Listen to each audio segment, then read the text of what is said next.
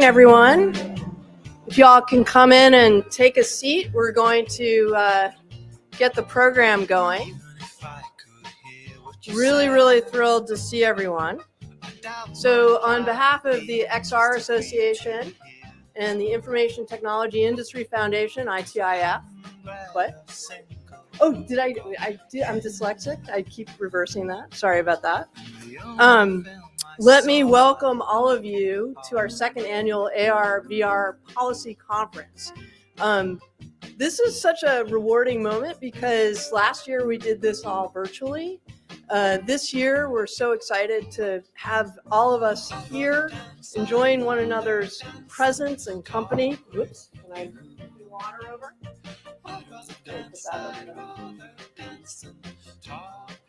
And so it's certainly another sign that we are slowly emerging from this COVID period of time. Very exciting. I want to say also a special hello, not only to all the people that are here in this room, but the folks that are live streaming as well, watching this over the feed. We're really grateful to have you join us today. Let me first thank ITIF. I'll do it that way so I don't mess up the name. So they've been an amazing partner, really enjoyable to work with. I think I speak for all of us at the XR Association in thanking Daniel Castro and the entire ITIF team for doing this. I think we're sort of kindred spirits. We really care about presenting relevant and timely information so that all of you and all of us can make smart decisions about the technology that we are so excited about. So first of all, let me just say my name is Liz Hyman. I'm the president and CEO of the XR Association. XRA is a nonprofit industry trade association, and our mission is to advance the responsible development of this technology of XR. And XR is an umbrella term that you'll hear throughout the day, if you're not familiar with it, which covers virtual, augmented, and mixed reality technologies. I happen to believe that this industry is exceptional. And it's exceptional because we bring together people who are creative, who are visionary, who are really thinking about and have their eye on the future and what this potential new computing platform can look like. So I find it very rewarding, very exciting to be a part of this industry. And we're committed to working with all of you to be good stewards with this technology, to ensure that, that it's built in a way that is inclusive, that brings safety and well-being for everyone involved, and is respectful of all users. So we're excited about that, but we need everyone's buy-in in order to progress, because our industry is strongest when we have diverse voices, when we have varying opinions and positions around things that we want to try to move the conversation forward. And I find that very exciting as well. So one of the great benefits of my job is to be able to express how this incredible technology, XR, is literally changing the way we work, communicate, play, interact, learn, all of these different qualities about the technology that are just so vital. Yesterday, the XR Association unveiled something new. It's called Into the Digital World, a Guide to Immersive Technology. And what we've done here is create an infographic. It depicts the day in the life of Kayla, who is a medical student. And it gives you little vignettes about how she is exercising with her friends, how she is going to the bakery using her AR glasses for directional purposes, how she's using MR to interact with anatomy in a three-dimensional fashion. And the point of this is we wanted to present to users, general users who may not know much about this technology, a very simple and understandable way about what the technology is, what its features are, and how that impacts its ability to be used in different contexts. So I encourage all of you to check out the guide. In fact, we have a life-size version of Kayla back in the demo room. She's almost as tall as I am, which is pretty impressive. But we would like all of you to take a look at that. But also we have some amazing demos that we think you'll find really exciting because it's really a moment where you can try it on, really feel that immersive experience. And I think that's important to understand the impact of the technology.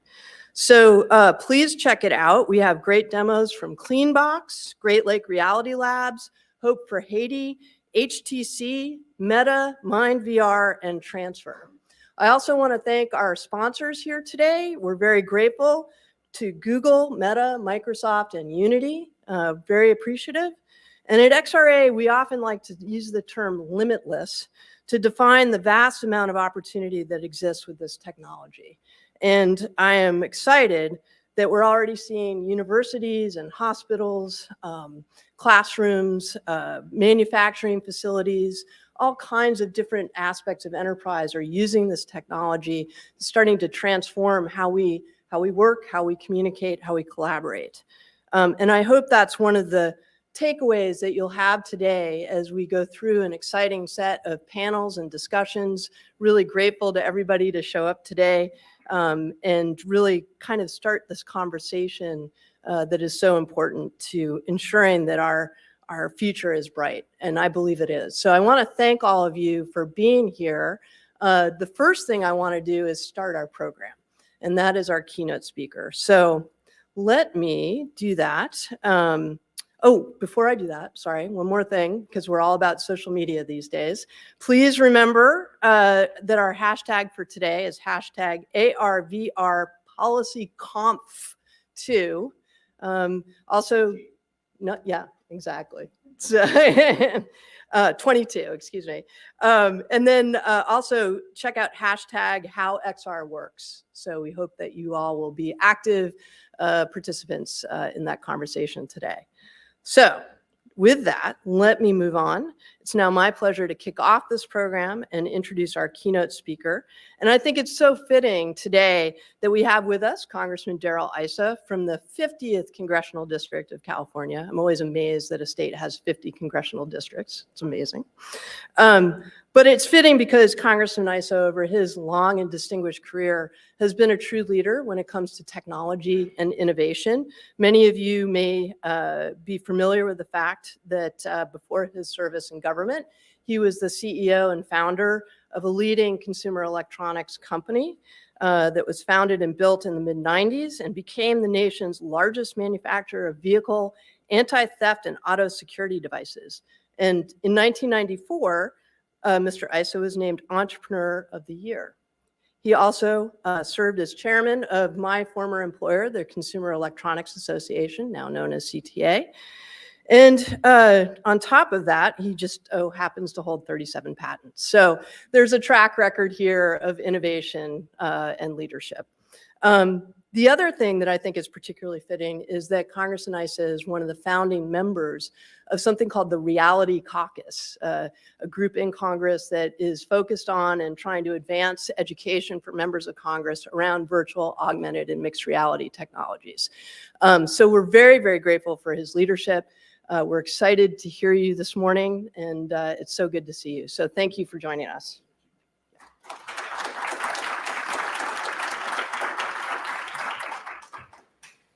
Okay, I've got the applause. I should quit now. You might wonder why I brought up the coffee today. The opening statement doesn't require the coffee. First of all, I want to thank you for having me here today. And I want to remind everyone that this is a very partisan town, but there's a long history of technology being bipartisan. And that continues with Congresswoman Del Bene, Congresswoman Clark, and Congressman Liu and myself forming this caucus and trying to push and educate our people, which is usually what caucuses do. We ask people to join caucuses in the hopes that they'll attend and learn something. What's amazing is that people think, oh, well, you've got to teach everyone. You don't.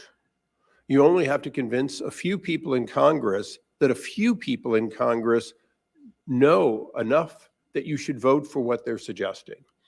And just this past year, we've had two pieces of success inserting into the House Appropriations language instructions for immersive technology for the National Science Foundation and AI language into the THUD bill.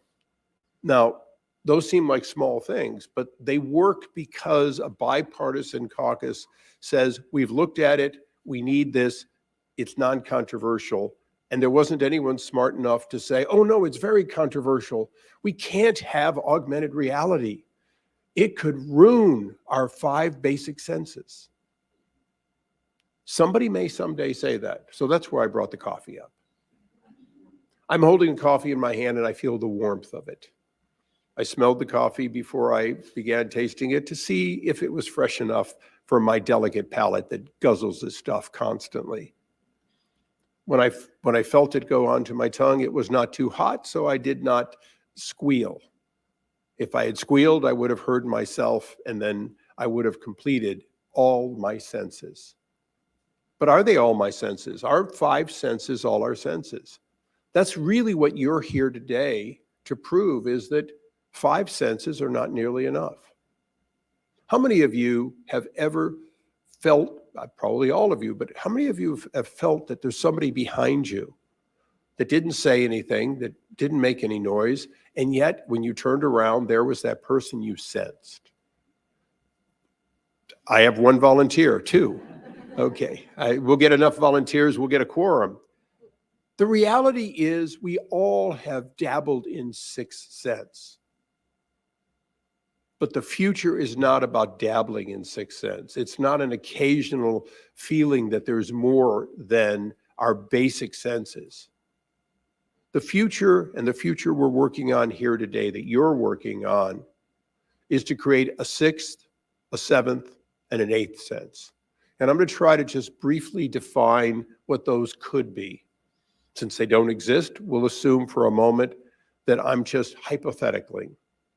By the way, that's a Biden word if I ever heard one, hypothetically. He makes up words, I make up words, it works. But let me give them to you. Okay, so I have all these sees and feels and so on, except for one thing, and Peter's here with his glasses. What if you actually could be allowed to sense the things that are not in the room but affect you? What if you can see the person behind you? What if you can know that there's a car in your blind spot? Oh, my goodness, those exist today. But when you take advantage of them, it is not your 5 senses. It is augmenting your 5 senses with a 6th sense. And so the first 6th sense is taking all 5, seeing, hearing, touching, feeling, the sight, augmenting them so that you see that which your body cannot normally see. You hear that which your body cannot normally hear. You're aware of warmth or cold or heat or danger. All of these things are the future, and the future is now. But let's look at the future beyond these things that we're beginning to see that give our senses that additional instruction. And, look, I'm an automobile driver and I love driving. And I've been driving fast and hard and recklessly my whole life. I had an IndyCar team and I paid a guy to drive even faster and more reckless than I could. Fortunately, Buddy Lazier was good enough to win Indy because he was better than I am. But he was better because he seemed to have a 6th sense. He seemed to have the ability to know before the tires slipped that they were going to slip. That was only a few years ago. And yet your automobile knows that the tires are going to slip before they slip, and they predictively keep it from happening. The predictive future isn't your 5th sense or your 4th or your 3rd or your 1st, but it's also not your 6th sense. It's really that 7th sense. The ability of the electronic world, for lack of a better term, to create the 7th sense, the predictive sense of that which is going to happen.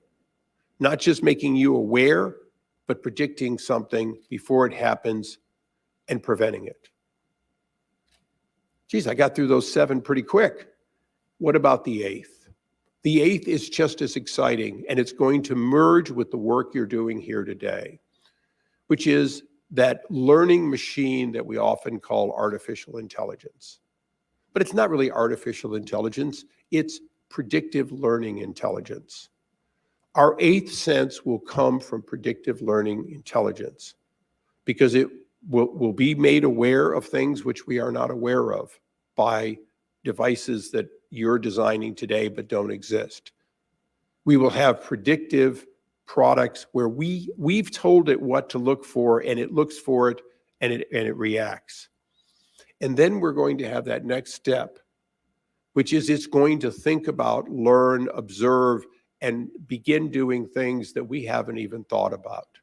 Which means in an interactive world, when faced with something that none of us have been faced with before, we're going to have electronics that can react quicker, that have sensed things that we haven't yet sensed, and they're going to be able to send to us in real time for our five senses that which it can tell us it's going to happen, that it's going to do, that which it can do, that it can do before any of us know it's happened, and it's going to see the future and think about it and predict it. Now, everybody here that's at least as old as I am, or Peter, who's close enough. I'm picking on you, Peter, only because you tried to interview me on the way in, and I got to get even. It's kind of something we do in politics.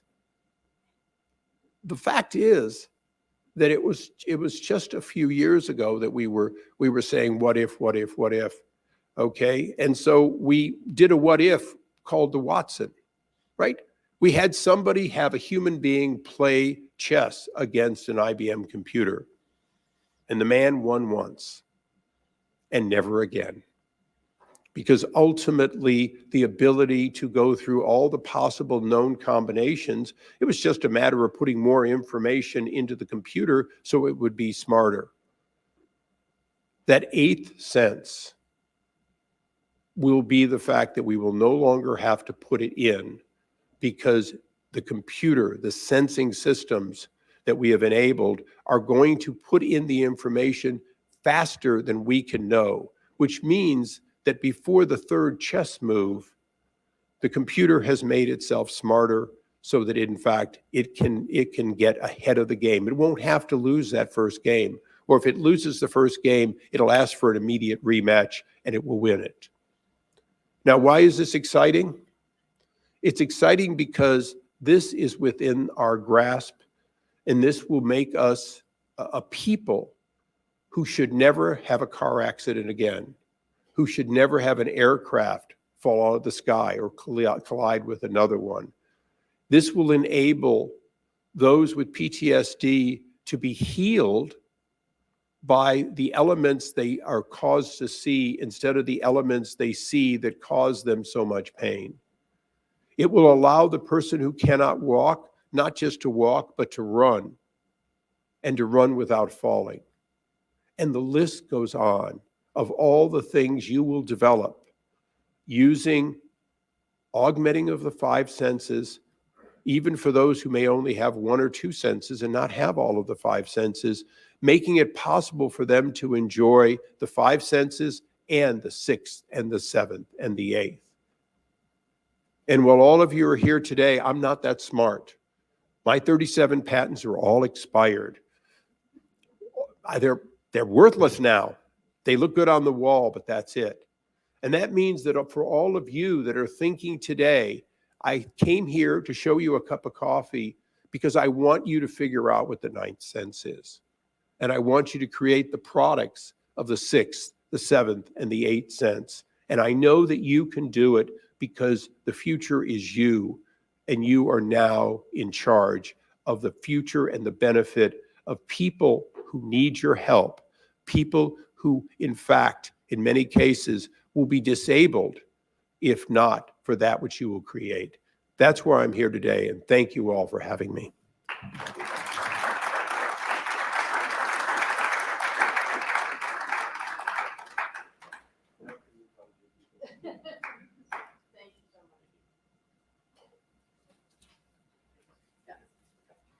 All right, we're going to transition into our first panel. So I'm going to hand the mic off to Miranda Lutz, my colleague from XR Association.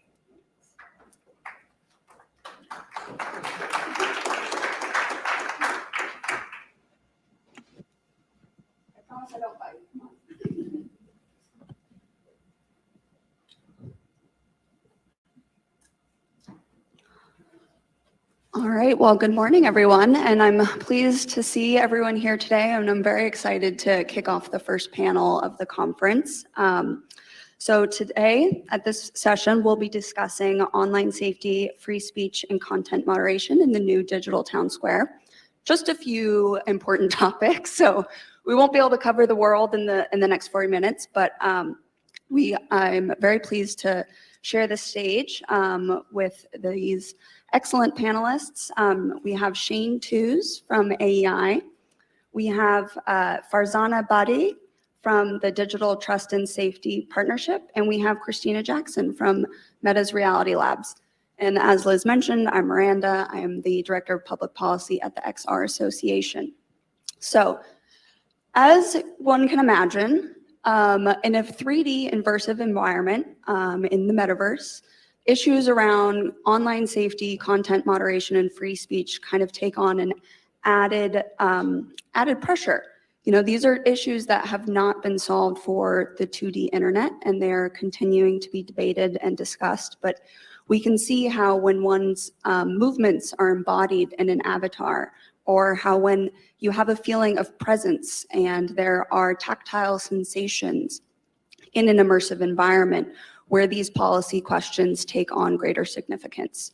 And so, again, these are not easy topics, but I'm excited to dive in today. And so, to kick things off, I'd like to go down the row and get a sense of how you view XR changing the policy conversation around content moderation, free speech, and online safety. So, Shane, we'll start with you.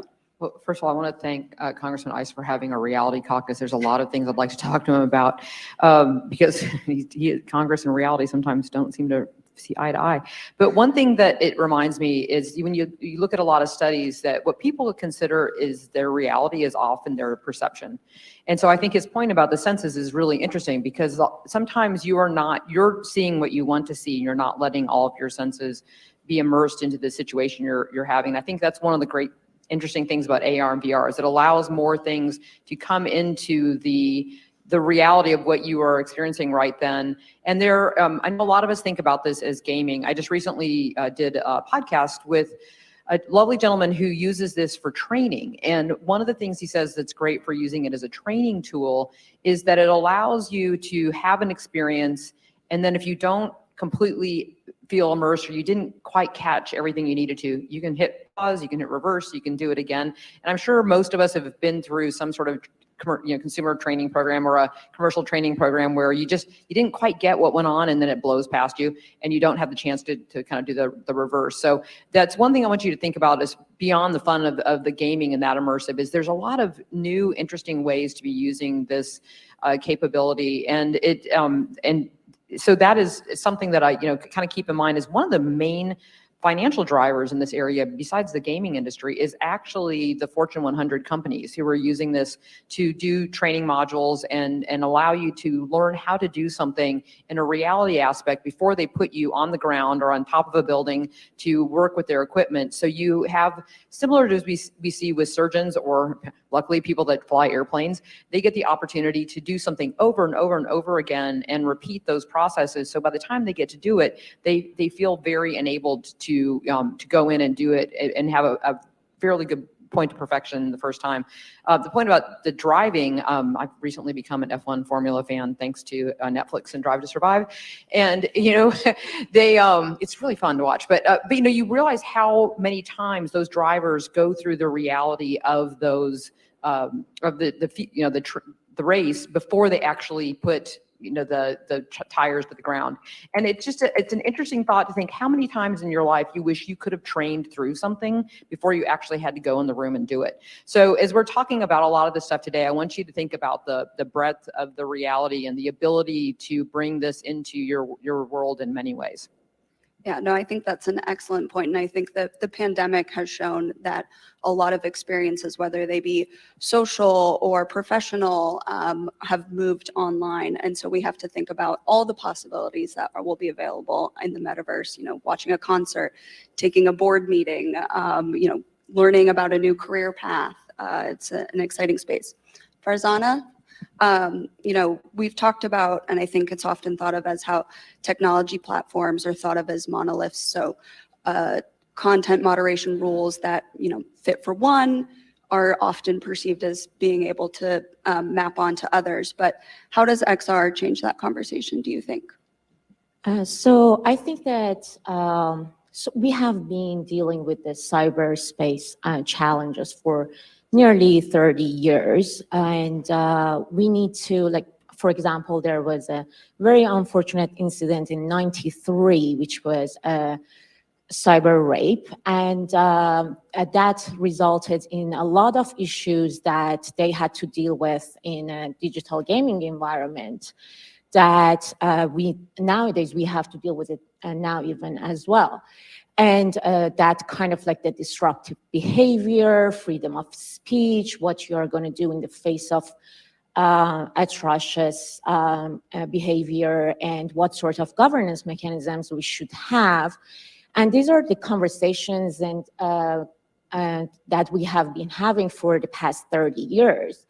So in the face of new technology, of course, I'm not denying that this is a new technology and it will bring up more newer challenges. But I think that we need to also learn from our past mistakes and the best practices that we have had, and see what works and what doesn't work. And this is where that the Digital Trust and Safety Partnership does the work of, there are a bunch of tech corporations that have committed to uphold product governance and enforcement, and also adhere to a set of best practices. But what we need to do in the face of newer technology and emerging technologies to look at whether these best practices need to be evolved to apply to those newer challenges, because there will be newer challenges, especially because XR is very conduct oriented, and what we have been doing so far has been more focused on content governance. So we need to look at how we can, what are the best practices, and also what are the past mistakes. We have been working way too much on punitive measures. We have been bringing a lot of our justice system, the bad practices of justice system mechanism, to the cyberspace. And I think that XR in governance brings many challenges, but also an opportunity not to repeat those past mistakes. Yeah. Yeah, no, I think that's a really excellent point. And we are in a nascent space with the metaverse and XR technologies. And so it's great to see that people are being, forward-leaning and leaning into these, really thorny policy challenges, which brings me to you, Kristina. And this is something that Farzana mentioned, but we've talked a lot about content moderation for a 2D environment, and you mentioned conduct. How does Meta think about these two different forms of content, conduct, behavior, and what do you think policymakers should know about that? Thank you. Can you hear me? Yeah. Okay, yes, great. Actually, first, I just want to say thank you for everyone who put this together. So I joined Meta, which was then Facebook at the time, about 4.5 years ago, and I've been working on these issues ever since. And when I tell you, it is so exciting to see a room full of so many people who are interested in these issues, who are interested about the technology, the promise of the technology, and how to make sure that we're approaching innovation in this space responsibly. It's just really exciting. I mean, I feel like this was 4 years ago, it would have been 2 or 3 of us in a room trying to figure out how can we get people excited about XR. So just kudos to ITIF and XRA for bringing this group together. And I'm sure we'll have lots to talk about as the day goes on. But, Shane mentioned something I think is one of the reasons why, at least I would assume, all of us are here. And it's the promise of what AR and VR and different XR technologies bring, and what we think the metaverse can be in the future. And you mentioned a lot about training. We're seeing a lot in the education space, workforce development, you name it. There's a lot of promise there. And I think especially from an economic perspective, if you think back to when the internet was in its nascency, I don't think anyone was thinking about the way it would be used for commerce, right? And economic opportunity the way it is today. So, I think it's really important to have these kind of conversations early before the technology, begins to scale even more, before the metaverse becomes more of a thing, like an actual thing and not just a buzzword that we all like to say a lot. But, because in order to get to that point, we should think about how we should build to make sure that these experiences are useful to people, safe for people, consider privacy but also the economic opportunity that we see. So, again, I just want to ground today's conversation in that, because I think this is a super constructive exercise that we're doing. But, kind of getting back to your original question, when we think about these immersive spaces, right, we start to almost liken them to real world interactions as opposed to a 2D space, right? Because of the immersive nature of VR especially, the feeling of presence is much more relevant, right? So how you move around in the metaverse is slightly different than how you move around on the internet today. There are different spaces where you might have different expectations. In a public space, you could almost liken that to being out, on the mall in downtown DC. You expect there to be certain freedoms, but you expect there to be certain rules, right? You have different expectations around your level of privacy because you're out in the open. But what about if you're at a place of worship, right?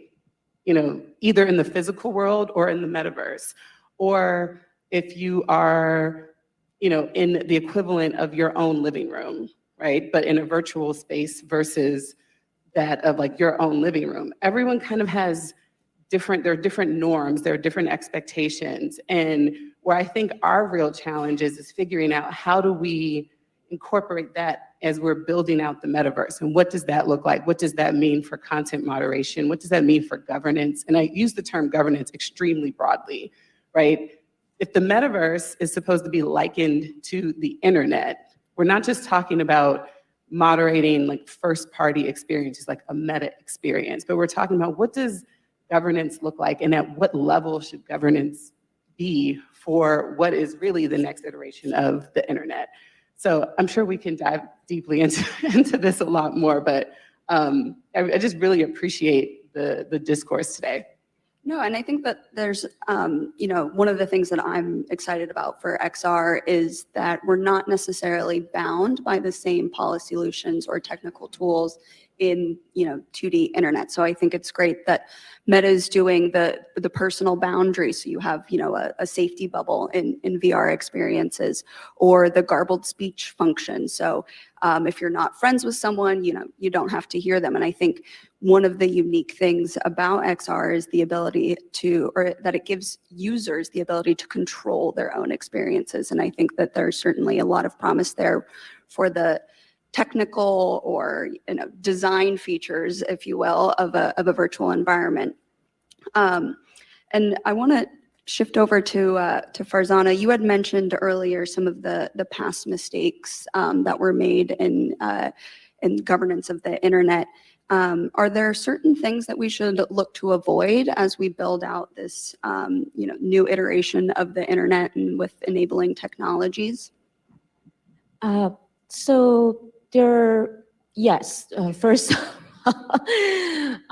we need to have policy processes in place, and with the caveat that obviously we need to also allow for new actors to join this space and be innovative. So but when they are designing these digital products, they should have an understanding of what are the standards for for kind of encouraging good behavior? What are the policy processes?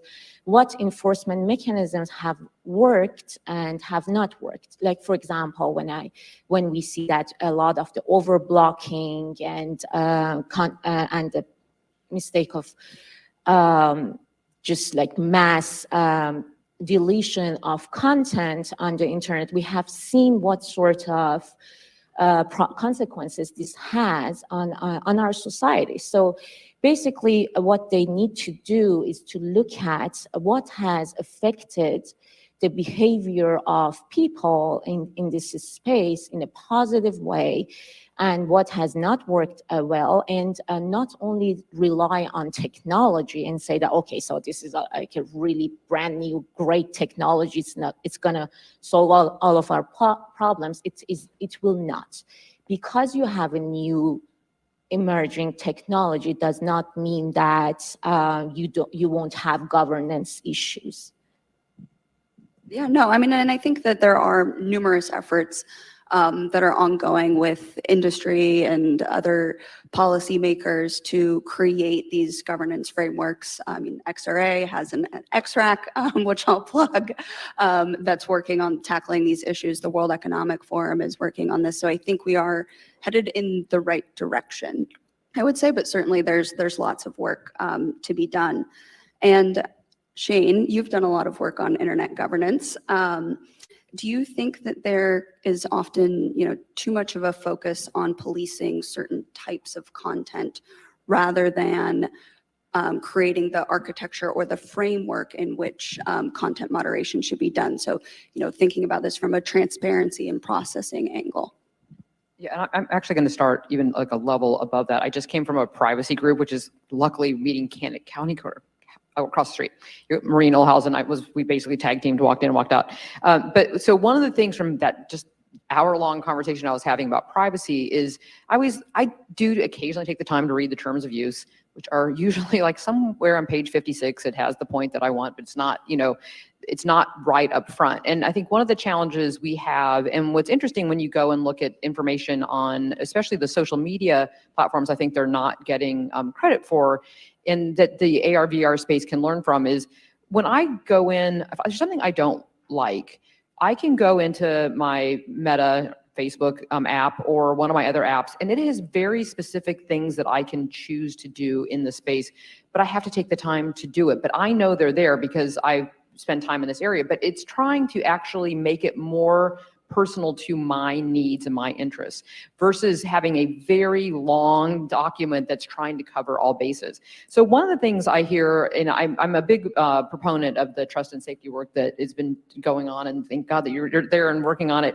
is the idea of what are the basic ground rules, and where are the kind of the baseline that you walk in, and then as particular groups or the reason for the group being in that space, they can then create additional rules around that.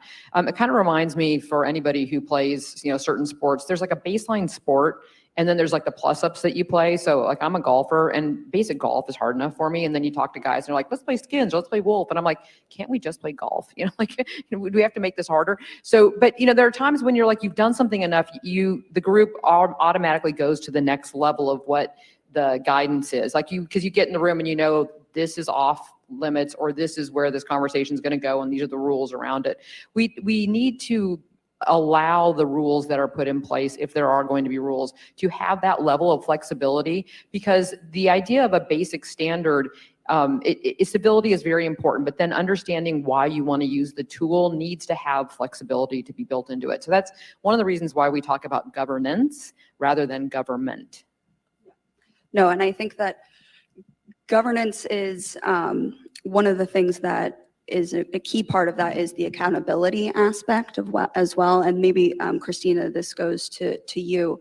In a virtual environment, who is accountable for the behavior in a certain experience? Is it the headset? Is it the platform? Is it the user that created this room? Is it the people inside of it? I mean, how do you guys think through these really challenging issues of who should be accountable for moderating behavior and expected norms? I think this is actually a really good question, and actually one that poses a lot of the novel challenges. You know, Farzana talked about there are some similarities between immersive spaces and what will eventually be the metaverse and like the internet today. And we should like lean on those best practices where there are those similarities. But I think this is an area where we see a lot of difference, right? And it kind of comes down to, if you think about, you know, accountability or like policing conduct, like, or policing content, excuse me, on a 2D platform or on the internet, right? A lot of what happens is asynchronous. Somebody posts something nasty, someone else sees it, you can screenshot it, you can report it, right? Someone can then go down, if there's like a moderator of a platform, can go and like have that content removed, right? In an immersive space, there could still be instances like that where, you know, someone comes and puts something offensive on my like metaverse front lawn or something, right? But there's also this synchronous content and conduct, right? Farzana and I'm sorry, I'm picking on you. We're hanging out in the metaverse and I say something nasty to her, right? That's happening in real time, right? So, and then if you think about, you know, from a fairness perspective, how do you moderate that? How do you police that? And then we talked a little bit earlier about just the different spaces. There are public spaces, you know, I don't want to be too presumptive, but it might be easier for platform operators to have rules set forth and moderation set forth in more open spaces, like the public town square or something like that.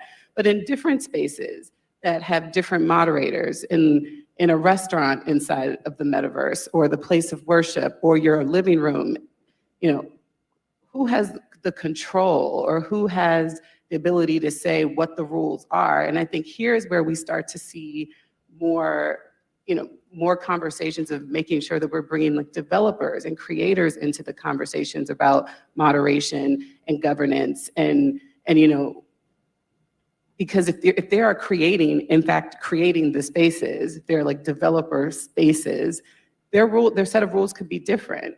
And so that's why I think this is a challenging area. It's like, whose responsibility is it? It's probably depends on the space. And then it could be a shared group of responsibility. I think, but should one person answer that? I don't know. I think that's why these conversations are important. That's why this group is important, why I'm super excited that everyone is here talking about this, because there's so many different perspectives to be weighed when determining what the actual answer to that question is. And that's the work that I think we need to do moving forward. Yeah, no, I mean, it's certainly a challenging issue. And I was, you know, talking to a creator that really liked the ability for her to have control over who was permitted into her space. And, you know, you could kick out a bully or someone that was harassing you. But that could potentially be at odds with people that want a very inclusive environment and want to make sure that everyone can participate in certain experiences. So there is a little bit of tension there on that side as well. And we discussed some of the issues of content moderation and the accountability aspect. And I want to broaden this a bit. You know, the metaverse, in theory, when it comes about fully, will probably be a little bit more decentralized, and it will be universal. You know, the metaverse isn't going to stop at the United States borders or France's borders or China's borders. And so it's really hard to police for content and harms in a universal way. So how can we balance that? And what do you think that both policymakers and tech companies should be thinking about when they try to account for something universal like human rights versus something that's jurisdictional like free speech? So Shane, I'll go to you first. So this has been going to the internet governance work I've been doing since 2001. You know, we first started with, it's the law of the sea. It's like when you're out, you know, that it's just, you have to have these international governance rules. And I always go, that's great, but at some point you have to dock, right? Someplace you're eventually going to be onto an entity. Let's take, you know, a river in Vietnam. What are their rules? Well, now after basically a good 15 20 plus years of having a universal feeling about this, we're having a lot of countries that want to come back in over top of the use of the freedom of information on the internet. And I'm worried that those rules that they've figured out how to govern back in their own space are going to very quickly come into this space. And so that is going to be an ongoing challenge. And that goes to the content question of how do we make sure that people who want to be in this space do have the ability to go across those lines. And we are getting into, for those of us who, the plenipotentiaries coming up for the International Telecommunications Union where they create rules. And so it makes you start thinking about what's going on outside of my normal scope. There have been 187 incidents of countries turning off internet at some level of their I'll say consumers because that's what I'm thinking, but their constituents or their citizens in 38 countries that do it most of the time. So when we think about these rules, we do need to think about how do we want to keep this as a global medium. And I realize that may not be the intent of every company that wants to become in this space, but if you want to have the ability to do that across lines, depending on if it's a meeting, there may have to be certain guidance rules that people agree to on that. But for the idea of continuing to allow people to use this across the globe and continue to meet people, we need to have that governance aspect where maybe we pick a place where a lot of times it's actually with the wherever you reside, the laws are in place. But those are good questions to be thinking about. I don't have an immediate answer for it because I'm waiting to see how people react to it. One thing I do find interesting is that I have a friend who's in the law firm space, and law firms are now buying their corner office in the metaverse and they're starting to do a lot of meetings. And at first I was like, oh God, this is rich, great. But what's great is then all of a sudden these lawyers are going to have to think about this from they're in these meetings. And to your point about what is in scope and out of scope that you can have discussed during a meeting, they'll think about that not as something that's abstract, but something that they actually have to deal with. And hopefully that means that in the idea of building the elements into the design, that will be there. And I just want to go back to the other comment you made about somebody creating garbled speech. That's where I want to make sure that we keep the openness for the engineers. I wouldn't have thought of that.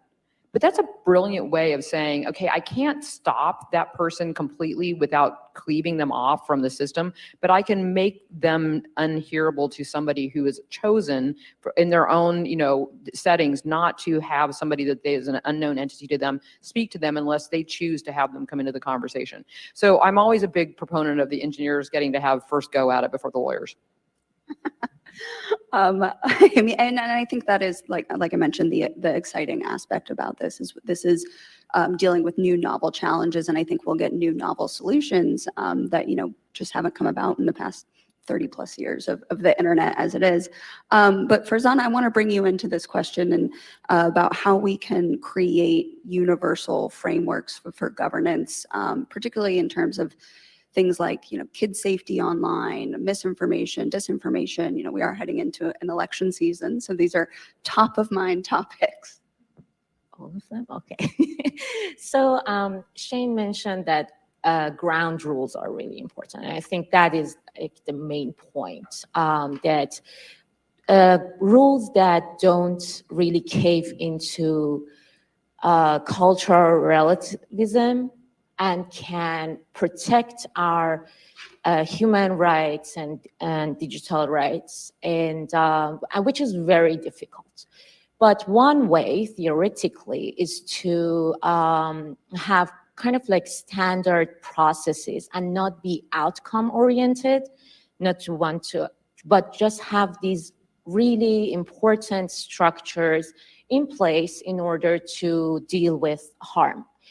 But another step is to also measure the effect of this and the effect of these processes, like globally. And when you are, and I can't, so I think that being also value, now I'm going to say this word, neutral, or like not just not to have values, but to kind of like have a general framework that you can work with, that it does not like rely on a set of values that is specific to one jurisdiction.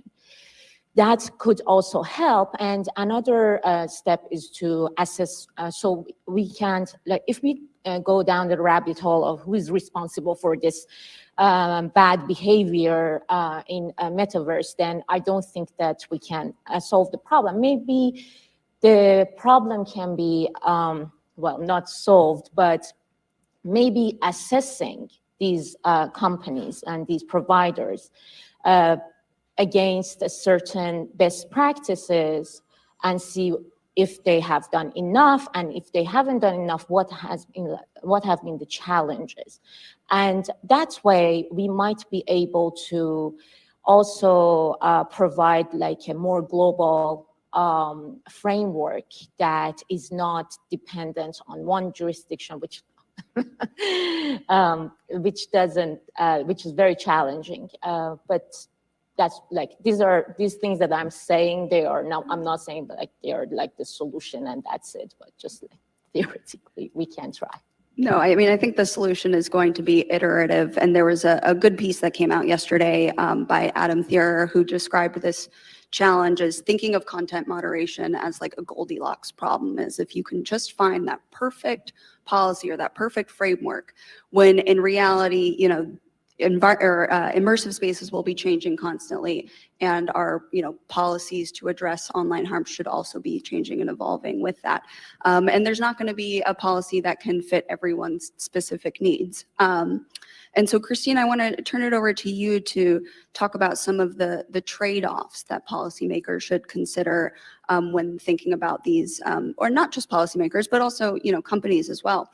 When you try to weigh the benefits of moderation versus surveillance, or age verification versus privacy, these are really tough issues. And I think everyone obviously wants, you know, online safe experiences, especially for children, but there can be friction there between policy objectives. Yeah, that absolutely. But I think some of the friction is not net new, right? Like, I think the pull between, you know, safety and privacy, you know, is not something that is new to the metaverse. I think it just looks different. It takes shape differently. And, you know, a point that I think both Shane and Farzana made is just, you know, the iterative nature of some of these issues and conversations, and even like the different policies that could ultimately be put in place, because perception is constantly shifting. You know, this is an example everyone's probably heard a million times, but, you know, before you had a camera on your phone, right? It was such a faux pas to sit at the dinner table or in the middle of a meeting with your phone, right? That would be so weird. But now it's a computer. This is how we, you know, do messages. We take photos all the time. If I do this, you know, I'm absolutely taking your photo, right? But that's now. 10, 15 years ago, no one would have expected that. So our own, like the norms, our expectations around new technology have completely shifted in terms of what people are comfortable with. So I think when you start to think about, you know, trade-offs, you know, what people are comfortable with, or where that sweet spot is balancing privacy and safety, or, you know, age verification and privacy, right? Like that could move. Like that's a space that could be constantly shifting over time as technology evolves. But, you know, if we kind of get into what we're thinking about, I think earlier we talked about, you know, in the metaverse or in socially immersive spaces, the difference between, you know, synchronous and asynchronous content and conduct. And, you know, if you're in a space and you want full-on moderation, if like more heavy-handed moderation, could feel like surveillance, right? It could feel like there are people who are watching you, and maybe in a public or more open space, maybe that's okay, maybe it's not, but you probably really don't want that in your living room, right? Or in your place of worship. So, you know, I think these are some of the concepts to think about. And then, so if you move away from, if you don't want surveillance, then what is the right level of moderation or governance or policing of different spaces that have different purposes? And the answer is probably different for each space. You know, you mentioned age verification, right? Like that's important, right? You want to know that people of the appropriate age are in a space, or if you're not the appropriate age, they are not in a space. But, then we get into how do you do that in a virtual space? And then you start thinking about all the different ways that you could potentially do it. And there are varying ways that have varying levels of like privacy, or some feel more invasive than others. So I don't think there's a clear answer to kind of where that sweet spot is, but I think these are things that, as the folks in this room are thinking about these tough questions and considering these questions in different contexts, right? Whether it's the context of education or an education space or the healthcare space or other spaces where we see a lot of promise for this type of technology, just making sure that we're kind of considering and weighing all of these different things. I think it's just important. And again, this is why I think you mentioned it earlier, Miranda, that we could see a more like kind of decentralized approach to the metaverse in general. If I can add on to that, because Kristina just reminded me about, the internet is designed on best current practices, as in we don't have hard standards on most of the things. You might have it on hardware, but you want to always have that ability to iterate. So when you're going through this, you might realize along the way that, and especially I imagine, the trust and safety group, one of the things I think is about that is you have a group of people who have like-minded challenges that can get in a room across industries and say, how are you guys managing this? Maybe we can learn from the way one person's doing it or the other. If it's a hard regulation or a law, it becomes hardened. And we definitely have to deal with this as we are, moved into the digital economy.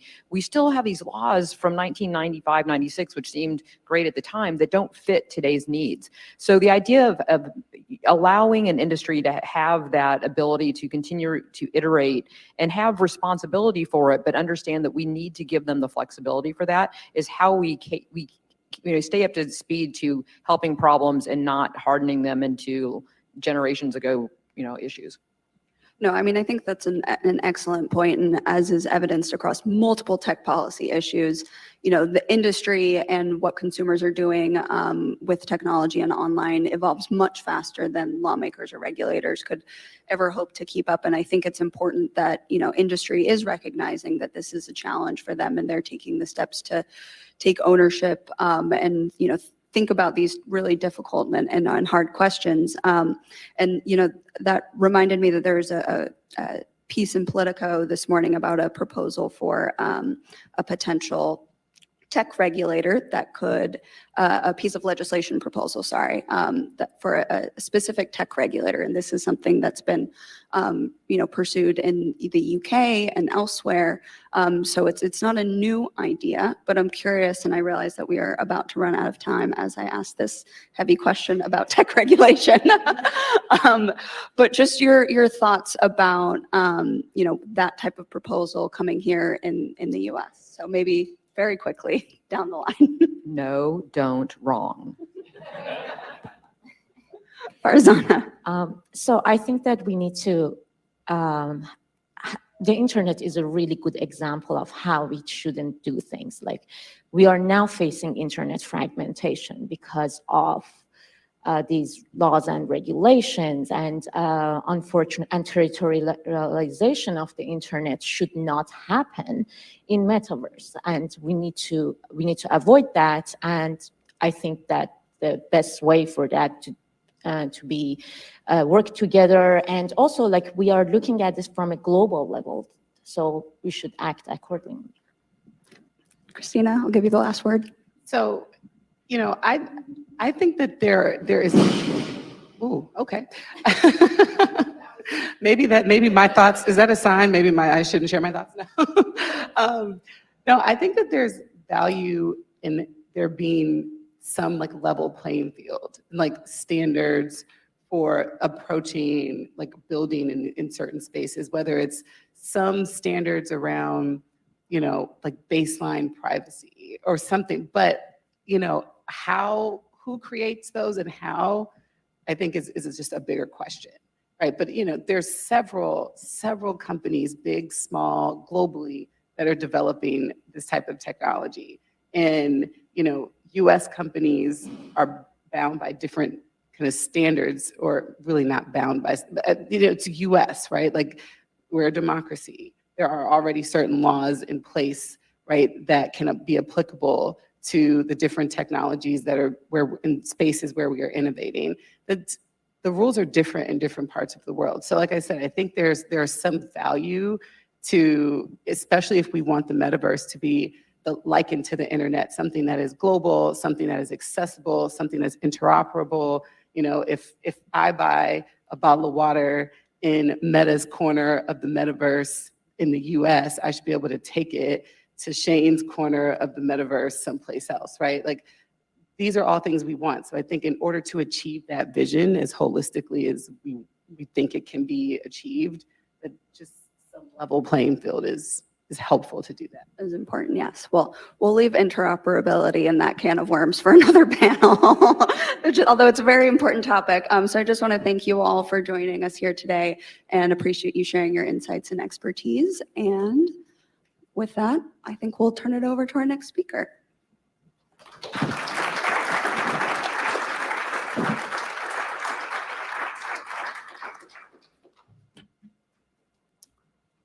All right, we'll move this down a little. So today for our first lightning talk, I'm very excited to welcome Chike Aguh, who is the Chief Innovation Officer at the Department of Labor. Chike?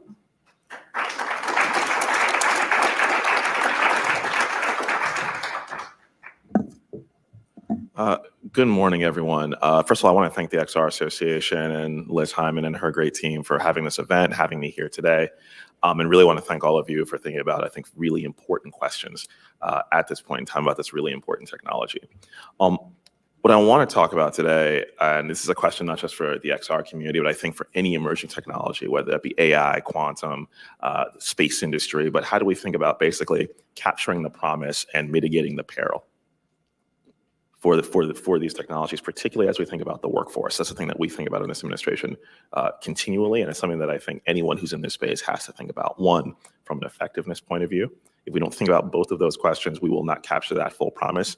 And bluntly, if we also don't think about these questions on the front end of these technologies, when the peril comes, folks who are on the outside won't have as much faith, won't have as much mercy, if I'm very, very frank. So those are the two things I want to think about and some ideas for how we do that. And so first, when I think about the promise of XR, at the Department of Labor, we've been engaged in this conversation for a while. And for us, it really came from the side of who are the workers who are most marginalized, most disadvantaged, and frankly, who usually are left out. And how do we use XR technology to bring those back in? So I think about our partnership for employment and accessible technology from our Office of Disability Employment Policy, which has been working with the largest companies in this space for years to think about how we use XR technology to help workers, particularly with disabilities, be part of the workforce. Again, that's about, by the way, 10% of the US workforce.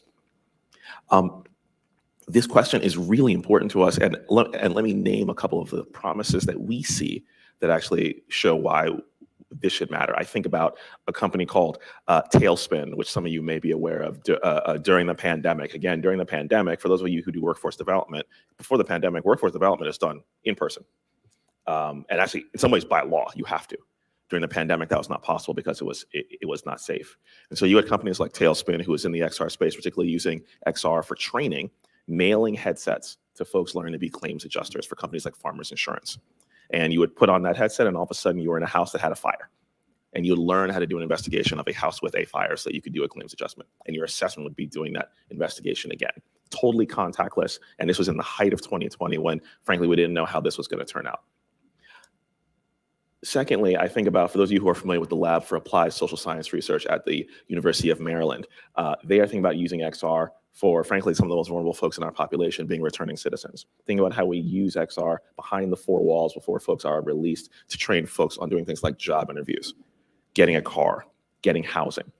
Again, because too often in this country, we release folks, drop them on a corner, give them $50 and say, kind of go with God.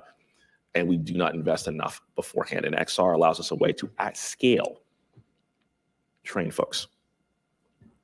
When we think about the peril that we have to mitigate, and all of you who have been involved, whether it be AI, quantum, any other technology, we know the conversation around bias, around basically technologies left to themselves simply propagate the biases that we all have. Not because they're good or they're bad, but that's what technology does.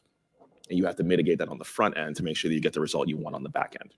we think about privacy, and all of us can name the stories. So if I were to put privacy violation emerging technology in Google, I think we would get a lot of results up. And that's frankly because we don't always think about those questions beforehand.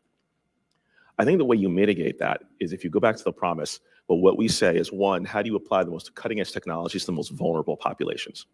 What we are excited about at the Department of Labor is how you use these technologies for the benefit of workers like returning citizens, like folks in rural communities, like opportunity youth. Again, not simply, frankly, catering to many folks who are here in this room, many of us who fate has smiled on, but how do we go to the folks on the opposite end of the spectrum and use these technologies to make their lives better? Because by the way, if we make technologies that make their lives better, it benefits all of us. I think the second piece that I'll say here is one way, whether it be companies, whether it be intermediaries, whether it be governments, is when we are designing these technologies, we have to ask the question of who is at the table. I would argue that if the folks around that table, and again, I have been a product manager, I have been a corporate strategist, I have been a VC. If the folks around that table do not look like the folks you are going to serve, I ask you to think harder. Include more, because not just, again, because it's the right thing to do, because you will get a better product. You will make more money, and also you will mitigate the backlash and eliminate the backlash that will come when that technology does not do what you said it was going to do. So from where I sit at the Department of Labor, XR technology, as well as many of the emerging ones, have such promise, but we have to mitigate the peril, and the way you will mitigate the peril is inclusion. Create a table that looks like the rest of the country, and you will get a result that benefits the whole country. So again, I want to thank the XR Association for having this event, for having me, and honestly, I want to thank all of you for what you do to use this technology for the benefit of us all. Thank you so much, and I look forward to the next speaker.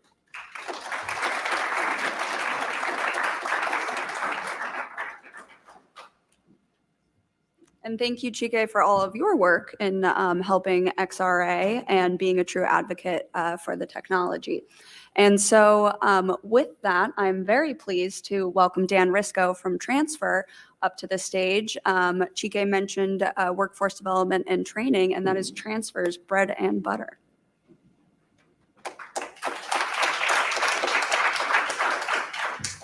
Well, good afternoon, everybody. It's really a pleasure to be here, and we're new members of the XR Association. So thank you to Liz and the team for recruiting us. It's been a long time coming. I'm big fans of the work that they do, and so it's really a pleasure to be here. It's kind of ironic that I'm here, though, speaking about the policy behind VR and AR, because about 2 years ago, I was working just a couple blocks from here, and I had never even tried on a VR headset before. So it's a little, when the invite came, I was like, well, I'm not exactly the guy, but I'm really excited to talk to you about what Transfer does. Transfer without an E, you're probably asking, what do you do and where is the E? I don't know where the E is, but I'm happy to tell you a little bit about how we use virtual reality to really do one fundamental mission, and that's to help people get a job. Transfer exists to give somebody the tools they need to find a job they're going to be passionate about and get good at that job. You're probably asking yourself what kind of jobs you look at. Well, we look at those jobs that don't require a 4-year degree, those jobs that really require technical skill that we can train using virtual reality, that allow them to go get a good paying job that will pay them a living wage, $60,000, $80,000, $100,000 by going to get a credentialing program, 2-year degree, something where they don't have to take on debt that could really help improve themselves, their families, and their communities quickly. We got started about 5 years ago. We were working in the state of Alabama with their workforce agency down there. It's called AIDT. And AIDT had addressed these issues, these workforce challenges that may sound familiar to what we have today. We have these great paying jobs down here. They don't require 4-year degrees. Kids don't know about them. They're not interested. Or quite frankly, they don't understand them. They think it's where grandpa worked, working in a factory, smokestacks, steel mills, black lung. I mean, we all know the horror stories, but if you go in a modern manufacturing facility, it's so far from the truth. Highly technical, robotic, really requires a great deal of skill. Doesn't require a 4-year degree to necessarily work there anymore. So we said, how do we change that narrative? How do we actually introduce these students to these jobs without them having to actually step foot in the facility? And what we developed was actually a pre-apprenticeship using virtual reality, where you would actually do the job before you ever took the job. So in talking with AIDT, they said, this sounds like a good idea. Rather than us develop it, let's take it to industry. And so they partnered us with a major manufacturer down the south who was having these workforce issues. And it turned out their biggest challenge was worker retention. They were training their workforce, and they were getting to the job floor, and they were quitting. They were only retaining about 30% of their workforce, their newly trained workforce, which for any Fortune 500 company, any company, but especially a Fortune 500, that's a nightmare. You're losing money, you're frustrated, you're finding, temp work. It's really not a sustainable model. So we said, what if we built you a training program in virtual reality that you could use in lieu of your classroom training, allow your instructors to evaluate them in virtual reality, and then see how we do on the retention. They said, we'll give it a try. So we did. We lined what was going on in the classroom, what those individuals would be doing on the shop floor, and we married the two and created a pre-apprenticeship and evaluation tool for them. And after we took about 20 people through the training, that manufacturer ended up making offers to all 20 individuals. They had the skills they needed to do the job. So we checked in 6 months later, and their retention rate had went from 30 to over 90%. Checked in a couple years later, still above 90%. We had solved their workforce challenge. Cut to today. That was just one example, but it was one really powerful example. That allowed us to go out and start looking at other industries we could work in, other avenues that we could really help. And so today now, Transfer works with community colleges, technical centers, K-12s, nonprofits. We realized quickly that the training is good, but we have to start having these conversations younger and younger. So we took our trainings and we packaged them together into a shorter version called Career Exploration. So now we go to middle schools and we'll allow schools to actually take these conversations and have students as young as 6th, 7th grade try out these jobs in construction, in automotive training, in culinary. Like I said, jobs that don't require a 4-year degree, but require some skill and some training. And the kids love it. We go to career fairs, we're the most popular booth. They don't even know that they're learning about a career. They think they're going to be in a game, right? You know, we all have young people in our lives. They think they're going to be playing Beat Saber or one of the other games on the headsets. What we're really doing is getting them on a career pathway. You're seeing the policy behind it. A lot of states are requiring students to get on a career pathway younger and younger. This is a great tool that we found where we can actually show them what that job is like.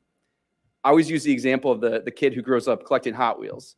Thinks he's going to work on cars someday. His dad might be a mechanic, or he just may have a passion for Mattel and Hot Wheels. And then we get him into a headset and he starts doing an oil change in virtual reality, which is something that we have. Get under the car, pick up the right PPE, turn the wrench. I'll come out and go, I hated that. That was the last thing I want to do. That's a good thing.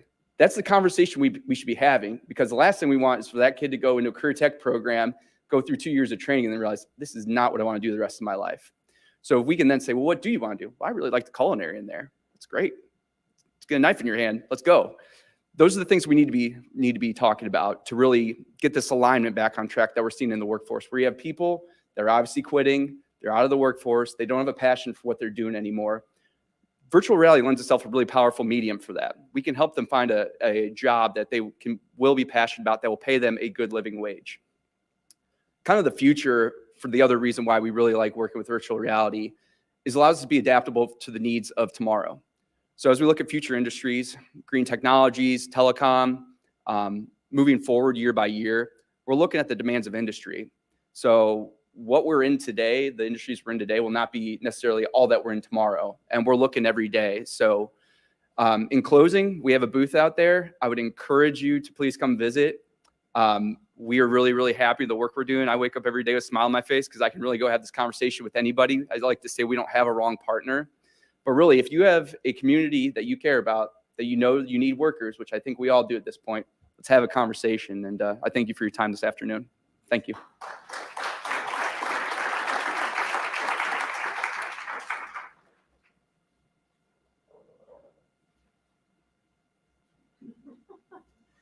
Okay, I think that gets us to lunch.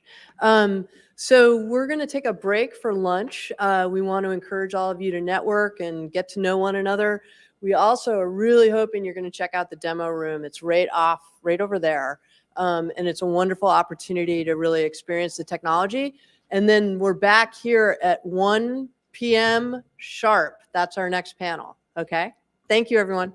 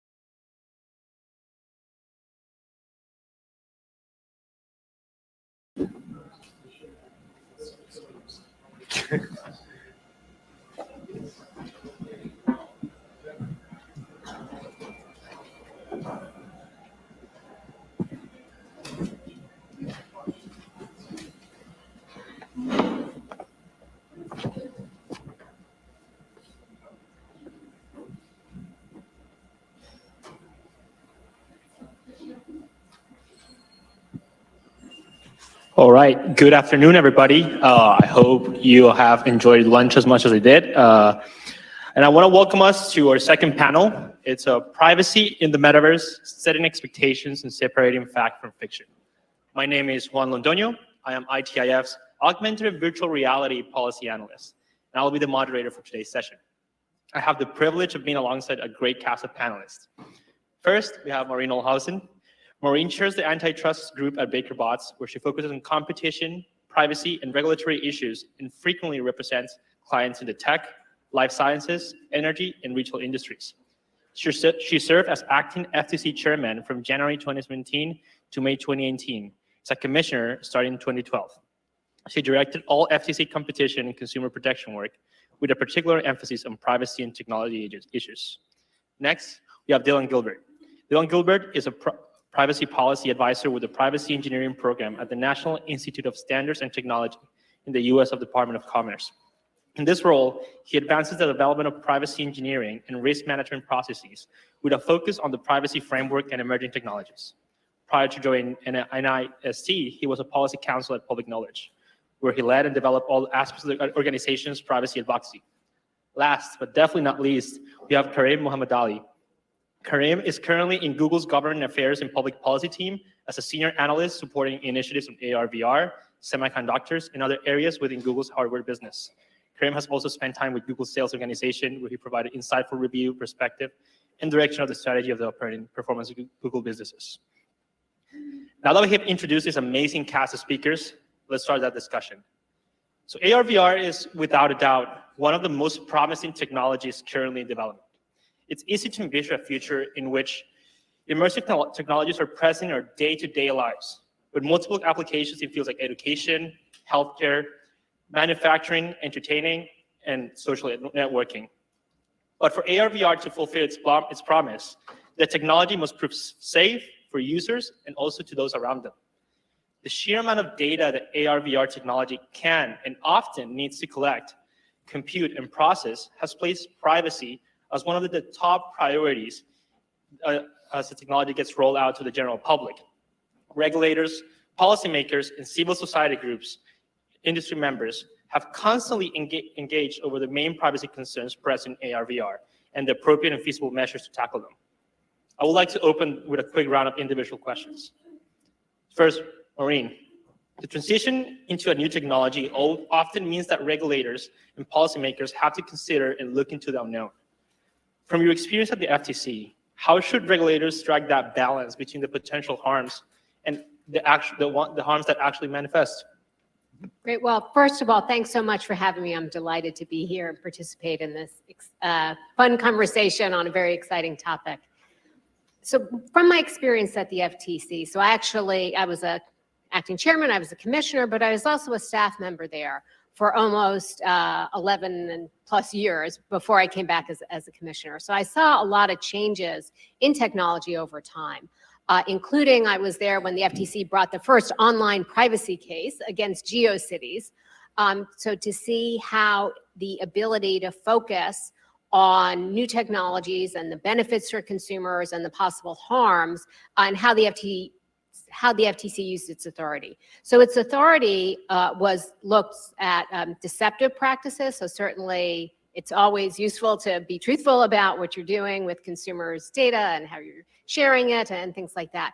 But the other, I think, key area to look at is from the FTC's vantage point was unfairness. And in unfairness, the FTC has to determine whether an act or practice is going to cause substantial injury. And I thought that was a very important touchstone because oftentimes when there's a new technology, there's a lot of theoretical harms that get floated out there. What about this? What about that? What about this other thing? But as people get more used to the technology and sort of the guardrails and the social norms grow up around it, a lot of these risks don't really come to fruition. So I think that is the important thing to think about is what are the substantial harms that are either occurring right now, that should be, concern one, or what are the ones that we feel that are very likely to occur. And I think in the ARVR world, we have the benefit of looking at this history of, the web and then mobile. And what did we learn from that? What did we learn where the harms might arise? And what are consumers' real concerns? And what are the concerns that once they get used to the technology and norms develop, those kind of really recede. So that's how I would look at it, is really focus on what is that, substantial harm, likely to occur, is occurring, and kind of go from there. So yeah, you bring a great point, with how the transition to the smartphone has already taught us valuable lessons, and I want to take that as a segue to ask Dylan. AR/VR tech has that potential to change how we interact and connect with each other, just like smartphone did. And in the case of the smartphones, it allows us to access multiple services and websites from a device that we could carry anywhere and would be there in our pocket all the time. That also exposes us to new threats in terms of privacy and cybersecurity. So in your opinion, what are the biggest priorities and potential threats to look at in the mass adoption of AR/VR? So yeah, thank you. And so yeah, just to start, I echo the thanks to all the organizers, pardon me, for the opportunity to speak today. Really interesting, important, juicy topic. So from the perspective of NIST and the privacy engineering program, we think the top priority is that organizations need to identify and manage their privacy risks. This is going to support ethical decision-making in system product and service design and deployment.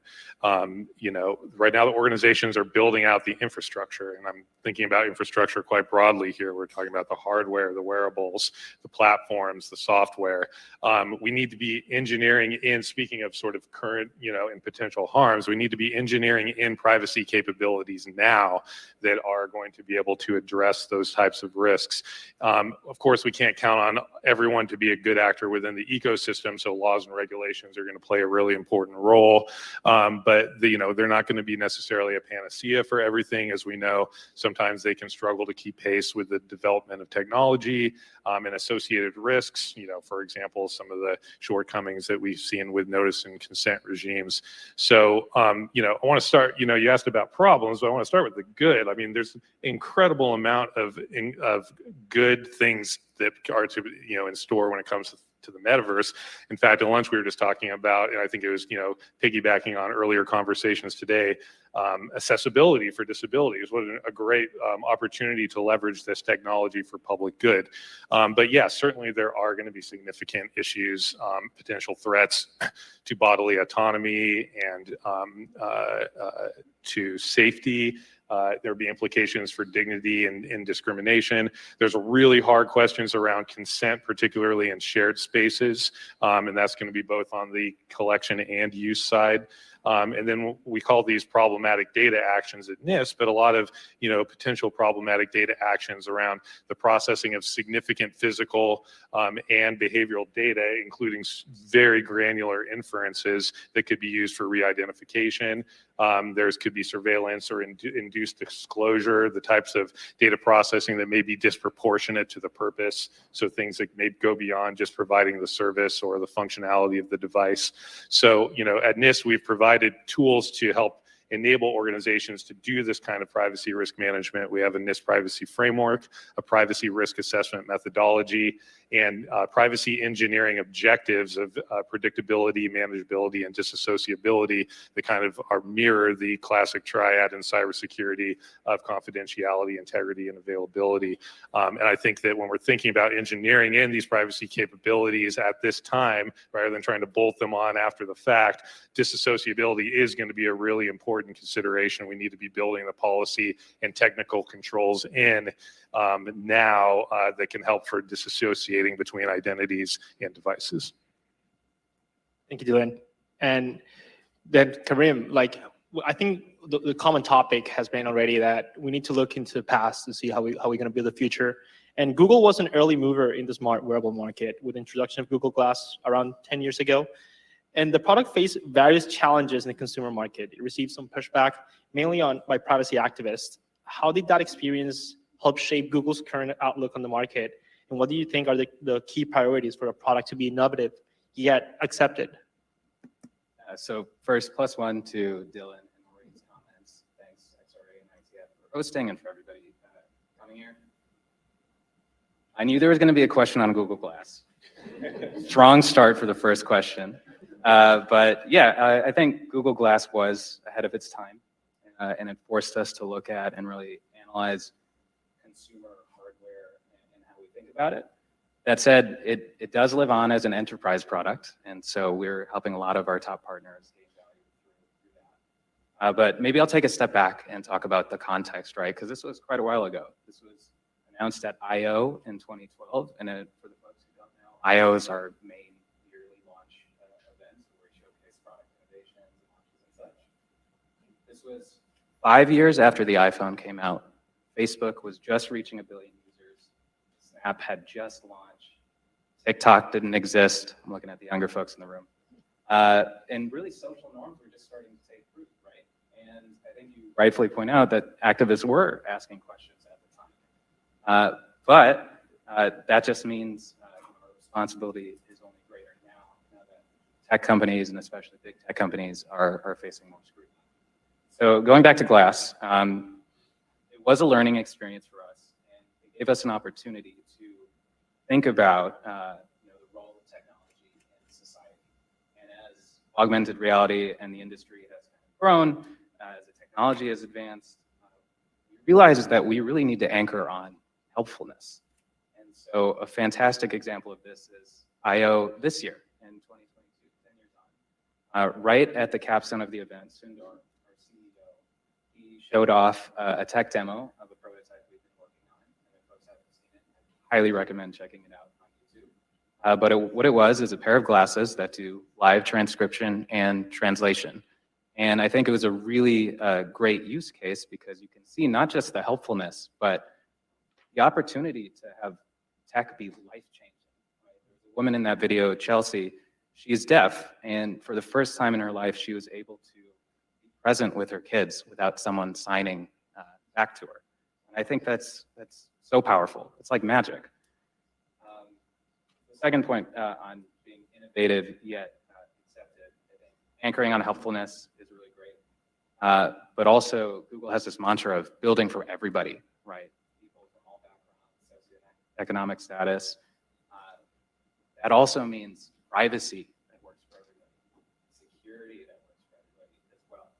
And the I/O demo was one of several prototypes that we're working on, but a key pillar of our work going forward is going to be focusing on privacy and security and what that means for the world. Thank you, Karim. And I'd like to open the panel for a lot of questions. I think something Dylan touched on that was very important. It's how AR/VR technology has like an always-on nature. And especially when we talk about AR and smart wearables, that requires to constantly scan and identify your surroundings. And that mostly implies that we're going to be scanning and processing data on third parties that might not have an active say in the situation. How do you think that this should be tackled not only by the industry, but regulators? I don't know, Maureen, if you want to chip in. Sure. Yes, so I really do think that that's an important issue for the technology, not just for regulation, but also for uptake, right? For people to feel comfortable wearing this technology in environments, right? You don't want to walk in and people, kind of shun you, right? Because they say, well, I'm not comfortable with this. But we have seen this evolution over time. And I do remember when people first started having cell phones that had cameras. Right? And there were all these concerns about, well, where can you take a picture? Where is it appropriate? Concerns about, well, people might take pictures in locker rooms or in changing rooms. And we developed norms. We developed norms around that without having necessarily like a federal regulation that says, don't take pictures of people in locker rooms. So I do think that, kind of that always on issue will play a role here. But we've already seen this in a lot of areas where people have cameras on their cars. They have cameras at their front door. There's in public spaces, there is a lot of data collection. And I think one of the areas to address there is the uses. Like, what are the appropriate uses of that data? What can government do with that? How can they get access to it?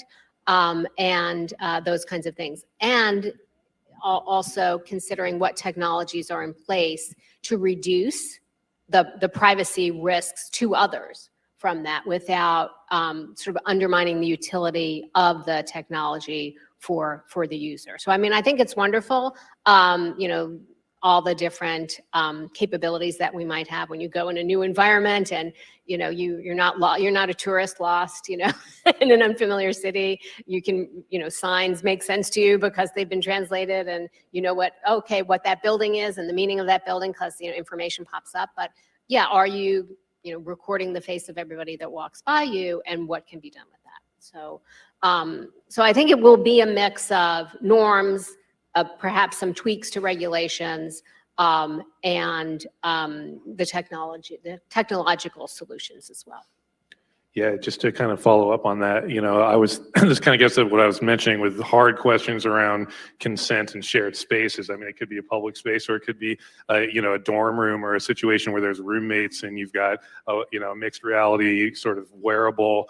And, you know, what if some of the folks in the room are cool with you taking some, you know, getting this, having this sort of constant kind of recording and surveying of the environment, and some others may not be. Or what if it's individual things in the room that some people feel comfortable about, others don't? Hard questions.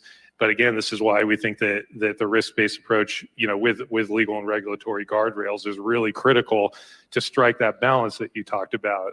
And I want to say within the organization, this is going to be an interdisciplinary effort. This can't just be the privacy team that's working on this. You need to be working with the cybersecurity teams, with legal, with the product development, marketing, IT, the list goes on and on.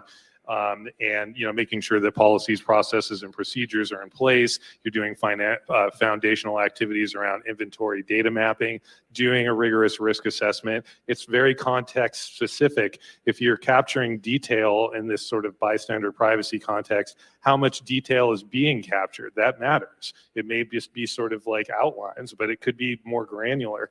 There needs to be identifying, you know, these types of things need to be identified and then talked about, prioritized, and managed. Maybe are the AI and ML models being trained on inclusive data sets? So, you know, think about getting user preferences incorporated as this is being built out. And then think about what are our risk responses? Are we going to mitigate the risk and think about maybe trying to address AI bias? Maybe things are just too risky and we need to avoid it altogether, but you need to implement appropriate controls that are going to help you get to your risk responses. So again, you know, I will be a little bit of a broken record. We've got resources for that at NIST. The privacy framework can help with the overall sort of, you know, programmatic approach to this. Privacy risk assessment methodology. Also, we have a catalog of privacy and security controls that have recently been integrated in NIST Special Publication 853, Revision 5. A good place where you can identify specific controls that can be implemented to respond to trying to answer these really hard questions. I'd like to add on to something that Dylan said, and it's not just going to be like privacy teams or privacy engineering teams, right? It's going to be a collective effort. I think one buzz phrase we'll hear a lot going forward, especially from industry, is privacy by design. But what does that really mean? I'll try to bring it to life like with a couple of examples, right? So when image data is collected by a device, let's say a pair of smart glasses, where is that image data going, right? Is it being processed on device? Is it being split compute with a local device like a phone? Is it going to the cloud and back? Do users understand what's happening when that's happening, right? Another example might be folks had a chance to try the Meta and Ray-Ban Stories glasses, right? I believe when it takes a photo or is recording video, it has this LED that goes on, right? But how bright is that LED? What color is it? Is there research that points to bystanders understanding what that means? And so all of these questions have to be rolled into like the P0 development process in the product. And it will take, you know, teams of folks, not just privacy folks, but engineers, PMs, cross-functional advisors to be a part of that process. Yeah, so I want to make another jump to other touchy subject in the matter, which is biometric data and eye tracking and similar technologies. And it's undoubtedly one of the biggest debates in the ARVR space is the implementation of eye tracking technologies, which often get lumped in with emotion recognition tools. And the implementation of eye tracking will be key to unlock a lot of features such as foveated rendering, which will definitely make this product more functional and more accessible and cost effective. But there are indeed concerns that the tech might enable the tracking of very sensible data. And how do you think tech companies can implement this tech in a way that users feel comfortable? I'll start. Go ahead. Yeah, Yes, let's see. switch it Let's up. switch I it don't up. always have to be the one who starts. So you said make users feel comfortable, but what are users? The users are not a monolith. That's what makes privacy hard. Some people may be more comfortable with this than others. And so again, context is really key here. We have, as part of our privacy risk assessment methodology, contextual factors is a full part of it, because you want to think about what if when we're doing biometric collection, like what are we simply going for realism in gaming or like in a virtual work meeting? Are we intending to target ads with this? Like, what are the risks that this could end up in the hands of like unscrupulous data brokers or a hacker? We need to be thinking about the contextual factors as we're doing this analysis to make sure that we're balancing, again, the privacy utility trade-offs. And one thing that I do want to mention as well, hasn't been mentioned yet, but security is critical here. At NIST, we conceive of privacy risk and security risk as like a Venn diagram, and there's going to be an overlap there where there may be privacy risks that are associated with a loss of CIA, like a data breach would be the classic example. So there needs to be, security practices in place as well to help with the privacy risks that may be associated with the loss of CIA. I'm happy to go for the next. Okay. I think education is a first step, right? These flyers that everyone had on their seats, fantastic, right? Because right now the XR industry is so nascent. Not a lot of folks understand what the technology actually does, how it's used, how your information is used. If anyone remembers the tech hearings on the Hill over the past couple of years, you might know what I'm talking about. Like, we have to educate people so folks really understand, what's happening. I think in the meantime, while the industry proliferates, it's going to fall a lot on industry to help out. Public awareness campaigns, right? Like food label style information on hardware, easy to access information on our websites. So I think that'll be really important. And I want to also address a part of your question, but expand the scope a little bit to just biometrics in general. Privacy, transparency, user control, they're all going to be very important. We just have to be really thoughtful about what type of data is collected and why. Can we be innovative about how we collect data, right? There's this really great team at Google called ATAP, Advanced Technology and Projects. They're working on a radar chip called SOLI. And what SOLI is, it allows you to do things you may used to only have been able to do with a camera. Something as simple as brightening a screen or flipping to the next song. But because there's no vision involved, it's actually privacy preserving. And SOLI is not going to be available on every device, but it's an example of how we can start thinking creatively about how to protect, biometric information for our users. So the thing that this kind of brings to the fore is information that previously wasn't necessarily seen as sensitive information can become sensitive information, because now it can be kind of analyzed in a way that reveal other things. And so we do have laws in some states that are concerned about biometric information and irises and fingerprints and things like that. And we may need, in a regulatory sense, to expand what other types of information like eye tracking can fall in that bucket. Now, that doesn't mean that it should be prohibited. And I completely agree. It's something that it should be, consumers should be educated about it. The technology should, sort of do what it can to protect privacy. But I think this is just like eye tracking is just an example of, we know things that like people's gaits, how they walk now can possibly be used to identify individuals. So the sort of the realm of what might become either personally identifiable or even more sensitive data. We just have to understand there are shifting boundaries there. Now, we do have, already regulatory things in place, protections for that. So we may just need to update how those protections apply to a wider pool of data.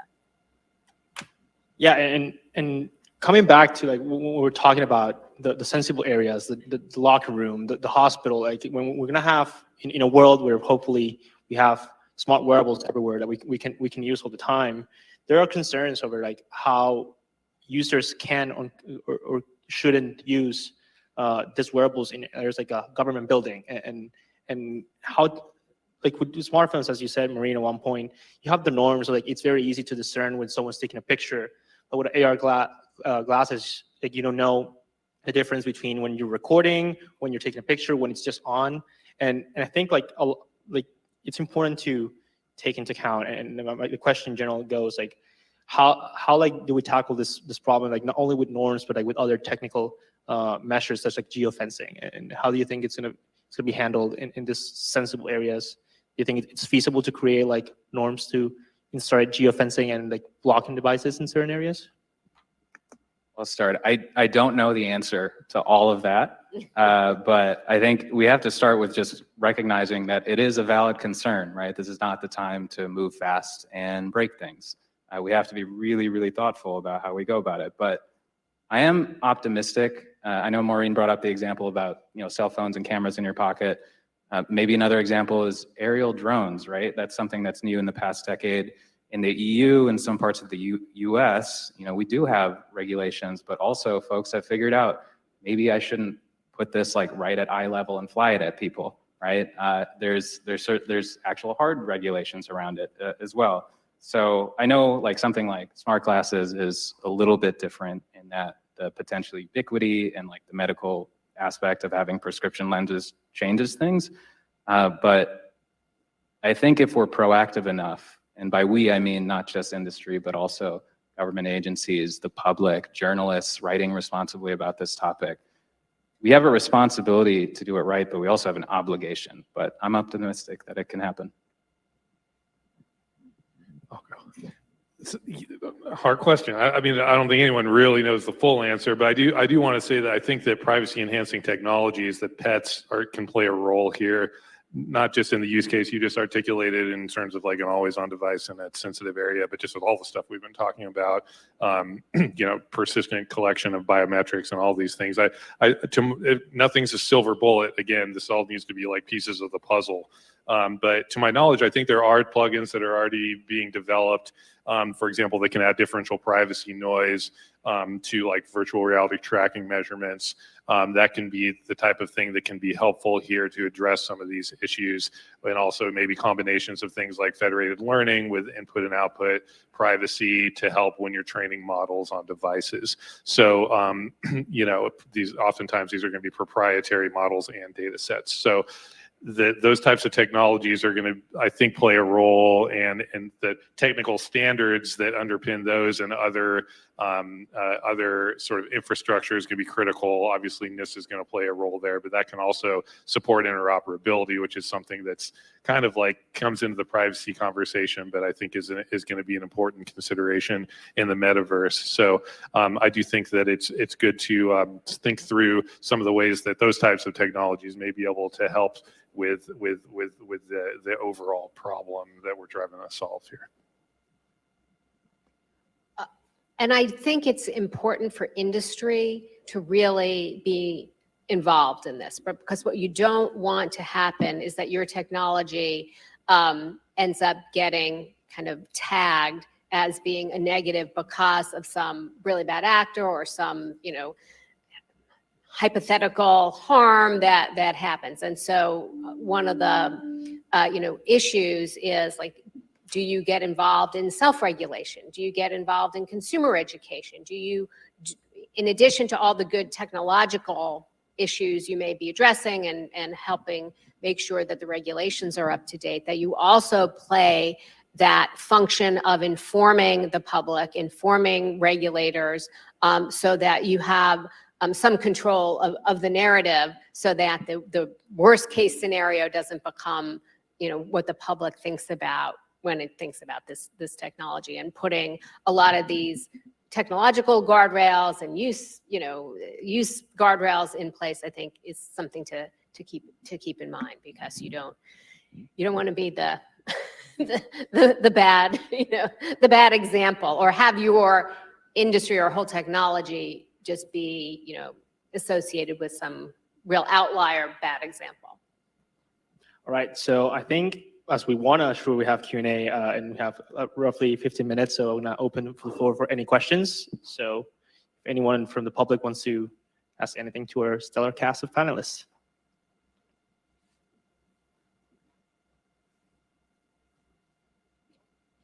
So I work for LGBT Tech.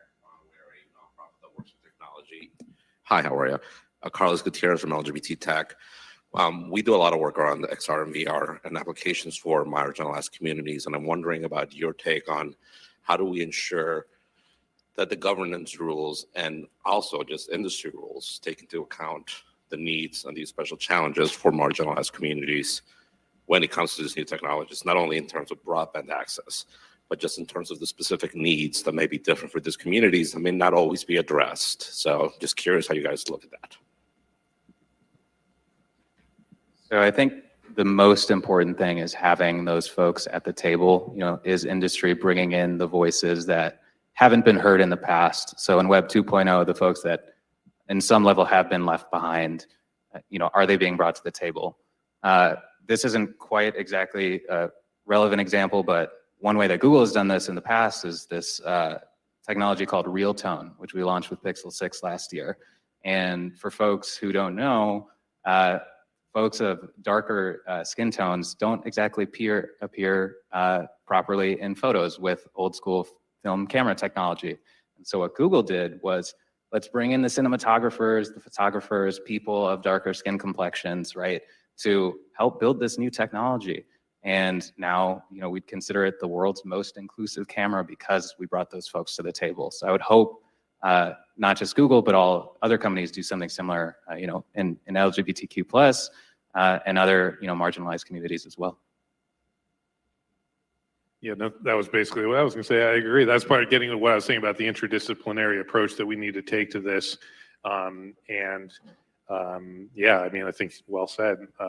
Yeah, like you said, oftentimes it's kind of privacy by design, maybe the term that floats around. We prefer privacy engineering at NIST, but the idea is that when you're engineering privacy capabilities into these systems, products, and services, that's not just about the tech, but it's about also getting the folks in the room that are going to help to make sure that the risks are identified and responded to properly and in an inclusive way. So yeah, I think that's spot on. And I would just add, agree with everything that's been said, that pay careful attention to the use of the data, because there can be beneficial uses of data and information to reach groups who may have particular needs, particular interests. Because sometimes I think there's this idea that privacy, consumers are best served by complete sort of uniform anonymous treatment, and that may not be the case, because your group's or population's interests may not be served as well by the generic approach. So I think that having a clear idea of, is this a beneficial use? Is this going to benefit that population, rather than just saying, well, something that is able to discern these people have these characteristics and those people have different characteristics, like as if that is inherently bad. It's really a lot about use of that. Any other questions?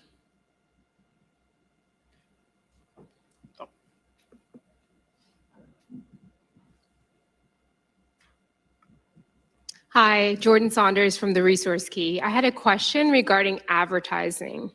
What are your thoughts, or what have you all seen, or anything that research or data surrounding advertising, and how, when we go forward and set the standard going, it's already very advanced from this perspective, but going into Web3, it seems like it could become even more, especially surrounding the ways in which advertising can expand.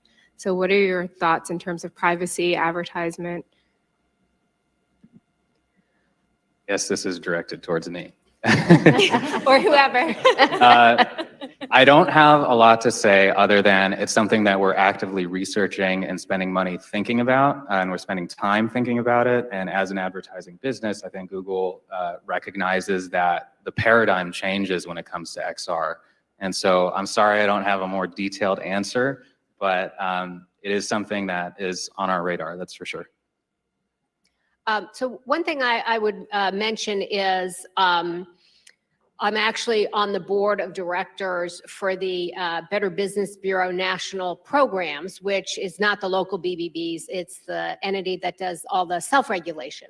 And as an organization, we're paying attention to how our self-regulatory principles in advertising, in privacy, might expand to into the metaverse and these issues, because there can be, enormous benefits from advertising, and a lot of traditional advertising principles certainly still apply, right? So, there's some interesting, twists and turns, which is if it's, so there are like obligations for influencers, right? To say like, oh, this is an ad, right? You see this on, Twitter or Instagram or something. Oh, this is an ad. Well, if they're not a real person because they're an avatar in the metaverse, like how does that apply going forward? There's some interesting things to figure out, but we do have the benefit of a lot of free services that are advertising based. And I would hope that would, continue, that we would want a regulatory approach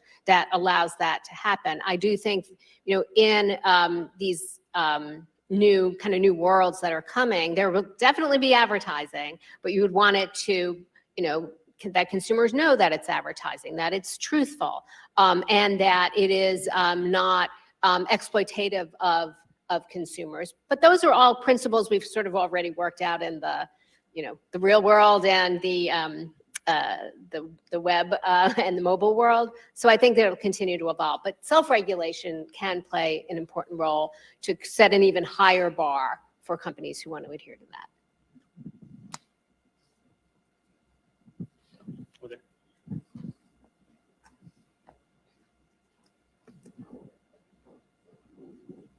Thank you.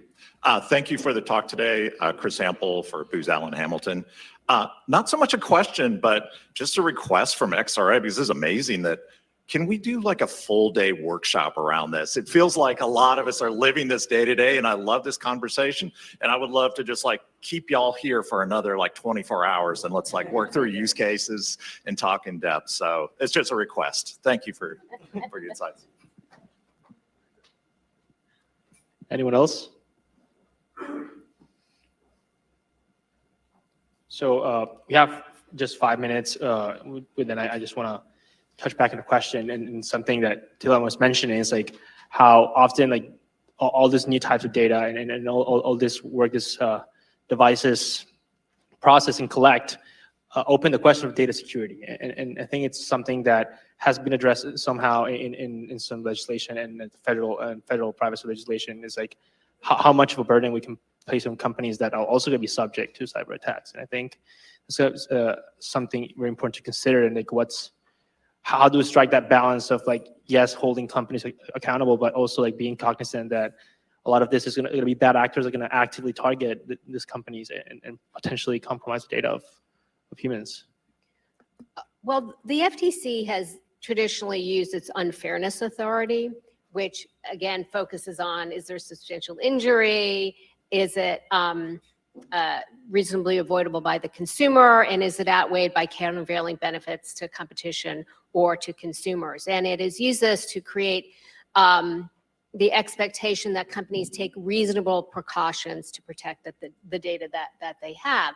And reasonable doesn't mean every precaution known to man, right? It's based on the sensitivity of the data. It's based on the cost of the protections. The NIST framework has been wonderful to give, content to that. So I think, a couple things will change here. One is the types of data and the sources of data will change, right? They'll be added on. So companies need to pay attention to that.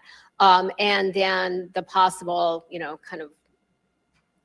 access points to that data might change as well. But I think it's important to set the standard in the right place, because we can't put on to individual companies the idea that they are going to be like so, have such hardened security systems that they can withstand a nation state attack against them. If we do that, it's really going to have a bad impact on innovation, because it's too costly and it may not be worth the protections. And there may be other parts of the infrastructure also that need to take these protections. So I think having these like reasonable, that balancing test, how sensitive is the data, how expensive is it to protect against these threats, and things that the FTC has also required is training, internal training for employees and things like that, and having risk assessments. So I think those kinds of tools and those kinds of expectations would make a lot of sense to continue as we're entering kind of this new world. We've got the NIST cybersecurity framework. It's designed to be used with the NIST privacy framework. And again, it gets back to the collaboration aspect with the overlap in the Venn diagram between privacy risk and security risk. There's going to need to be a cross-team conversation around doing these types of risk assessments, and say that, there's going to be some circumstances in which there may be privacy risks that are not associated with a loss of CIA. We have to address maybe pure cybersecurity risks. But also, you're going to have a lot of data that's persistent. To have these persistent worlds, tons of data that's going to be sitting in the cloud and servers everywhere. We have to think about what are the risks that are associated with that, and all these criteria that you were mentioning, and find and strike the balance that is going to be necessary, with the understanding that it's going to be difficult to be able to necessarily protect against everything, but the good faith effort it takes a lot of thought and work that needs to go into putting the processes, policies, procedures in place, and then the associated technical and policy controls to address those things in a way that's going to be reasonable, and is going to be proportionate to the data processing activities. So one more last plug for our resources that can help you out with that. One thing I'll add is Google's approach for this kind of topic is security by default. Where can we build in industry-leading encryption? Where can we build in protections? Google has the fortunate position of having enough money to invest in this space, and I think I agree with Maureen that we have to be reasonable about what we can expect from smaller companies as well. But at least Google, we keep more people safe online than anyone else in the world, and we're investing heavily in this space. I think $10 billion over the next 5 years for cybersecurity. I think we're hoping to train about 10,000 individuals through the Google Career Certificates program in IT and cybersecurity. And so hopefully this is going to be a community effort, not just Google, but we're hoping to play our part in that. Yeah, I mean, the SMB thing is, I spent the first year I was in NIST working on resources for small and medium businesses. And as I met with stakeholders, there's a bunch of really big companies that only have like 1 or 2 folks that are working on privacy. There's a real lack. Demand is very much outpaced supply when it comes to privacy and cybersecurity workforce. So we've been working on materials for small and medium businesses. We actually have a quick start guide for both cybersecurity framework and privacy framework. But we need to continue to evangelize what are the kind of foundational activities that need to be undertaken, and the questions that need to be answered to equip small and medium businesses, or even larger businesses that may have smaller teams, so that they can tackle these big issues. So what we really need is a TV show that makes this career path of cybersecurity look really cool, so that students go into it. Because when we had like this CSI and all this stuff, there were all these students who wanted to go into forensics, right? Probably, far outstripping the demand. But we need to create that, interest in this career path, so that we have the, the expertise being sort of, created in our, student populations.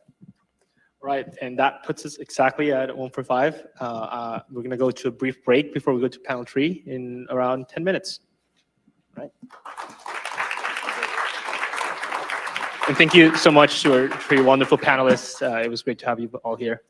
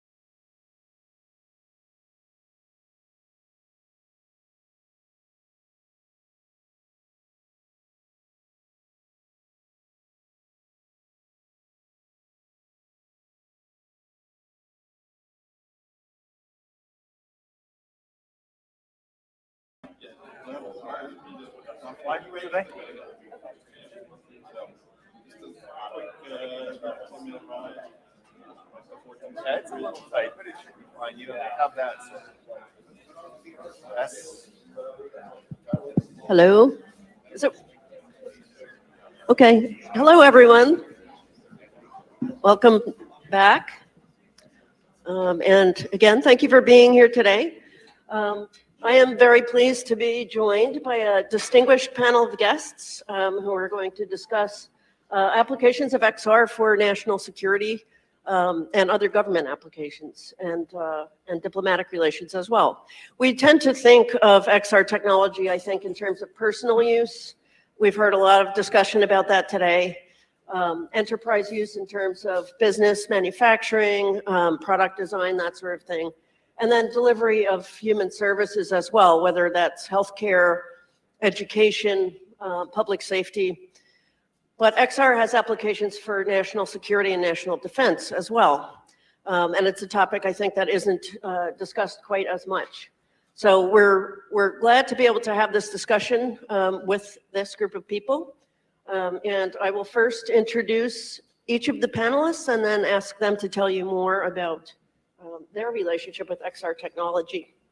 So to my right, I have Maynard Holliday. He is the Director of the Defense Research and Engineering for Modernization Office at the Department of Defense. Mr. Holliday oversees investment and capability analysis of the Pentagon's modernization priorities as outlined in the National Defense Strategy. These modernization priorities include 5G, artificial intelligence and machine learning, autonomy, biotechnology, cyber, directed energy, quantum science, and space. And Mr. Holliday has 30 years of experience leading technological innovations both in the government and in the private sector. To Mr. Holliday's right is Dirk Scow. Dirk is the CEO of Tactile, and he will tell you much more about that company. He has spent his career creating and building technology teams and companies that empower a competitive edge, fuel growth in people and business, and inspire a culture where people have fun and make a difference. And to his right is Chris Hample from Booz Allen Hamilton. He is a principal there with the Strategic Innovation Group. And Chris is charged with growing multiple emerging tech and spatial computing efforts. He leads the SIG, Spatial or Strategic Innovation Group's Immersive Studio, delivering ARVR applications across health, training, and operational use cases. So again, we think of XR technology as something that we will use in our personal lives, in our everyday lives, hopefully. But the strategic defense and national security implications are important as well. And in fact, it's already being used in those capacities. Both the Department of Defense and the Department of State are already using XR, and our panelists will be able to tell us a little bit more about that. But before we get started, if each of you would tell us a little bit more about your background and your interest and work in XR technology, and we'll begin with you, Mr. Holliday. Thank you. So good to be with you this afternoon. I am, since that bio was sent to you, I have a new title with the DoD. So I'm the Deputy Chief Technology Officer for Critical Technologies, but the same portfolio. So we wanted to mirror what industry recognizes as a CTO function. So my boss, the Undersecretary of Defense for Research and Engineering, is the Chief Technology Officer for the department, and I'm one of her deputies. So I have that technology portfolio that she described. It is based on us trying to maintain technological superiority so that our soldiers, sailors, airmen, and Marines are never in a fair fight. And we are focused on AR, VR, and MR technologies because we have exquisite, really high-cost platforms, as well as life and death mission sets. So to do training in a contested environment, we want to be able to simulate that. so that we don't put our soldiers, sailors, airmen, and Marines in harm's way. And then we have these very exquisite platforms like, F-35s and, gunships and things that, $1 million plus platforms that we need to train pilots and operators to operate. And flight time is very expensive and potentially dangerous. And so we'd like to be able to simulate those environments and get those operators trained. And so I don't think I have to tell this audience, but the visual cortex is our stickiest sensory modality. So when we see something, we remember it. Just think about when you read something versus when you see something and what your memories are. And so we recognize that as a advantage in AR, VR, and MR, and I'll be happy to speak later on some specific applications. Thank you.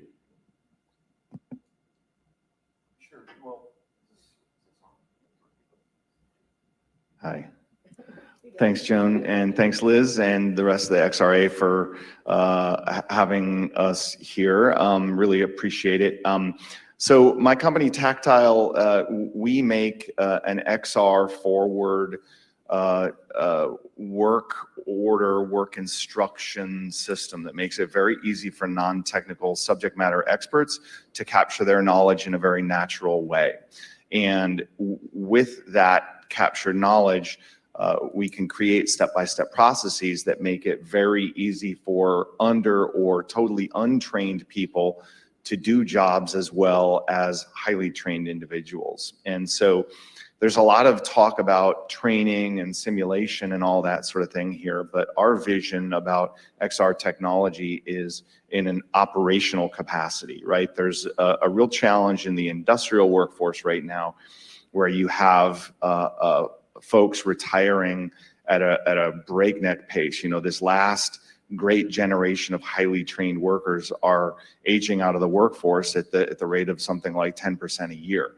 COVID accelerated that, right? And so there's this thing that's universally referred to as the skills gap that needs to be met in order to keep critical infrastructure, manufacturing, all that going. Now, defense is leaning into this as heavily as anyone. And the Army, all of DoD looks at this technology on the front lines as a force multiplier, right? If you see someone fixing a jet engine, you typically have someone turning the wrenches or doing the work, and then someone else reading that person, what to do, sort of supervising that person. But if you have a hands-free headset that has a level of spatial understanding around the asset that you're working on or the subject that you're working on,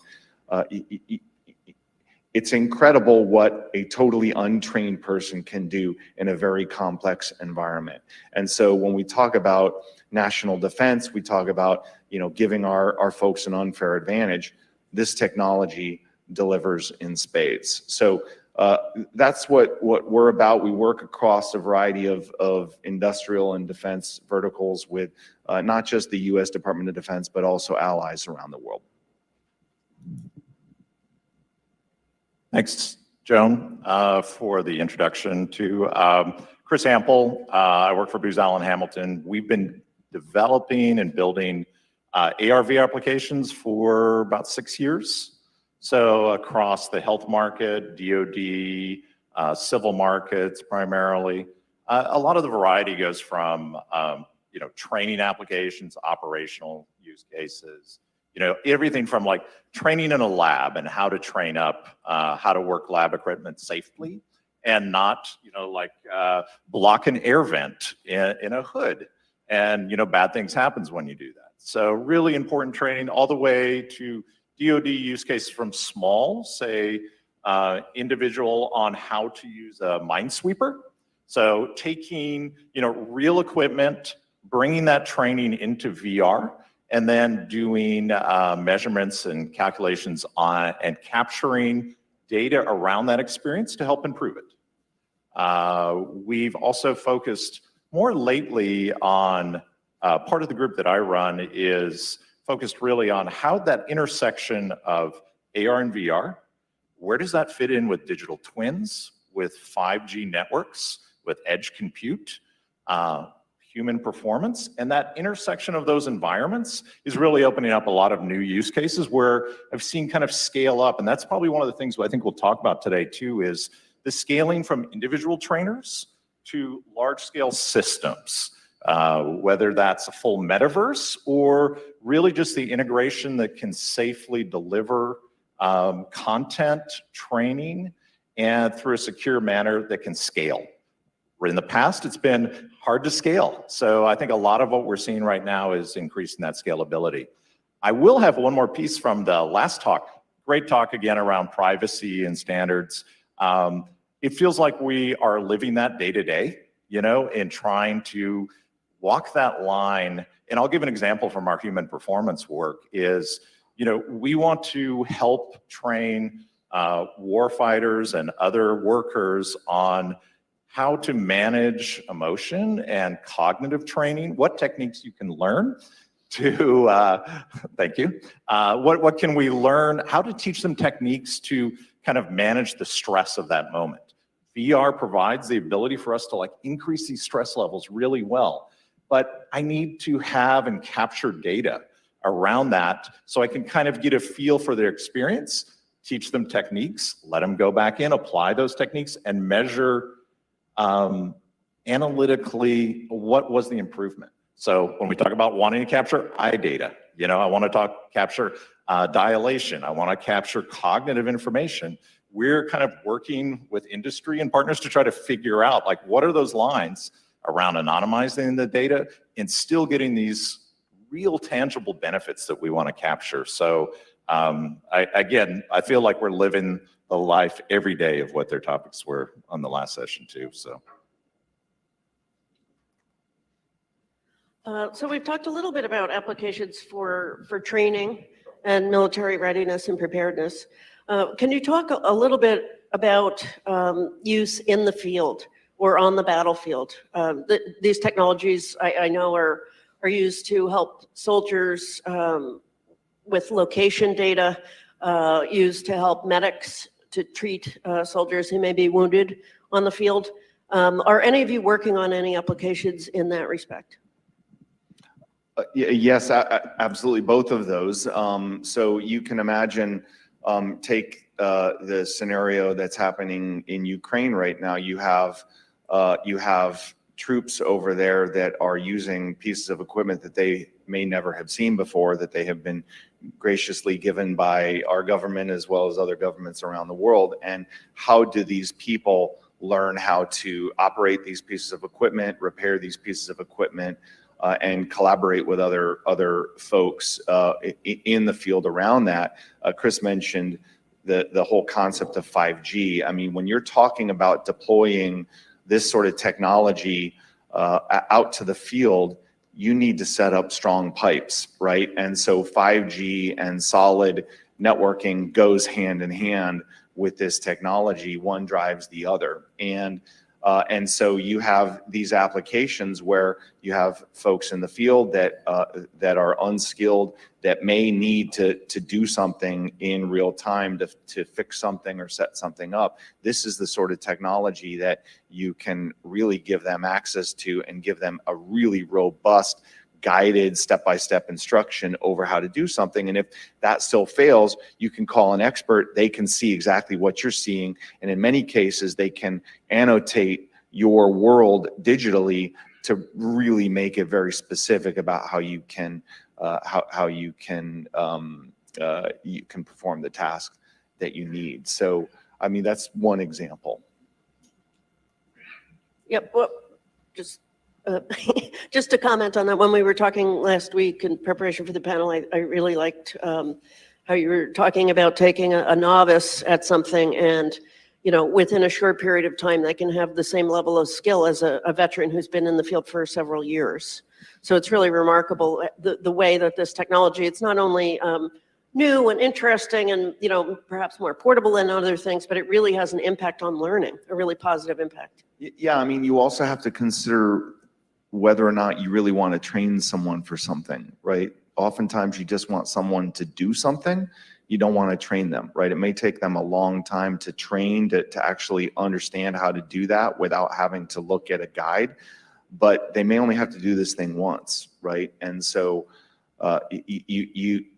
this technology really opens up a whole different paradigm in the way that organizations think about training, operational enablement, and their workforce as a whole. It also, by the way, puts it puts a lot of power in the user themselves, right? If you are a young person coming up in an industrial environment and you're really well skilled at using these tools, you can be an expert at 1,000 things, right? And so we actually get quite a bit of pull from the unions on this, because this is not robotics. This is not a replacement technology. This is an enhancement technology, an enhancement of human performance, and an extension of both the skill set and the working life. Let's say that you have someone, an expert, who's been working on the job for 30 years, and they don't want to lift 70-pound pieces of equipment anymore. They can be that remote expert for another 5 or 10 years. And I think that the average worker in the average industrial worker in the US retires with something like $80,000 in the bank, right? If you can give them 5 more working years where they actually may make more, you know, at that point in their career than they ever did before as this remote expert and understanding how to use this equipment, that's super valuable to that worker, and it's super valuable to the enterprises that are struggling like mightily with this problem of skills. Oh, no, you're good.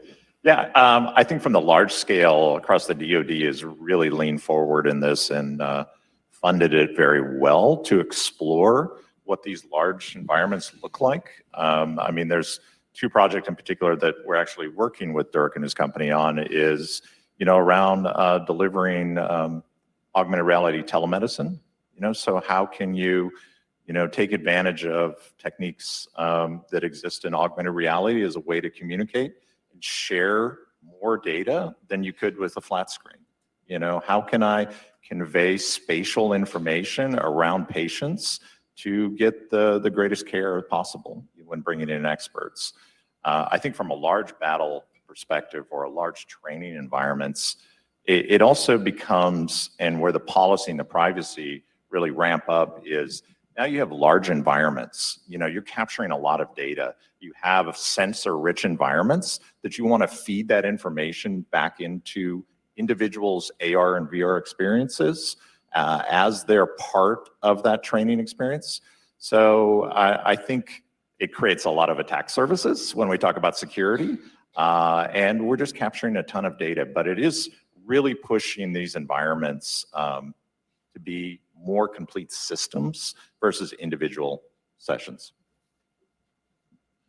One final thing that I'll say on that, and Maynard, sorry, you need to be a little quicker on the mic. The visualization, battlefield visualization and collaboration over holographic maps and 3D maps, that's not just good for training, that's also good for planning, for mission planning, that sort of thing. This is just another, you asked about battlefield, you know, applications. That's another one that we've seen. Yeah, so just anecdotally, not a battlefield example, but years ago, you may remember the John S. McCain was damaged, you know, in a mid-sea collision. So there's a lab in DoD called the Battle Space Exploitation of Mixed Reality Lab out at Niwot Pacific, and they employ commercial AR, VR, and MR technology for military problem sets. And so they're working very closely with my office on something I'll describe later. But what they did back then was create a digital twin of the John McCain. And to Dirk's point and Chris's earlier point about being able to develop an environment for the sailors who hadn't ever been on the John McCain to be able to then go on this damaged vessel and repair it. They were able to do all that training on shore because they had the drawings and they created this digital environment where they were able to look at bulkheads and explode the views of the subsystems and see, what the parts were and where they went. And so they trained, and when they got to the ship, it's like they had been there for, weeks and months, but they had been immersed in the digital twin before that. So just anecdote for how, DOD is using this technology now. It's great, and it's wonderful to know that people who are not necessarily technologically oriented are being able to learn new skills and benefit from XR technology, and increasing capabilities and as you said, Dirk, skills that they can take with them that might give them an edge in continuing their careers, potentially transitioning into a different career. Maynard, I did want to ask you about your work with the HBCUs. I know that you've been doing some work with them on workforce development using ARVR technology. I was hoping you could tell us more about that. Yes, just so the history there is, it's not in my lane in the Pentagon. It's a passion project because my parents are HBCU grads, and I'm not here unless they had the opportunities that they had 50 years ago. But so yeah, what we're doing there is establishing the first university affiliated research center led by an HBCU.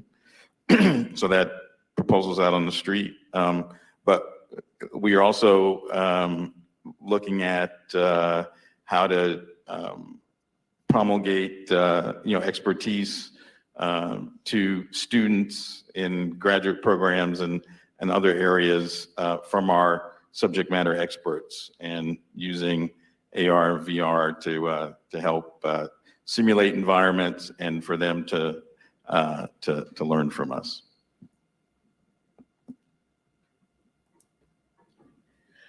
So we've been talking about benefits to U.S. workforce, U.S. soldiers, readiness, training, all of that. But another important aspect here is our collaboration with allies. So it's not just the United States that's employing this technology, and we have been for a while. I mean, I think one of the first use cases was flight training for like half a century ago. So the military has been engaged with this type of technology for a while. But again, it's not just the United States, and we have both allies and adversaries who are doing research in this, developing, and I think you would probably all agree that it's going to become a part of military operations around the world. Can you speak a little bit to that, and especially in terms of how this technology might enhance collaboration and cooperation among the U.S. and its allies?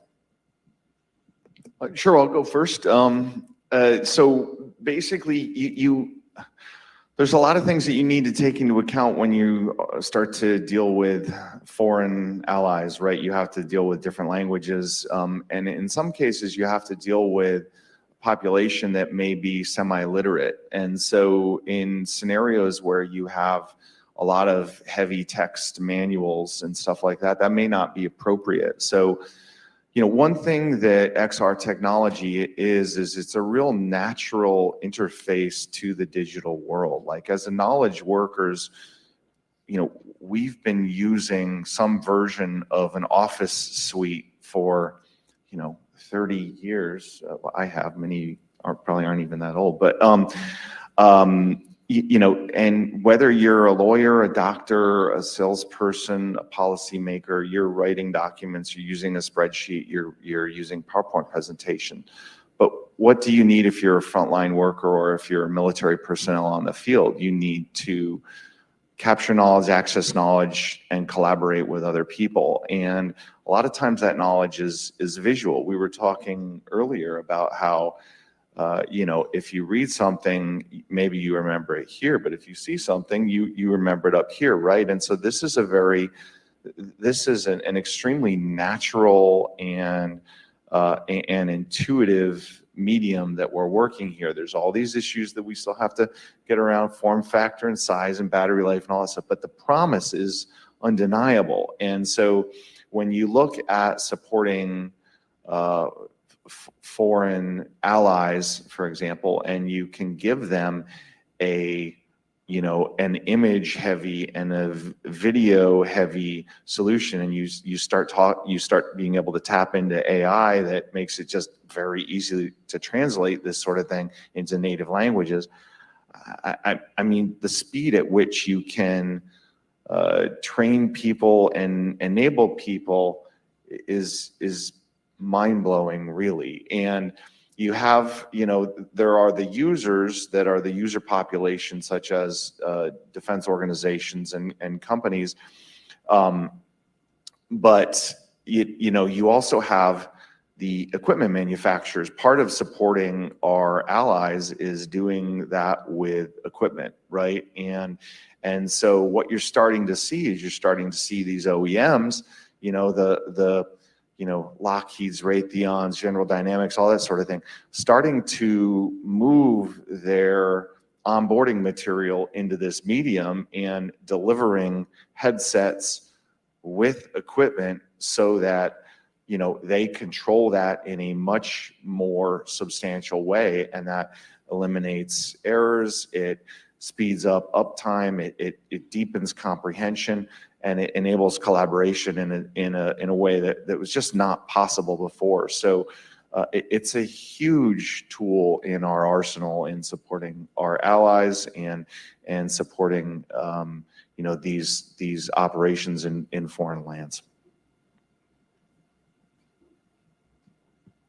I think two things come to mind. The first is there's a lot of good VR training around cultural sensitivity. So before you go to a country, getting reps. It's just getting reps in that country and understanding in an immersive sense, what should you do? What should you not do? What is kind of the process for basic communication? That one's pretty clear, and there's some really good companies doing a lot of work in that space for deployment. The second one is around joint wargaming, and I use wargaming in a broad sense. So it also could be disaster planning, relief planning.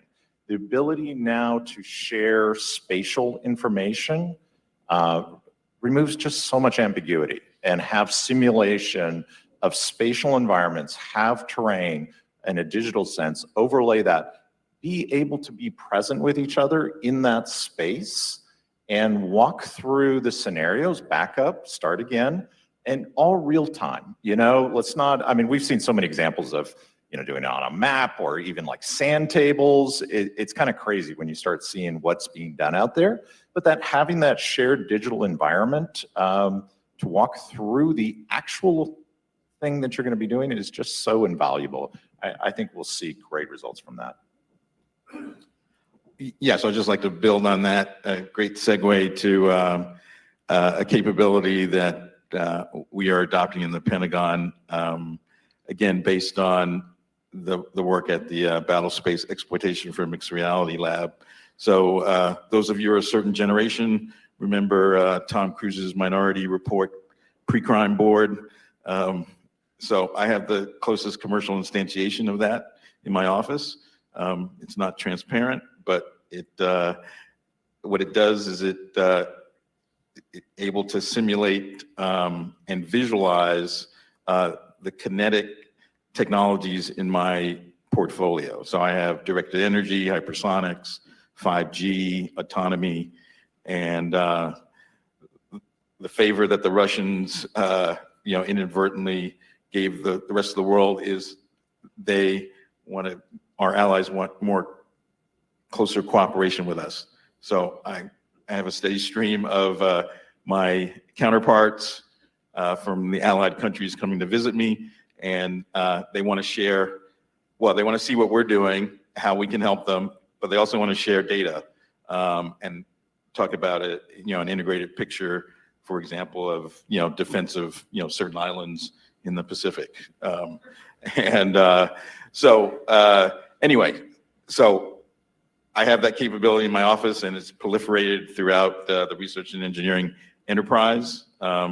So my principal directors who own the technology areas, as well as my mission engineering team, as well as my my undersecretary has this capability now to visualize these advanced concepts. So all of this stuff is pretty cool, and it can sound a lot like science fiction, but it is happening now. But in terms of looking forward and maybe, being a little bit of a science fiction fan, where do you envision this technology going? I mean, it's already delivering wonderful results now, but if you can picture something maybe 10 years from now, where do you see the technology? What role will it be playing? And also, sort of relatedly, do you see the idea of a metaverse impacting international relations and defense operations? Yes, I say absolutely yes, in the sense that we're already thinking about integrated environments where we're able to converse with our allies and share tactical pictures with one another. There's a latency issue there when you're in a kinetic environment, and AI is in my portfolio, and what we're recognizing is once the first salvo is sent against Guam or Taiwan or whatever, we're going to have to react at machine speed, and so we're going to have to trust an AI to battle manage after a certain point. It could be seconds to minutes, and that's what we're working on, trust. And so that's something that commercial sector is ahead of us on. Those of you who have Teslas, me included, how they look at trust, when we went to talk to them, is they present the ambient environment to the driver. And if you can compare that, hey, the Tesla's seeing the speed limit sign, is seeing the stop sign, is seeing these cars next to me, I'm going to trust it. And so that's their take on it.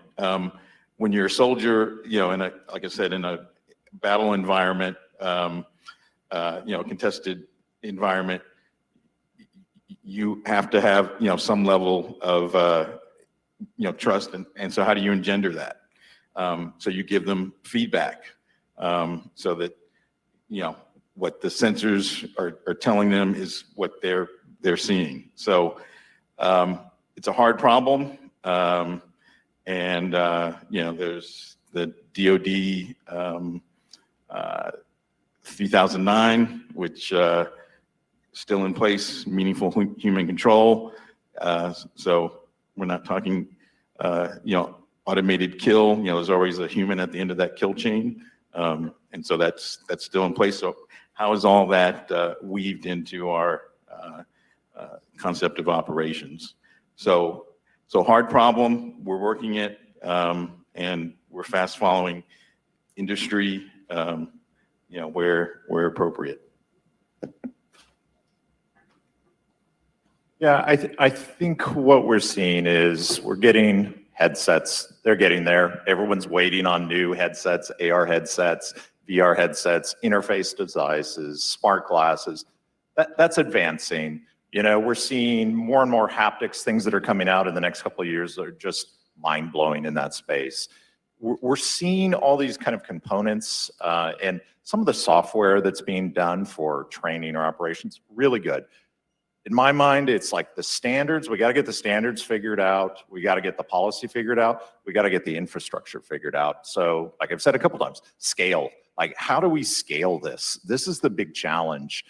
There's a lot of promising things, and you're seeing from an architecture standpoint, the moving of applications off headsets to like remote edge compute devices. So either it's like to a phone or something in the environment that's being delivered by 5G, things like that, so we can address privacy. I want to put on any headset, pull up from my whole catalog of training or operational applications. I want to see that right away. That's the kind of pieces that we need to do to start integrating. And I think those are really kind of these fun challenges that we've got to face to really work this out. But again, standards, like what's this 3D internet standard going to be? What's the new HTML that we're going to all build on, so we're not having so stovepipe applications, systems, headsets? A lot of progress, but for me, that's like the #1 challenge is around scale.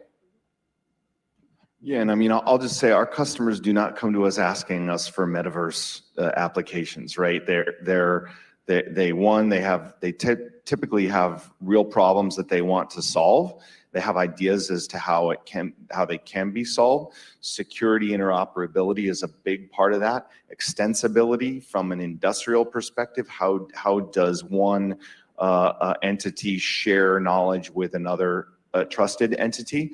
That has to do with federation and all that sort of thing. Very different than the consumer sort of metaverse conversation that we're having earlier, right? Our customers, they actually want to control all the data, right? So you have a scenario where you have to contemplate an on-prem only, XR solution, right? Versus going up to the cloud that has all of this compute already ready-made that makes it much easier to develop applications faster. So these are how you give control, how you provide interoperability, extensibility. APIs is a big part of this, and of course the devices. I mean, if you talk about 10 years, I mean, every single person in an industrial environment already wears safety glasses, right? They're just going to have smarts in them. They're going to be smart, they're going to be smart glasses that have this understanding of the world around them. They're going to be connected with their other workers, that sort of thing. So, yeah. Certainly a lot of promise, but we have a lot of steps to get there. And Chris, you raised a good point about infrastructure and making sure that we have infrastructure to support these technologies. And I think we're in a really fascinating time right now where you're seeing a lot of really exciting emerging technologies sort of developing at the same time and impacting one another. So as we were discussing earlier, it will be interesting to see if these visions come to fruition, but guaranteed, as all of these technologies continue to impact one another, there will be developments that we can't imagine right now. And that's really exciting as well. Question? Do we have time for audience questions? One lucky person can have their question. There we go. Okay.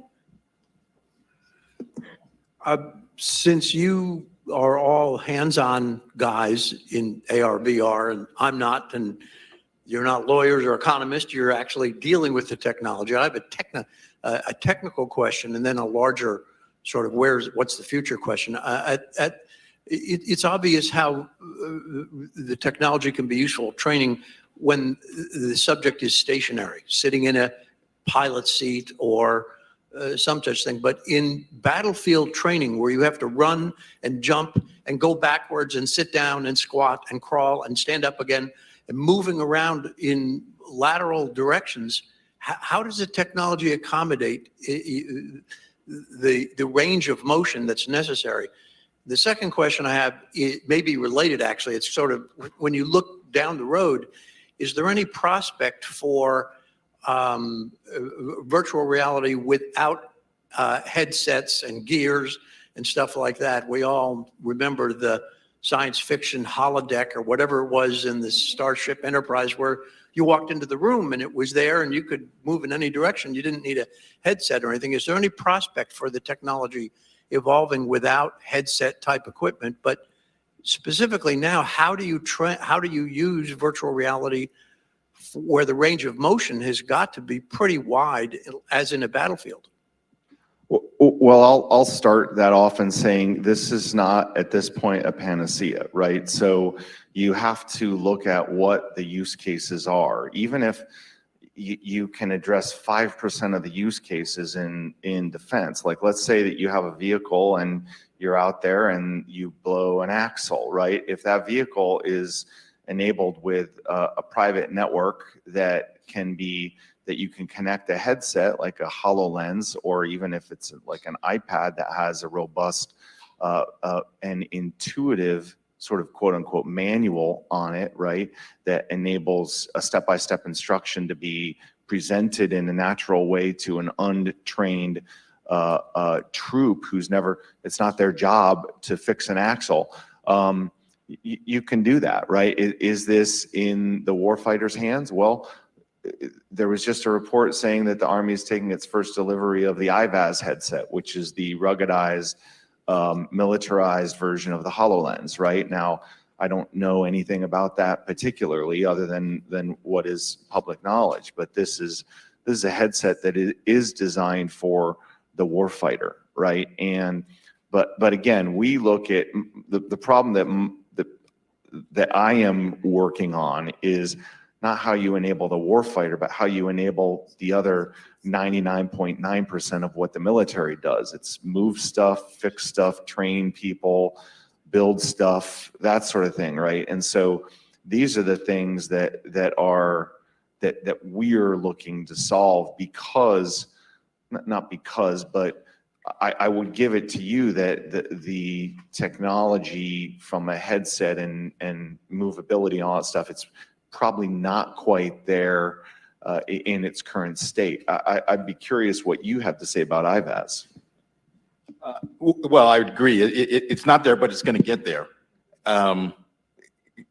Just the march of technological progress, edge compute, smaller sensors, it's absolutely going to get there.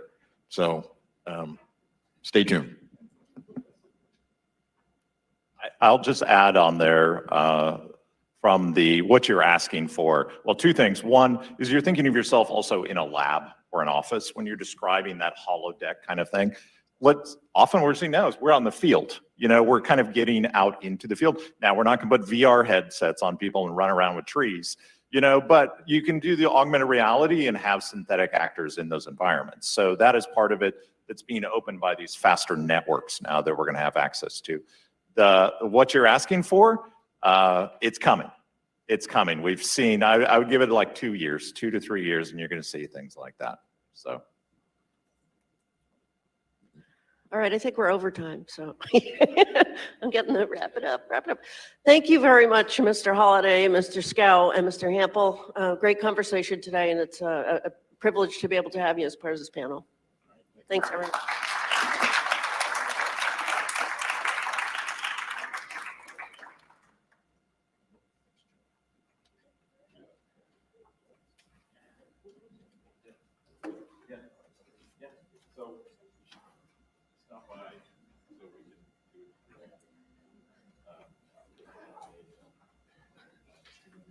All right, good afternoon, everyone. Good afternoon, everyone. We're moving into the fourth panel. My name is Daniel Castro. I'm Vice President of ITIF, the Information Technology and Innovation Foundation. ITIF is co-hosting the event today with XRA Association. For those of you that aren't familiar with ITIF, we're a nonprofit, nonpartisan think tank focusing broadly on innovation policy. In particular, the work I do is around tech policy. So we've had some great conversations today, really looking forward to the rest of them. Today's panel that we're on right now, it's called My Avatar's Gucci Handbag is a Knockoff, IP and the Creator Economy. I love that session title. I think Joan came up with that one. It was, and this is, I think, it's such an exciting issue, right? One of the interesting things about the metaverse is that, at least as it exists today, so much of it is around new emerging business models. It's not just online advertising. It's about all the new creators in this space, right? Creators that are creating new types of avatars, new types of digital goods, new types of digital content. And all of that has to be protected by IP rights. And what we know historically, even going back to the Betamax case, right? Whenever there's a new technology, there's always new questions about IP and how we're going to protect rights holders. So that's the kind of conversation we want to have today. What's changing as we're moving into Web3, the metaverse, spatial computing, whatever you want to call it, and how does that impact IP? So we have a fantastic set of panelists here today. Michael Toner with 3DM, to my right, a company that provides technology to brands to help them create these immersive experiences. Then we have Kaylee Nauman with the UK IP Property Office, where she is the first IP attaché to North America.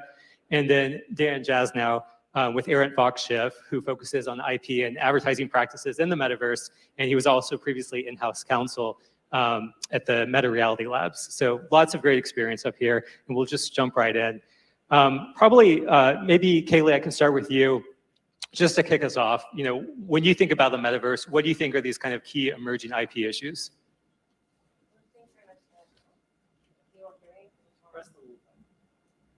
Can you hear me now? There we go. So thanks very much, Dan, and thanks to ITIF and the XRA Association, or rather the XR Association, for inviting me. I'm very excited to be here.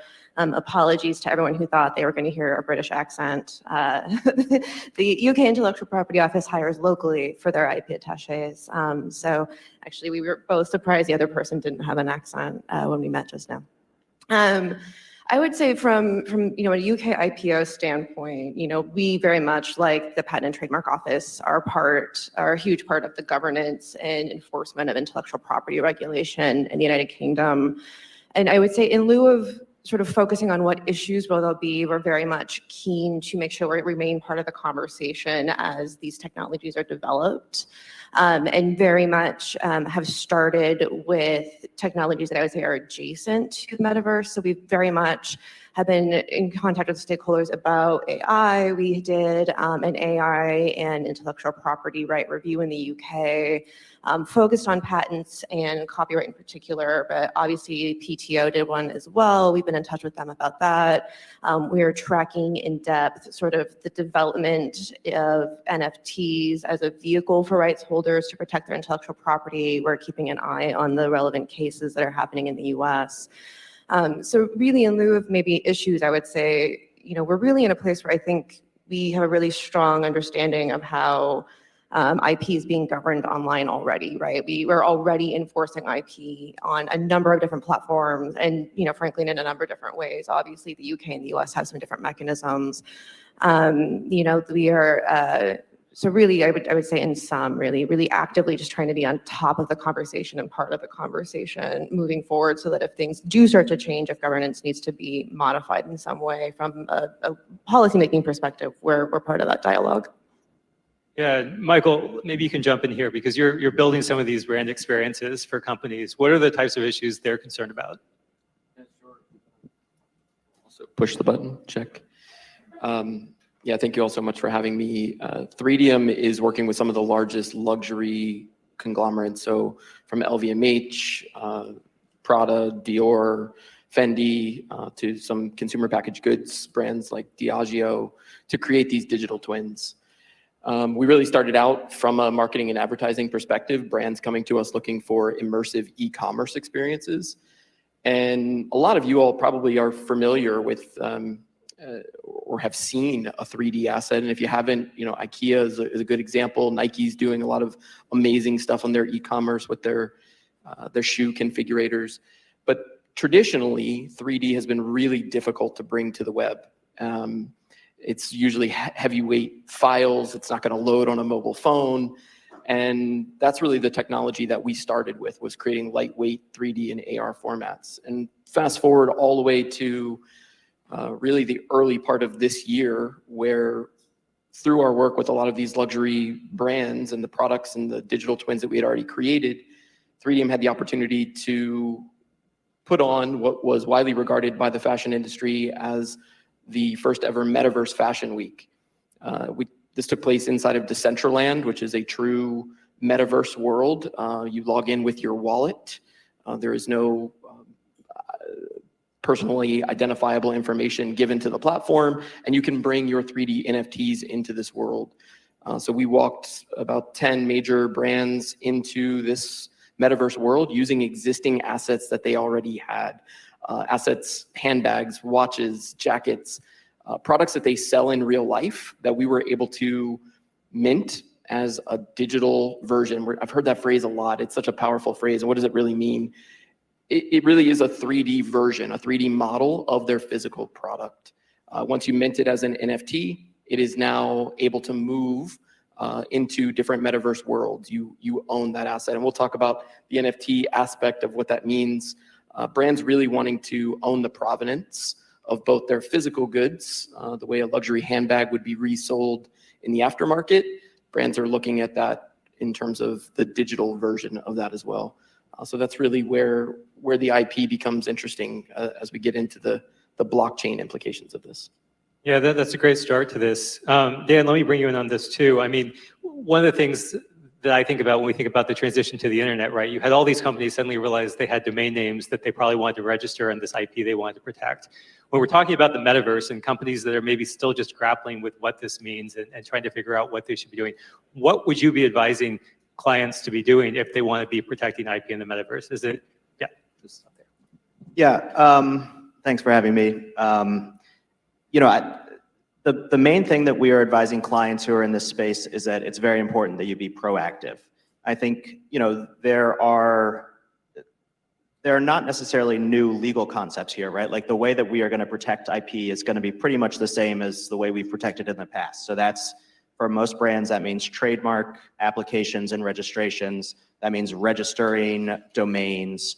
What's different here is obviously the technology, and particularly on the domain front, where we're registering blockchain domains, which, as Michael alluded to, are assets that are based on blockchain and have a sort of unique technological characteristics, unlike traditional domains today, which are subject to ICANN mediation policies, dispute resolution. So if we have in Web 2, we have domains that brands can have an enforcement mechanism to recover if they are, say, stolen by a cyber squad or something like that. For blockchain domains, we don't have those mechanisms yet. So it creates a very big enforcement problem for brands. And in fact, for almost every famous brand out there, the premium blockchain domains are already gone. And there's basically no way to recover them unless you're prepared to be extorted or you know, you're lucky enough to have a domain that expires. But, you know, I think, so that gets back to the being proactive. To the extent that you can register your marks for metaverse-related goods or services, that's a great thing to do. And to the extent that you can go out and proactively, defensively register some of your IP, that's also really important. And then, you know, it also extends to metaverse real estate. I mean, are you a brand that's interested in establishing a foothold in a place like Decentraland or the Sandbox, where there is a finite number of parcels in at least this first round of virtual worlds? Aaron Fox Schiff has gone out and purchased land in the metaverse in Decentraland in order to just sort of be in this space.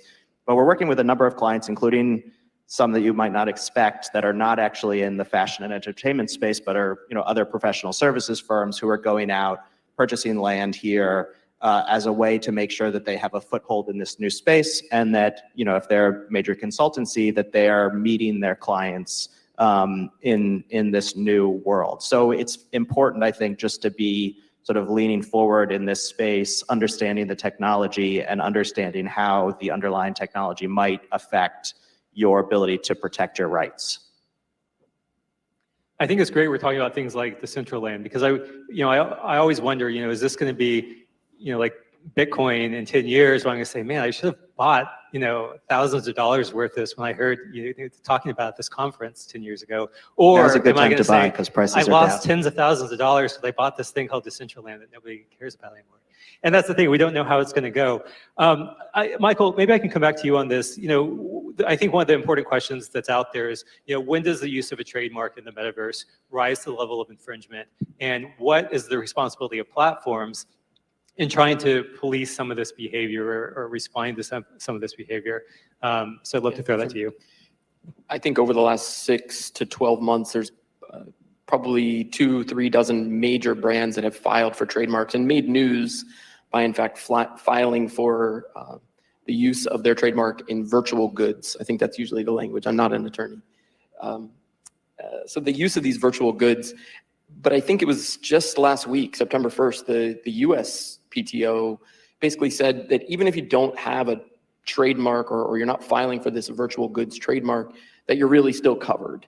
I think there are a handful of cases where folks have gone into some of these virtual worlds, metaverse worlds, and tried to set up a shop and used, I don't know whether it was Prada or used their trademark, and it's not going to fly. You know, you are absolutely confusing the consumer, and I think that's where a lot of the existing laws are going to stand. Where this gets a little bit more interesting in terms of the trademark is, why is Nike doing that? Why do they still, even if the USPTO is saying you don't need it, you're still seeing brands do this? And I think what it really comes down to is if they are only selling digital goods. So we all know Nike sells a physical product. These luxury brands are selling handbags and watches and jackets, but they are also looking at the ability to sell digital only as an NFT, as a non-fungible token, where you could purchase a pair of virtual sneakers. So Nike famously acquired Artifact, RTFKT, which started out as a digital shoe company. This is Benoit Pagoda out of Paris, France. He was a famous designer, started a digital shoe company, only digital. You could only buy these as 3D versions and AR versions of the shoe. Nike purchased them, bought them. Why is that? Well, now I own this digital shoe. I can forge it. I can 3D print it. I can take it into a metaverse with me. I can wear them on my avatar, as the name of the session states. And I think that's really where the next generation, as a personal aside, I have a 5 and 7-year-old, 2 boys, and this is a natural behavior for them. When they're inside of Minecraft, when they're inside of Roblox, when they are purchasing things or winning things, they expect it to be in the environment the next time they log in. Well, Nike sees that same behavior becoming the norm, where if I own a pair of Nike shoes, you take your kids back to school shopping, they buy a pair of shoes in the store, they're gonna want that same pair of shoes on their Roblox avatar when they log in. And the only way you do that is connecting the physical to the digital. That's the idea of a digital twin, often used or referred to as phygital. And there's a whole nother closed loop of that, which is the resale. And I started to go down this path as well. But imagine now the aftermarket for Nike Air Jordans. In fact, I bought a pair of Air Jordans off of eBay, and they were verified authentic. And when they showed up at my front door, there was a little tag, the same security tag that you would be used to inside of a physical retail store. But when I tapped my phone, it loaded the eBay app, and it showed me a digital version of the exact same pair of shoes with all of the data around when the shoes were manufactured, where they were sold, and the seal of approval from eBay. Well, why isn't that Nike's IP? Does eBay get, is Nike and eBay working together to facilitate the standards around that? I think that's where Nike saw the need to acquire Artifact, and you're gonna see a lot of other brands start to look to these digital twins to maintain their trademark IP for digital-only products. Yeah, that gets to a really interesting case that's going on right now with StockX, and they're creating these NFTs of Nike shoes and other things, and Nike suing them for infringement. So I want to bring Dan and Kaylee in on this question too. To what extent does blending the physical and the virtual create new IP concerns, and should, in these cases, third parties be able to go and mint an NFT, basically creating a digital good, but of something that they own, and they do have that ownership of it, and we do have first sale doctrine, and how do we balance these two different kind of competing interests? So maybe Kaylee first, and then Dan.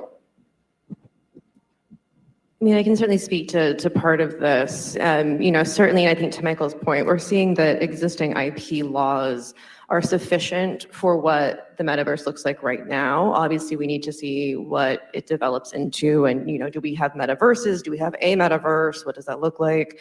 But definitely someone who has IP protection right now is still going to have that trademark protection. So in terms of like third-party sellers, certainly that sort of a licensing arrangement is up to the parties involved, and up to their discretion. And as long as existing regulations around that continue to facilitate it in a way that makes sense in the metaverse, then, you know, I think that's a step away from where I'm at as a policy advisor at the British Embassy. So I'll have to hand that over to Dan. Thank you. So yeah, I mean, I agree with Kaylee. I think that the StockX case is definitely an example of existing legal principles, I think, that are working, you know, well in this space. We haven't seen the resolution of the StockX case. And I don't know, for those non-lawyers or people not closely following US case law, StockX is a really interesting company. They essentially warehouse physical goods for collectors. So that could be anything from a pair of collectible Air Jordan sneakers from the 90s that are now worth, you know, $500. It could be a bottle of wine that's, you know, worth $1,000. And essentially, StockX users purchase these items as investments for the most part. If you do, StockX will warehouse them in a climate-controlled warehouse. They will verify their authenticity. And now the new wrinkle is that they are issuing NFTs, which are the title of ownership for the physical goods that are in the StockX warehouse. So they've done this now for Nike sneakers, and Nike has sued them and said this is, you know, trademark infringement, classic case of trademark infringement, and StockX has come back with a fairly classic defense of, no, this is fair use. This is a certificate of ownership. It's like a digital receipt for an actual pair of Nikes. You can't say that this is infringing. A further interesting wrinkle is that the NFT itself potentially confers additional benefits over just ownership of the physical goods. So whether that is, you know, access to certain StockX promotional events or, you know, discounts or something like that. So it's, you know, it's a really interesting case on that I think is going to get at what actually is the consumer value in this NFT and the tokenized digital asset, because the tokenized asset is the physical pair of Nike sneakers. And that's what we're finding out somewhat distinct as, if you want to call it a product, from the actual token that resides on the blockchain. The blockchain might offer you both ownership of the NFT, ownership of the physical sneaker, as well as these sort of plus benefits. And so there's a value potentially to both of these things. And that gets also to what are the property rights that you have in the underlying token as well as the underlying tokenized asset. So it's a really interesting case. I do think at the end of the day, the legal principles are the same, and, you know, the nature of trademark use in these metaverse worlds or platforms is the same, I think, for the most part. Same concepts apply for blockchain domains and traditional trademark domains, which, you know, generally just owning a domain is not trademark use. Using it is trademark use, and the same is true for blockchain domains. So that also, you know, again, same issues of, you know, what can you enforce? How can you enforce your rights against a potential infringer or squatter? So I think one of the, there's a lot of interesting questions about enforcement for IP. It's always been an issue, but one of the themes with Web3 is decentralization. That, you know, you not only, you know, have we moved just in general to more decentralization, but you have these, you know, the DAOs, right? That the idea that you can have a fully decentralized autonomous organization. And that raises new enforcement questions in terms of who do you go after if there's, you know, a bad actor, if somebody is, you know, infringing, counterfeiting, whatever, you know, doing online piracy, facilitating online piracy, who do you go after? So I'll open this up to the panel, whoever wants to take this one first. But how do we need to rethink enforcement in this world, or, you know, are we going to see just natural kind of evolution? Is this actually going to be disruptive? I will get to the DAO piece of it because I think that isn't interesting, but I wanted to piggyback. I think explaining the StockX case is phenomenal. Thank you for that. And I also think watch this space, because to bring it back again to the title, the luxury brands, the Gucci's of the world, LVMH, Richemont Group, and Prada formed what's called Aura Consortium, AURA, Aura Consortium. And these are the typical luxury competitors, and they came together to form their own blockchain to do much like what you're describing and what StockX is doing, but to do it together, to kind of put their competition for their brands aside and say, if together we can authenticate these goods, if together all of our brands can create a digital twin, put it on the blockchain, and create this interoperability between each of our brands, where now all of a sudden a pair of Gucci loafers could be traded for a Fendi handbag without the need for an intermediary like a StockX or a RealReal. Now the brands have an opportunity to capitalize on those secondary sales, to in fact collect a royalty on any aftermarket sales. So that's just something to watch. And I think when we get the resolution from the Nike StockX case, I think you'll see a lot of these luxury brands, perhaps even other brands, come into Aura. They're forming it as, in many ways, a decentralized autonomous organization. I don't know that they technically classify themselves under that, but it's a protocol. And in doing so, there isn't a leader. There isn't one person in charge. There isn't one brand that you could go to. It is owned by the consortium, by the group. And yeah, I think that absolutely complicates things, but it's why the brands are trying to get ahead of it now, to put themselves in the position to drive the technology that they use to authenticate their own goods. So it's maybe not so much getting into the DAO, but I'll pass it on. Yeah, I would just add that the DAOs are a really fascinating element of this. I mean, it really, I think it's important to distinguish that the metaverse is not necessarily Web3. Like, there are lots of Web2 applications of the metaverse, but some of the most interesting applications of the metaverse are Web3, and DAOs are all part of that. They're basically these organizations that exist, for the most part, are governed by protocols that are on a blockchain. And it does raise, there are two elements. I mean, we're seeing client activity where clients are setting up DAOs in order to increase consumer engagement. There's a really cool example out there that's public of L'Oreal, the cosmetics company, setting up a DAO where essentially it's a community of creators, people that are artists in the beauty and fashion space, and they will all, essentially have a token that will give them a voting right in the DAO, and they will contribute art to the DAO, and then the members of the DAO will vote on, certain art that they will feature and that they want. L'Oreal is using this really as a way to, in their telling, create the future of fashion and the future of digital fashion. And so it's a self-governing community of people, sort of small d democratic, ideally, that brands are using as all sorts of interesting new ways of engaging consumers. The flip side of that is that a lot of Web3 applications are run by DAOs, including Decentraland, the Ethereum name service, that have a lot of control or influence over IP as it's used in a blockchain application, blockchain-based application. Many of those DAOs are offshore. So if you sort of analogize Decentraland, which is one of the most prominent Web3 metaverse applications, to say Facebook or Meta. Meta is a California entity. They're very responsive to DMCA requests. They're very, they get the benefits of CDA immunity. They're just, if you're a big brand that has a bunch of US registrations, trademark registrations, that they will respond to those and recognize them. Decentraland's DAO is based in Panama.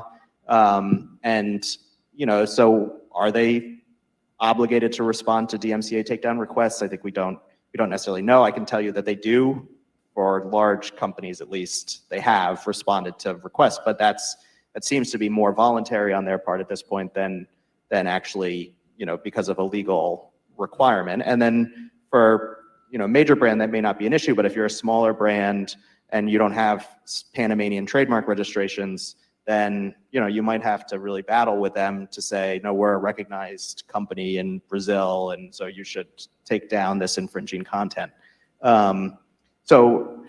Again, it's not necessarily that new. I mean, jurisdictional questions are the same. It's just that now this big provider and some other providers like the Sandbox is in Hong Kong, a bunch of DAOs are offshore in like Cayman and BVI.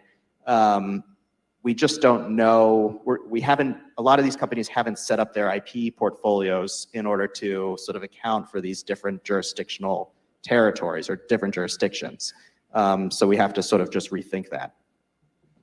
Kayla, I want to go to you because, as Dan was just emphasizing, so much of this is global, right? There's questions of jurisdiction, and we know that, it's IP laws and IP treaties that really have shaped so much of, how the entire global IP system works, right? The fact that you can go and enforce your rights in another country, the fact that there's this reciprocity sometimes. How should countries be thinking about IP in the metaverse? Is there something that they need to be collaborating on now? If you think back to like DMCA in the US, that was to comply with, IP agreements that were made globally. Do we need to be thinking about, putting forth new IP treaties for the metaverse, or what would that look like? I mean, I think that would be ideal, certainly, but getting all of the international people in a room that need to be in a room to agree to an international treaty, I think would be quite difficult to do right now, especially when we don't, again, have like a fully formed, whatever this end result metaverse will be to speak to yet. You're gonna have a lot of countries who feel like they have bigger issues than the metaverse, who probably wouldn't want to engage per se in those discussions. Certainly as, the internet exists right now in Web 2, we're already enforcing IP in an international sense on major platforms. Facebook is sort of an easy go-to example, but, needless to say, people all over the world use Facebook. People in the United Kingdom use Facebook, and the United Kingdom does not have all the same laws the United States has for IP enforcement, and yet we're still able to enforce IP, in part because they're a big enough platform that they're responsive. But I would say that will continue to be the case. And regardless of we sort of already have a lot of these jurisdictions issues right now, right? Like you already have pirate bays that can keep sort of skipping country to where they're based, and that complicate enforcement activities. The United Kingdom has the benefit of website blocking. So if there's a bad actor that's continuously a bad actor that's not based in the UK, that we can't say collaborate with that government on, hey, this bad actor is in your country, this isn't working, we can just block access to the website from the UK. Done, right? You have to file for injunction, right? Like it's not like it's, we're a democracy, folks. We don't just do these things willy-nilly. But certainly if that hits a point with the future metaverse where it's no longer functional, then I think that is when that treaty discussion would absolutely have to come in, and we'd have to have a bigger discussion about, okay, this isn't working anymore. But I really think for all intents and purposes, sort of the areas that are likely to kind of give us hiccups in a metaverse are areas that I think we're already discussing now, as many of the panels have already said. A lot of panelists have pointed out we're already having these big discussions, about intermediary liability, about enforcing copyright online.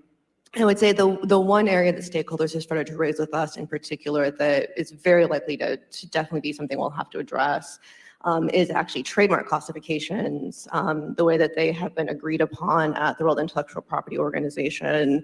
So there's sort of one lump category for computers. It's called Class 9, right? And everything just gets dumped in there. And if we do start to have sort of separate protections in the metaverse versus like the rest of the digital sphere or in person, that could become complicated. But certainly it's something that we're not thinking about in too much depth, because we do just, again, need to see how this evolves and what comes out of it. If I could just add on to that, I do think there's a great need for, whether it's government or industry, action in the domain space, right? Because over the last 25 or so years, the ICANN has developed a number of policies that allow for brand owners to enforce their rights against potentially anonymous domain squatters or registrants. So basically, if I'm a big brand and I see somebody has registered my website, I can file a UDRP, Uniform Domain Resolution Procedure complaint with a accredited arbitrator in the US.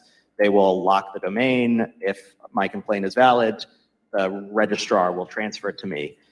And that's really important because just registering a domain is not necessarily trademark infringement. So using a domain is trademark infringement, but registering it, otherwise I don't necessarily have a legal remedy. And for the same reason, the US passed the Anti-Cyber Squatting Protection Act, which creates a private right of action if somebody registers your infringing domain. We don't have either the UDRP process or potentially the cyber squatting law that works in the Web3 blockchain domain space. And there are big parties that are managing a lot of these domains: Ethereum name service, blockchain domains, Unstoppable Domains, a few others. And I think it's important for those parties that are going to be part of this new ecosystem, if it's going to survive, to come together and figure out a way to mediate some of these major issues, especially because there's a big consumer protection issue, because blockchain domains can be used to accept and send cryptocurrencies. So if I send something to Disney.com and it's not, or Disney.eth, and it's not actually Disney, then I lose my money and it's gone if it's cryptocurrency. So it's an area that I think is really begging for some industry and possibly also government regulation or mediation. And if you're a brand, go register your ENS, get your .eth domain now, because to your point, there is no equivalent of ICANN to go back, and that's a DAO, the ENS service run by a DAO, so there's no one person to go back to say, hey, they took my domain, so go claim your ENS domain. So I want to ask, I have one more question. I want to open it up for audience questions. And that should address an issue we haven't really touched on yet, and that's publicity rights. That's something that I think has become a bigger issue in recent years. We're seeing these conversations when we're talking about AI and deep fakes and just kind of people's digital avatars and digital presence. But in the metaverse, that can be a huge part of this. I mean, we're talking about, for example, sometimes entire personas that are only virtual, right? That they're an influencer, but they're just a virtual influencer. They don't actually exist as a person. So do we have sufficient IP rights, is I guess my question, to protect these rights of publicity? And what should that look like in the future? What would you like that to look like in the future? And I'll open this up, Michael, and anyone else. I have no idea if this is where you were going with that, but did anybody see Snoop Dogg and Eminem perform at the VMAs as their Bored Apes? Anybody see this? So the Bored Ape Yacht Club, one of the most famous NFT projects, Snoop Dogg and Eminem famously own one of these NFTs, and they performed as their NFT. They were the character that they own, the IP of that character. Snoop Dogg has given his a name. I forget what he called him, Dr. Bombay. And I believe, my thought is, Snoop Dogg is smart enough to know that he owns the IP of this.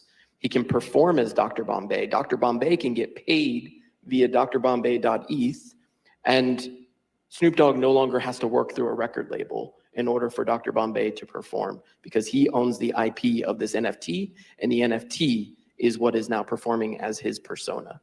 That's a really long way around where you were going with that, but I really do believe that brands will be able to use the same way they would have their physical product be in a showroom or in a mall. They are going to own that, and they're going to be able to put it on display, to sell it digitally, and to collect sales of that digital item, or in this case, a digital performance. Yeah, there's actually an interesting string of cases that touch on the publicity rights issue from just traditional video game applications. So there's a case where Lindsay Lohan sued, I think, Grand Theft Auto, because there was a character that looked like her. It was based on her, and she was able to enforce her rights in that instance, where it was a digital rendering that was, clearly identifiable as a Lindsay Lohan-based character.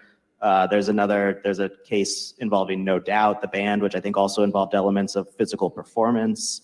I think that was like what's that game? Guitar. It was on Guitar Hero. I can't remember. But anyway, it was, can you take somebody's performance and replicate it without their rights? So in the US, I think that answer is pretty clear. If an avatar looks like the famous individual, the celebrity, then they can enforce their publicity rights if there's an unauthorized commercial use. But can you do that in Panama? I don't know. I haven't looked at Panamanian law, and I was just in Decentraland the other day, and Paris Hilton there's a avatar of Paris Hilton in there, which is authorized because she's going to be DJing a set in Decentraland during Decentraland's music festival, which is coming up. And, you know, I mean, I don't really, that's, I assume, subject to Panamanian law unless a brand has come in and set up the entire virtual experience and gated it separately under different choice of law, which I don't think they have. So they're, you know, again, they're not really novel questions. It's the novelty is, you know, where are these things taking place? Whose law applies? And do we know that at the outset, or is it, you know, less than transparent?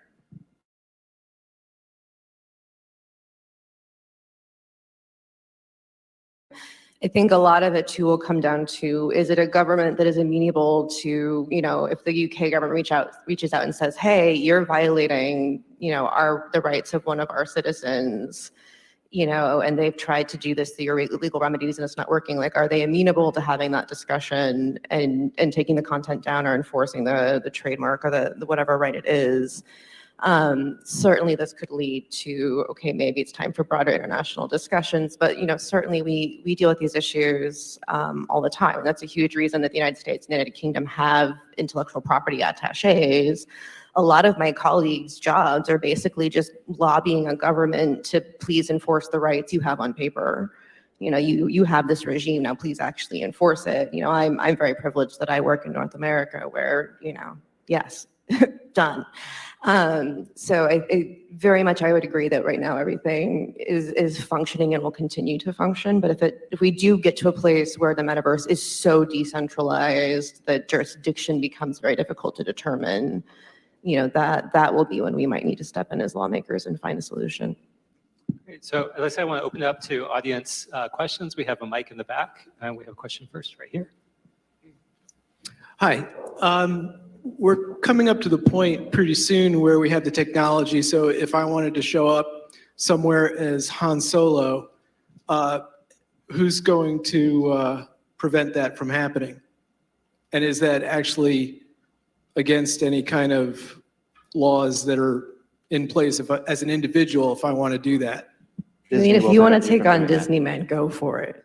I mean, yeah, I mean, I would say it's, you know, you could probably, so what you could probably do is go out on a metaverse marketplace or an NFT marketplace, and I would guess buy an authorized Disney NFT avatar of Han Solo, and then you could probably use your avatar under license from Disney in a specific NFT, in a specific metaverse world.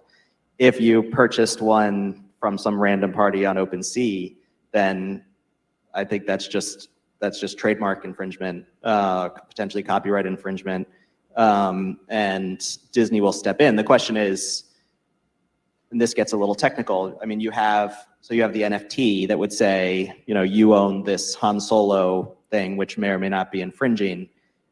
We can't delete that, right? Because the blockchain is immutable. So the token would remain that would say you own this infringing Han Solo avatar. What is often variable is where the digital file is stored. So sometimes that digital file is stored on a most often actually, I think, and Michael, I don't know, I'd be interested what you say about this, but a lot of the time the file is stored on just a traditional server, a centralized server. So we can write to Amazon and say, hey, take that down. Some of the NFTs are stored in a decentralized manner through a different type of web protocol, decentralized storage essentially. And that raises, I think that's sort of the scariest part for the brands, is how do you take down something like that if the digital file itself is also decentralized? But it would be the same question of, you know, is this authorized, is it not? Where does the file reside? You know, and I'm sure they would come after you. Let me just follow up. As an individual, and I have the technical expertise to do it myself as an artist, then what happens? Because then it seems like it's just like a Facebook profile. Yeah, I mean, if you're an artist, then we'd have a First Amendment question about, is this expressive? Is this an expressive fair use?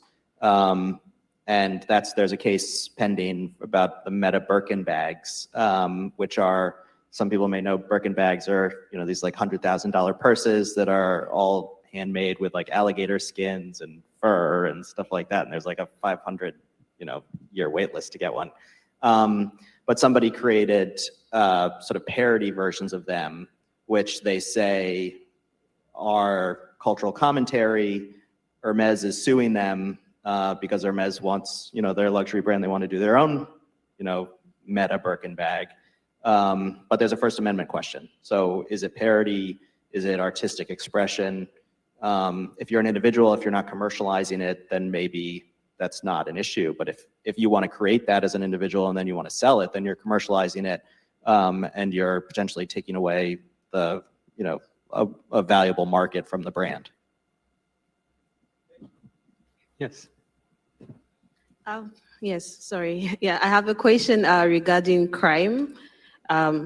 Because currently, aside from the financial aspect of the blockchain and NFTs, which are currently being kind of guided by the traditional laws that we have for the financial sector. But when it comes to cybercrime, in terms of, considering the fact that we're going to have so many people on the metaverse and everything in the near future. So I have two questions. Do we have any laws that regulate the age restriction? Because we might have kids there, and when children are there, we now have a lot of different types of cyber crimes going on. And secondly, are there any laws that govern cyber attacks? Let's say, for instance, because I think you said if you do lose money, it's kind of like nobody is responsible. So if a major attack was to go on, does that mean you just you just oversee it and you just move on because there's nothing governing the place right now? Yeah. Yeah, so there are certainly laws relevant to both of those questions, but they're outside of IP. So in the second instance, right, that's financial crime. And yes, there's all sorts of laws about cyber theft. And we've seen a number of cases.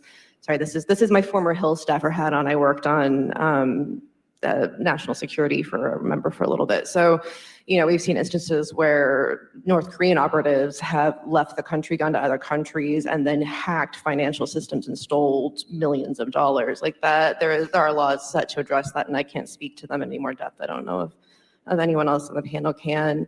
And in terms of your first question, was that regarding was it age restrictions, children online? So certainly, again, that's outside of the IP space, but yes, absolutely. And the first thing that comes to mind for me is SESTA FOSTA, which passed when I was still working on the Hill, and was intended to keep children safe online. And that's certainly a big conversation that members of Congress in the US here are still having, sort of in terms of intermediary liability in particular and Communications Decency Act protections, though I can't really speak to those in any more depth.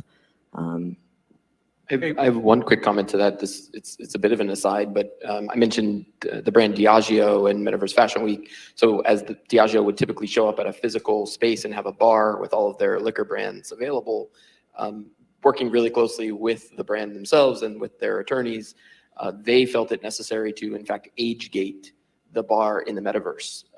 As silly as that may sound, and as maybe inadequate as it may be in terms of the ability for users to fake their birth date, for example, and that can happen on Web 2 platforms, on Meta and others today, the brand felt it necessary to put that protection in place. So I think, once again, you're seeing that default to the rules that we have, and brands, at least the best ones, trying to be good stewards when it comes to entering the metaverse. Well, I want to thank everyone for their questions and extend my thanks to our excellent panel. Next up, we're doing a quick 10-minute break. I encourage you to check out, we have some more refreshments. If you haven't seen the demos, go take a quick look there. We're gonna be starting again in 10 minutes. We have a great final panel. We also have a lightning talk on eye tracking and biometrics that you don't wanna miss. And then of course we have the reception at the end. So 10 minutes and then we'll see you back here. Thank you.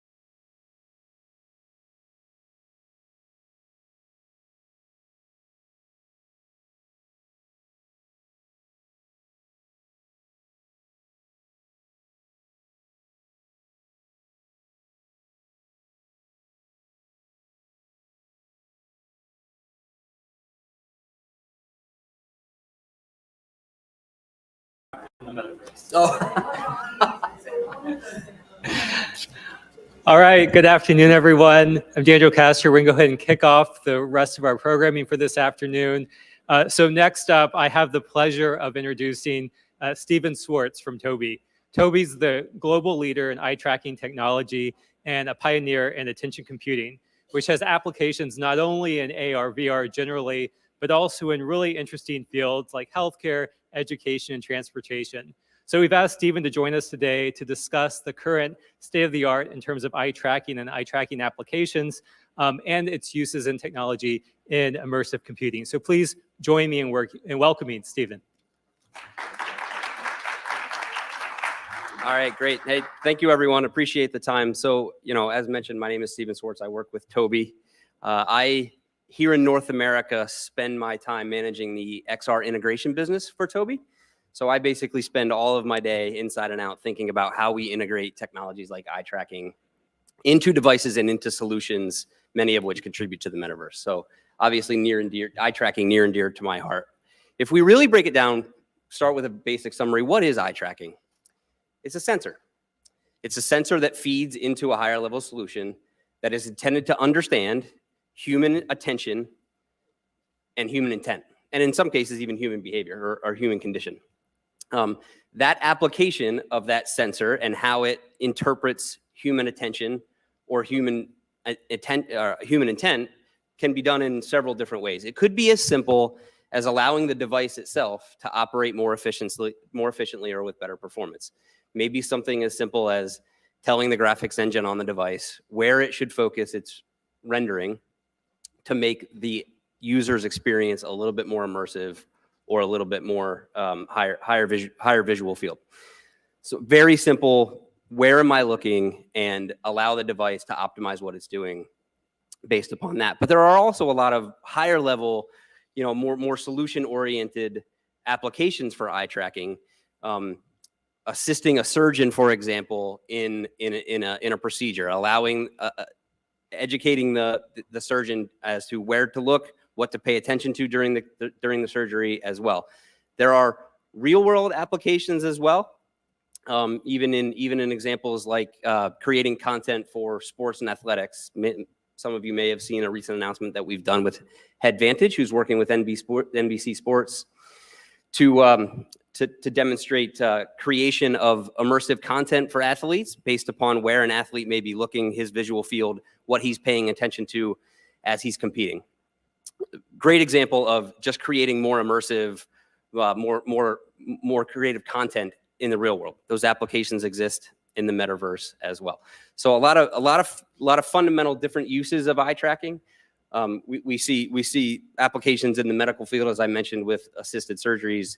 We see applications even as simply in gaming or consumer applications for creating a more immersive experience, allowing the avatar in the metaverse to just look and feel more realistic, tracking the eye movements, the eye openness, the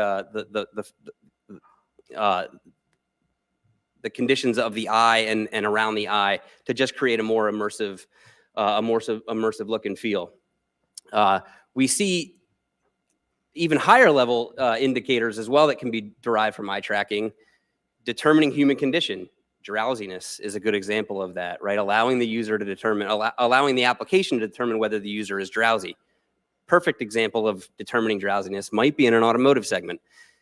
Those of you that spend time in Western Europe might know that there are regulations nearing reality right now in the automotive industry that any vehicle manufactured in certain Western European countries will require the existence of a driver monitoring service inside the vehicle. Another really good example of eye tracking, for example, to determine the state of the driver in the vehicle, whether that person is paying attention, whether they are drowsy, whether they are intoxicated. Intoxication is another good indication that can be derived from understanding the condition of the eye and the placement of the eye. Cognitive load is another good example. This one relatively, a very relevant example in the environment we're in today, even perhaps in training applications, even in military training applications, using the eye and information derived from the eye to determine whether the user is stressed, whether the user is struggling to manage the environment that he's in, and whether he's under a significant amount of load that we need to pay attention to. Hypoxia, another good example of perhaps a training application in a pilot scenario, where understanding if the pilot may have conditions associated with hypoxia.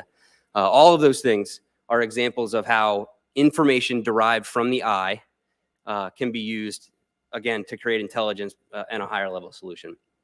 So, as you can imagine, wide application of uses of the eye, of information from the eye in a solution in the metaverse or in the real world. Obviously, I think one of the things that we should think about then is that data that we are tracking through the eye, that we are deriving into the system, that data could be perceived as sensitive. Natural expectation, right? Could be perceived as sensitive. And I think from Toby's perspective, we've got a very, very specific opinion on that. We've developed a eye tracking data transparency policy that is public information. It's posted on our website. Anybody can consume it. And that data transparency policy, yes, it's founded in privacy to a certain extent, but we think privacy policy may not even go far enough in this example. Transparency is also very, very important. So what does transparency mean in this respect? Really, it means two fundamental things: user acknowledgement or user acceptance, and user awareness. From a user acceptance perspective, that means we actually would require the user to opt out if they didn't want their data used, right? So, sorry, excuse me. We require that the user opts in. The user opts in and accepts the fact that their eye data may be used. So just simple user acceptance. You must accept that your eye tracking data will be used. From a user awareness perspective, there's really two things that are important in the policy from an awareness perspective. One of those is visual indication that the eye tracking data is currently being observed. Some type of visual indication for the user who may have a headset device on that eye tracking data is currently being used. The other important aspect of awareness is just an understanding and an explanation to the user of why there's value being derived from tracking their eye. So in very simple language that a user can understand, here is why you will value from the use of your eye tracking data at this moment in time, right? Again, very public policy available on our website, really built around those two things, around user acceptance and user awareness. So I'll pause there. I know we've only got a very brief talk. I'm willing to take a question or two from the audience if there's interest.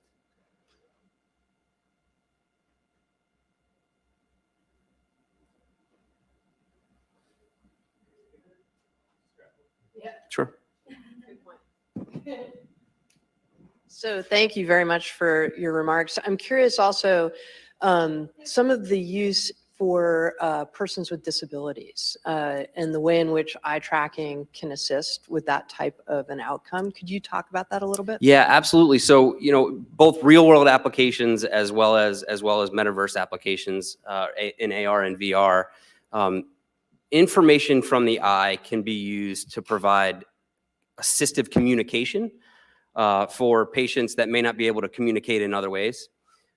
So we partner with a company, Tobii Dynavox. If those of you that are familiar with Tobii Dynavox, basically a sister company of Tobii that manufactures medical assistive devices. The eye can be used to allow a person to communicate externally if they don't have other means of communication, but also there are medical diagnostic applications for eye tracking as well that can be used to determine, for example, conditions of concussion, conditions of ADHD, and solutions can be built as more intelligence is garnered from the eye, how to diagnose, but also how to treat and potentially change the course of that condition.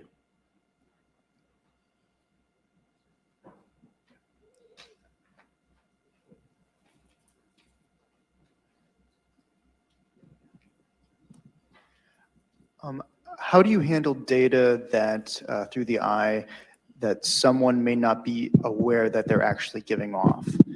So I'm thinking in particular like emotional responses that maybe you have no control over.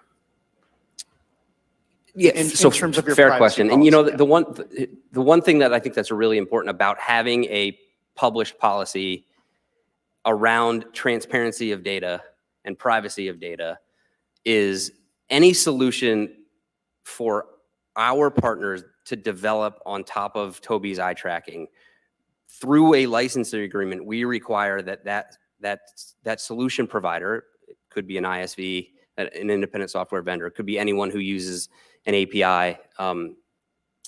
We require that they follow this policy of user awareness and user acceptance.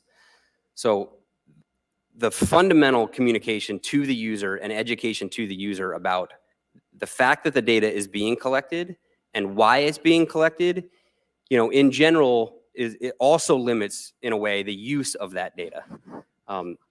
So I think a dedicated solution that intends to provide value on top of eye tracking should be able to explain in simple language the value achieved from the eye tracking. And so if the solution being developed intends to derive value from, for example, something the user may not be aware of, like emotional condition, mental state, that solution, by definition of our licensing partnerships, should explain that.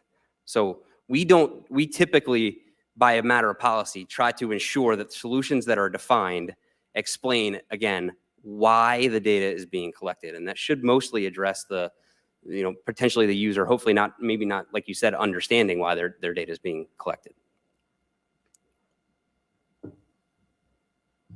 Good. Okay. I think we're out of time now. Again, I appreciate the time. Thank you everyone for the discussion, and have a good rest of the day.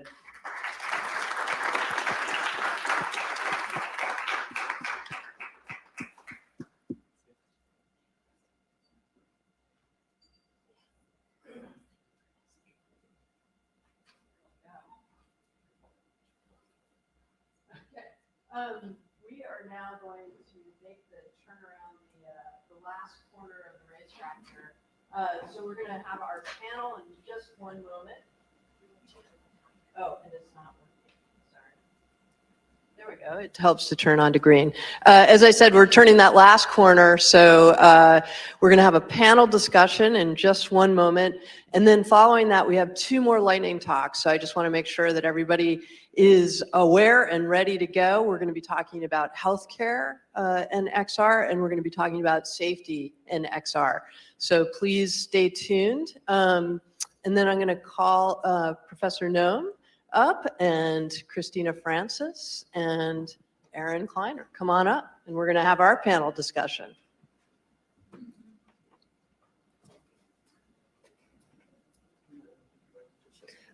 It doesn't matter. I'll just call you out as we go. So, all right.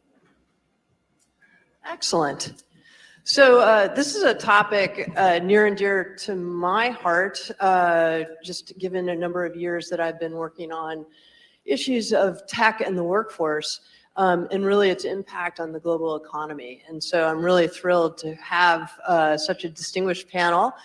We've got Kristina Francis, who's the Executive Director of JFF Labs, Jobs for the Future. Aaron Kleiner, who's the Director of Government Relations and Public Policy at Unity, and Professor Ellie Noem from Columbia University Business School. What I'm going to do is I'm going to ask each of them, and I'll call on them to introduce themselves and sort of their sort of view or global viewpoint on this topic.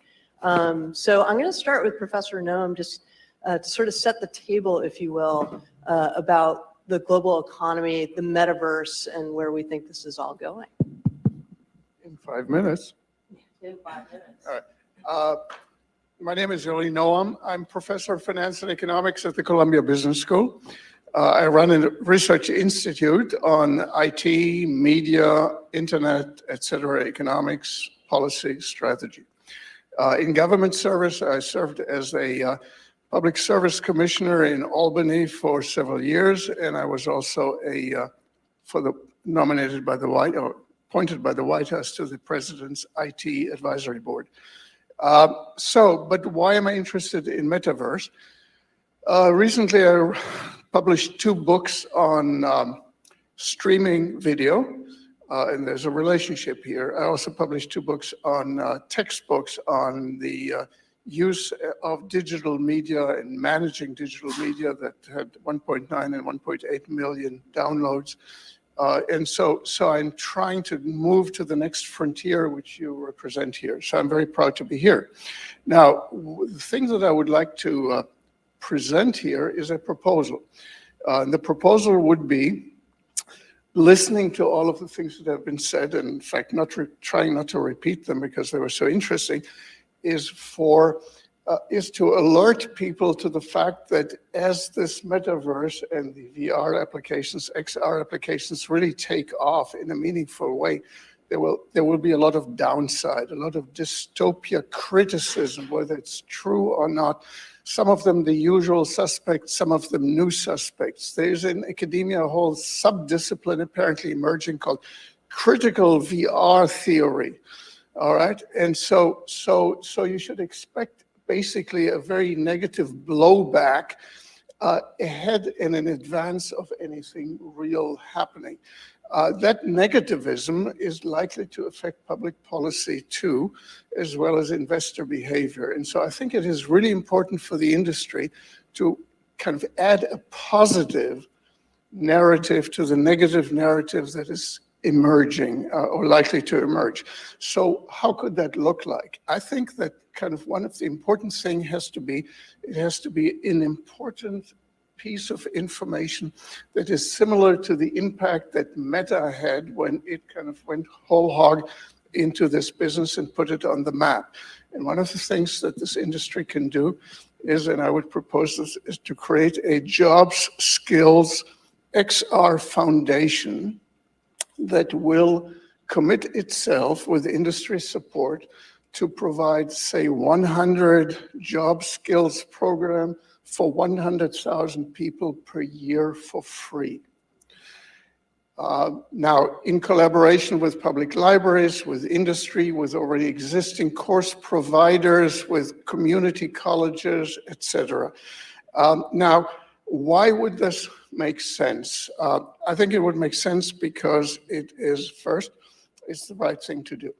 Secondly, it's the right thing to do because this whole online economy has losers as well as winners, and the losers can do one thing very well: to organize and to oppose and to delay and to restrict and to regulate.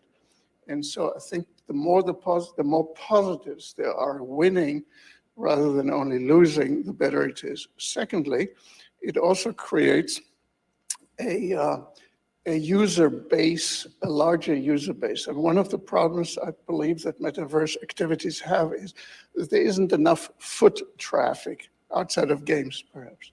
And adding hundreds of thousands of people who have familiarity and who bring familiarity to their households will make a real difference. Now, those job skills should not go to college graduates. They should not go to people who are already educated or to jobs that help the industry itself, but rather they should go to the losers or potential losers, blue collar type works, kind of elevator installers and repair people type jobs. And that, I believe, would make a big difference. I priced this out, back of the envelope. I think it costs about $20 million per year, and mostly at the beginning to set this up. And I think that who should do this? This association, XR Association, could bring the industry together. ITIF would also make a lot of sense. They have always an interest in jobs and productivity. Putting all these things together will really put the positive narrative on the map. Okay, well, that was a lot of food for thought. And I think a perfect segue to Kristina in terms of thinking about populations that we want to reach out to with this type of technology, but perhaps you could share a little bit about your background and your point of view. So I actually want to start, I want to reframe our language in terms of winners and losers, just because I think that it's really important for people to see themselves in our entire world. And that's what I hope that we will see with the metaverse as we go forward. So I just want to say that. So jobs for the future, we have an exciting job right now. It's actually to help people gain skills, credentials, and get into good jobs and or start businesses if that's what they want to do. I want to share a personal story first around the metaverse and ARVR. So at the height of the pandemic, I have a 14 and 15-year-old right now. My 12-year-old son at the time, we actually were able to get him a Microsoft simulator. So I want to call out, I know there's a privilege in being able to give him that tool. Nonetheless, he had the tool. He spent 2 hours a day on it. As a mom, I was like, oh, he's gaming way too much.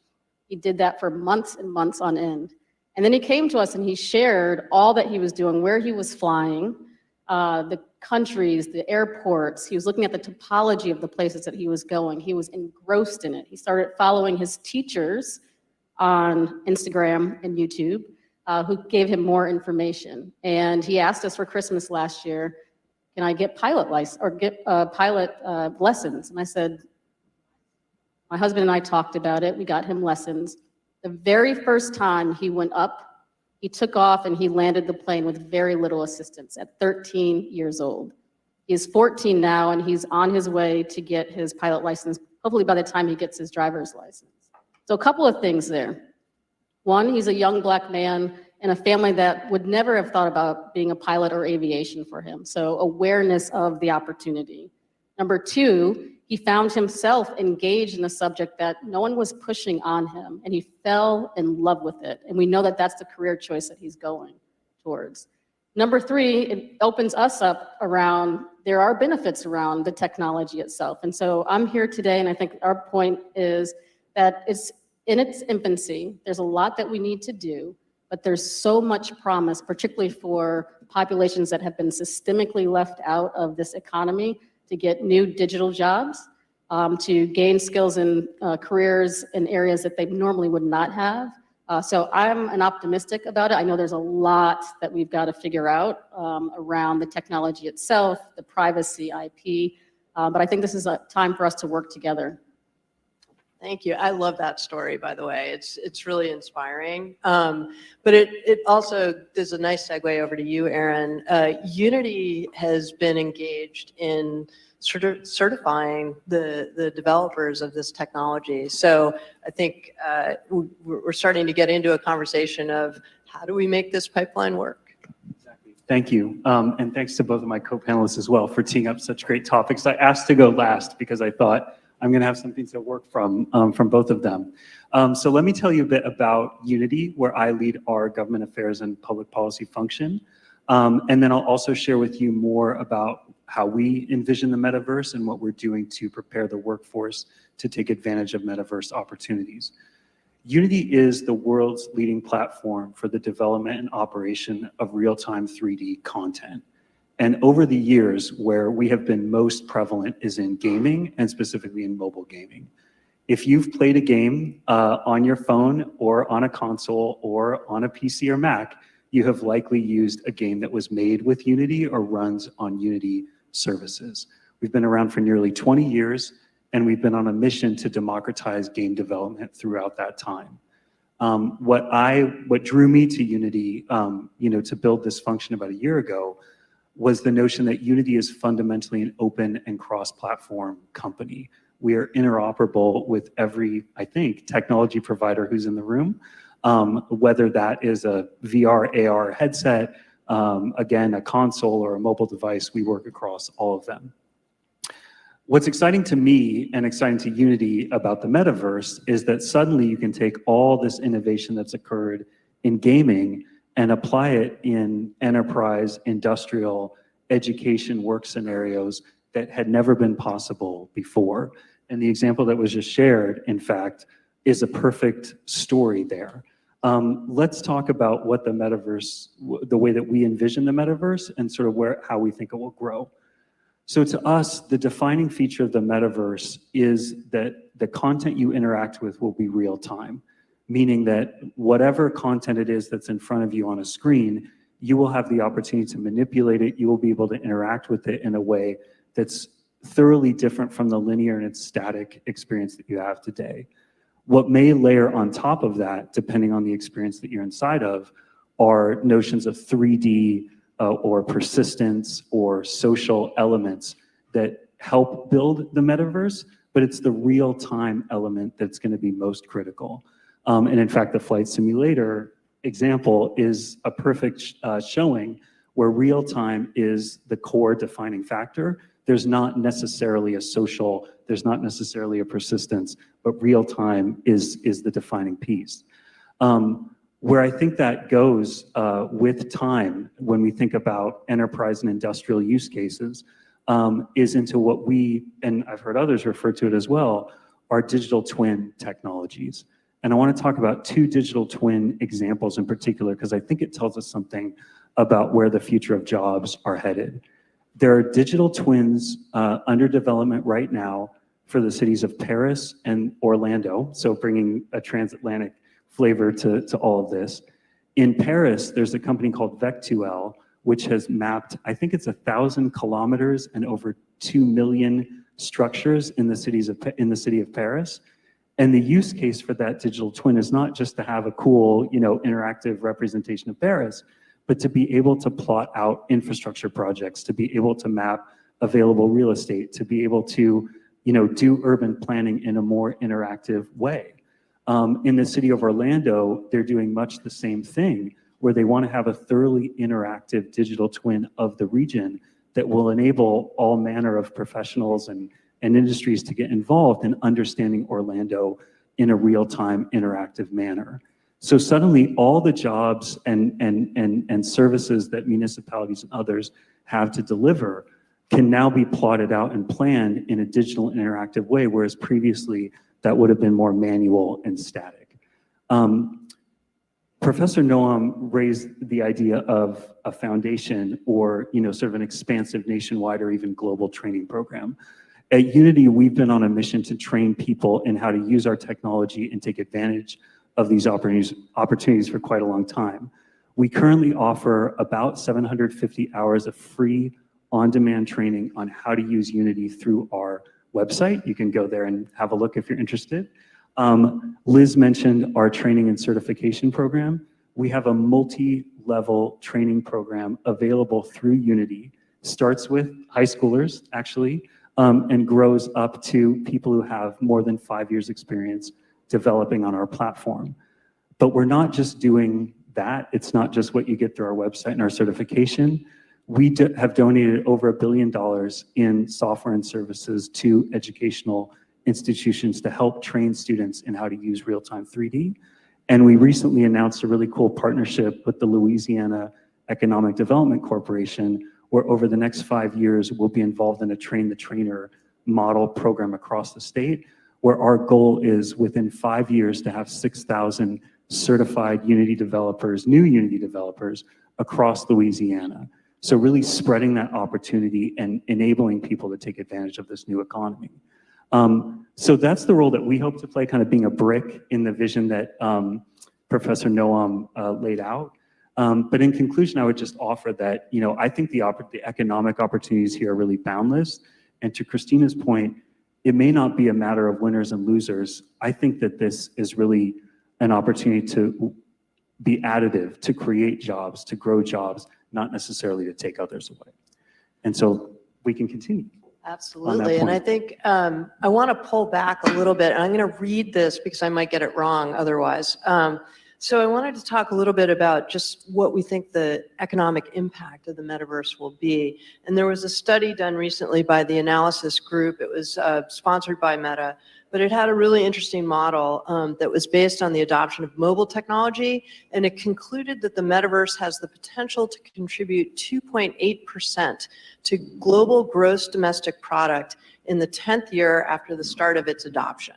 So if adoption began in 2022, for example, the metaverse could contribute $3 trillion to global GDP by 2031. So those are fairly significant numbers. Obviously, the model is they're looking at the model of mobile technology and how it developed, and they're extrapolating from that. But I'm just curious, I take the point about winners and losers, and I guess, Kristina, can you speak a little bit more about that? Like how should we be, human labor is behind these numbers, right? This is what's going to get us there. So how do we think about the individuals involved and what that looks like? I think this is why I think we're at such a critical time. So let's take jobs that have high barriers of entry or require a little bit more training to actually get into that field. Let's a firefighter, for example, learning how to navigate a burning building, or a nurse learning how to give blood for the first time, or a technician or electrician learning how to put wires together. The power of the metaverse of AR/VR allows them to simulate that environment, get comfortable with it, maybe have conversations with others, and then go into that job. And we're able to do that with people all across the United States, all across the globe, essentially. We are partnered with Meta right now. We're actually working with 8 small advanced manufacturing businesses as they use the tool with their teams and their employees to learn communication skills, to learn how to be more efficient in the job. And I think we're going to start seeing a lot more of this so that people can actually get into the roles that are open. There's so many roles that are open now, and also change jobs if they need to, or advance in them. And Professor Noam, I mean, you've done a lot of research about the impact of technology on labor over the years. And are there tangible differences that you're seeing between this technology, XR, versus more traditional technological advancements? Well, interesting question. I'll answer it as soon as I also answer your earlier questions about the study, Meta study on analysis, which was that 2.8% and lots of trillions of dollars. And there have been numerous studies, I mean, at least 10 or so that I've seen, that go up to $30 trillion from $500 billion. Those are very significant numbers. Are they realistic?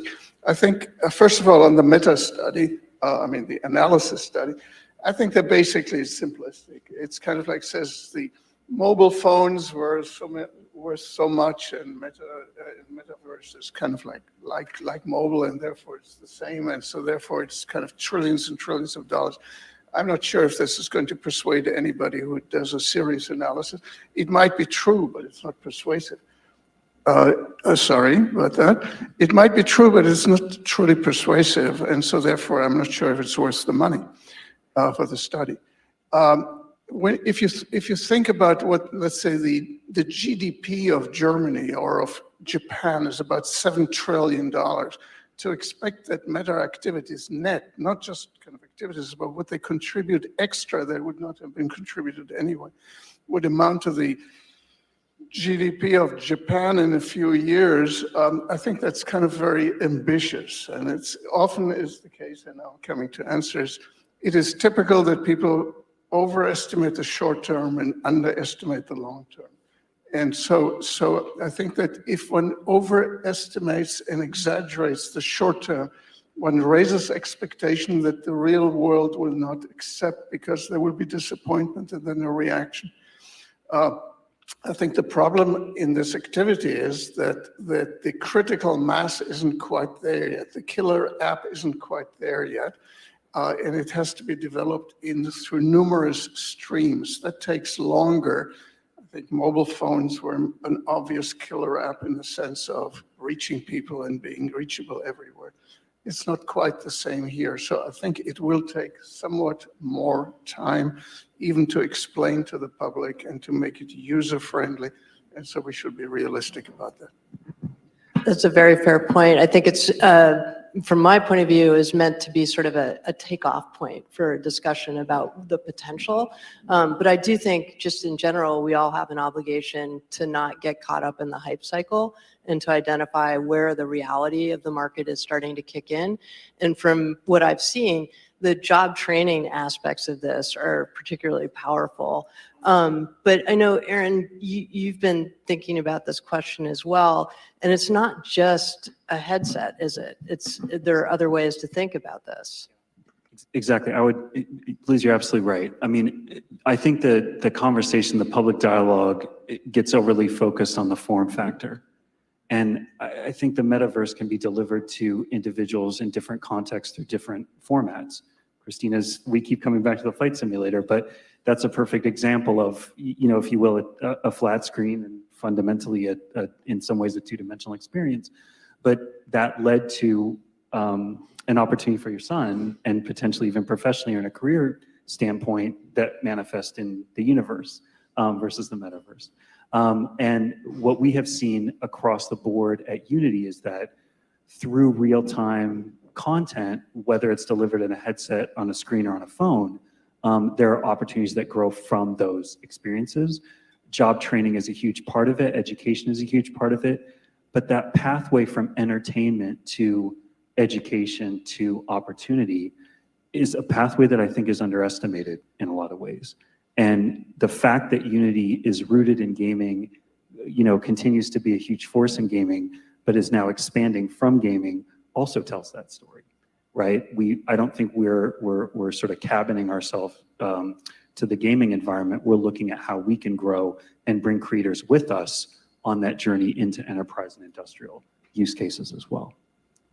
And Ellie, I know you wanted to comment a little bit on the flight simulator concept. So Actually, it's a fascinating personal story. I happen to be a commercially rated pilot myself. And so I can assure you and your son that it is much, that there are maneuvers that you really don't want to do other than through simming.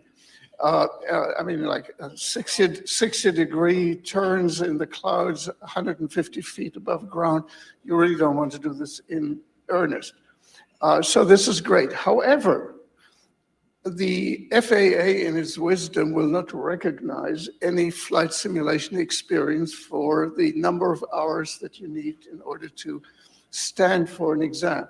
Now, it would be the most logical thing would it not be to say, we don't care how you got your experience, show up to an exam. The exam will be difficult. If you pass it, good. If you don't pass it, go back and learn more.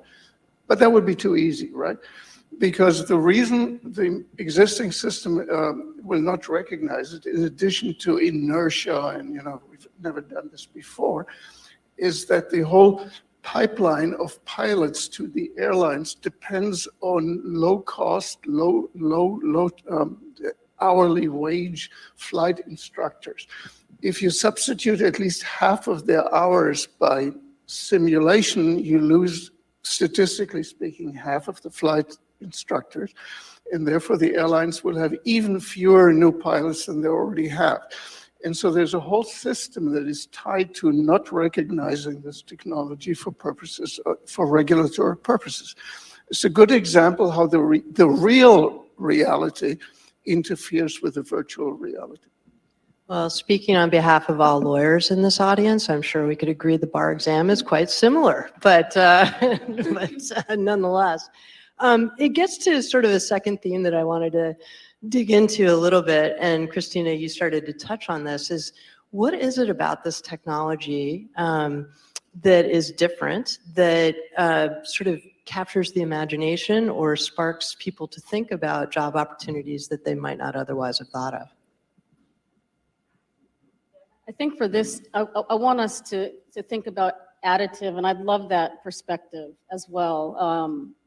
I think that as we start to look at, there are going to be some jobs that are going to change over time, and they're going to be jobs that are added to the economy. So I do think that we're in a good position. So I want to talk about kind of three different things. So one is around digital twin. You brought this up earlier, particularly digital twins for colleges and universities.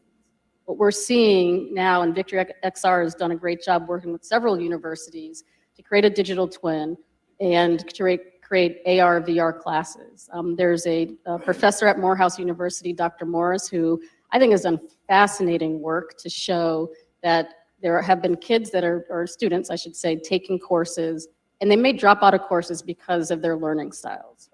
65% of individuals learn from a visual perspective, 30% learn from an auditory, and then you have kinesthetic learners as well. I think it's a small portion, which I think my son is actually that.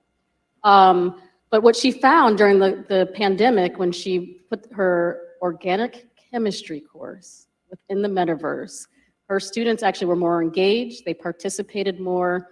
She had less individuals drop out of that course, and now the university has expanded the number of courses that are there. So what that does for the university, it keeps the students in the classes, they complete the classes, and then potentially find careers in that field. So I think that that's a great area. The second is around, again, kind of the learning modalities that I talked about in terms of people being more visual. So we talked about nurses earlier, being able to use ARVR to simulate taking blood. Again, I don't think we would ever want a nurse who has not actually done it to do it on our arms, but getting that person comfortable to actually communicate when that he or she has a question. Those are things that are skill sets that aren't actually being taught all the time now that can be accelerated through this technology. I think the last is that early exposure. I don't think we can underestimate that, particularly for underrepresented students and candidates in different careers. There's a company called Chike Aguh, where she allows students to take field trips to different places. And particularly those are for students who are in towns and areas that don't have money to send kids to those field trips. Those are changes that we can see that this technology is really helping to accelerate.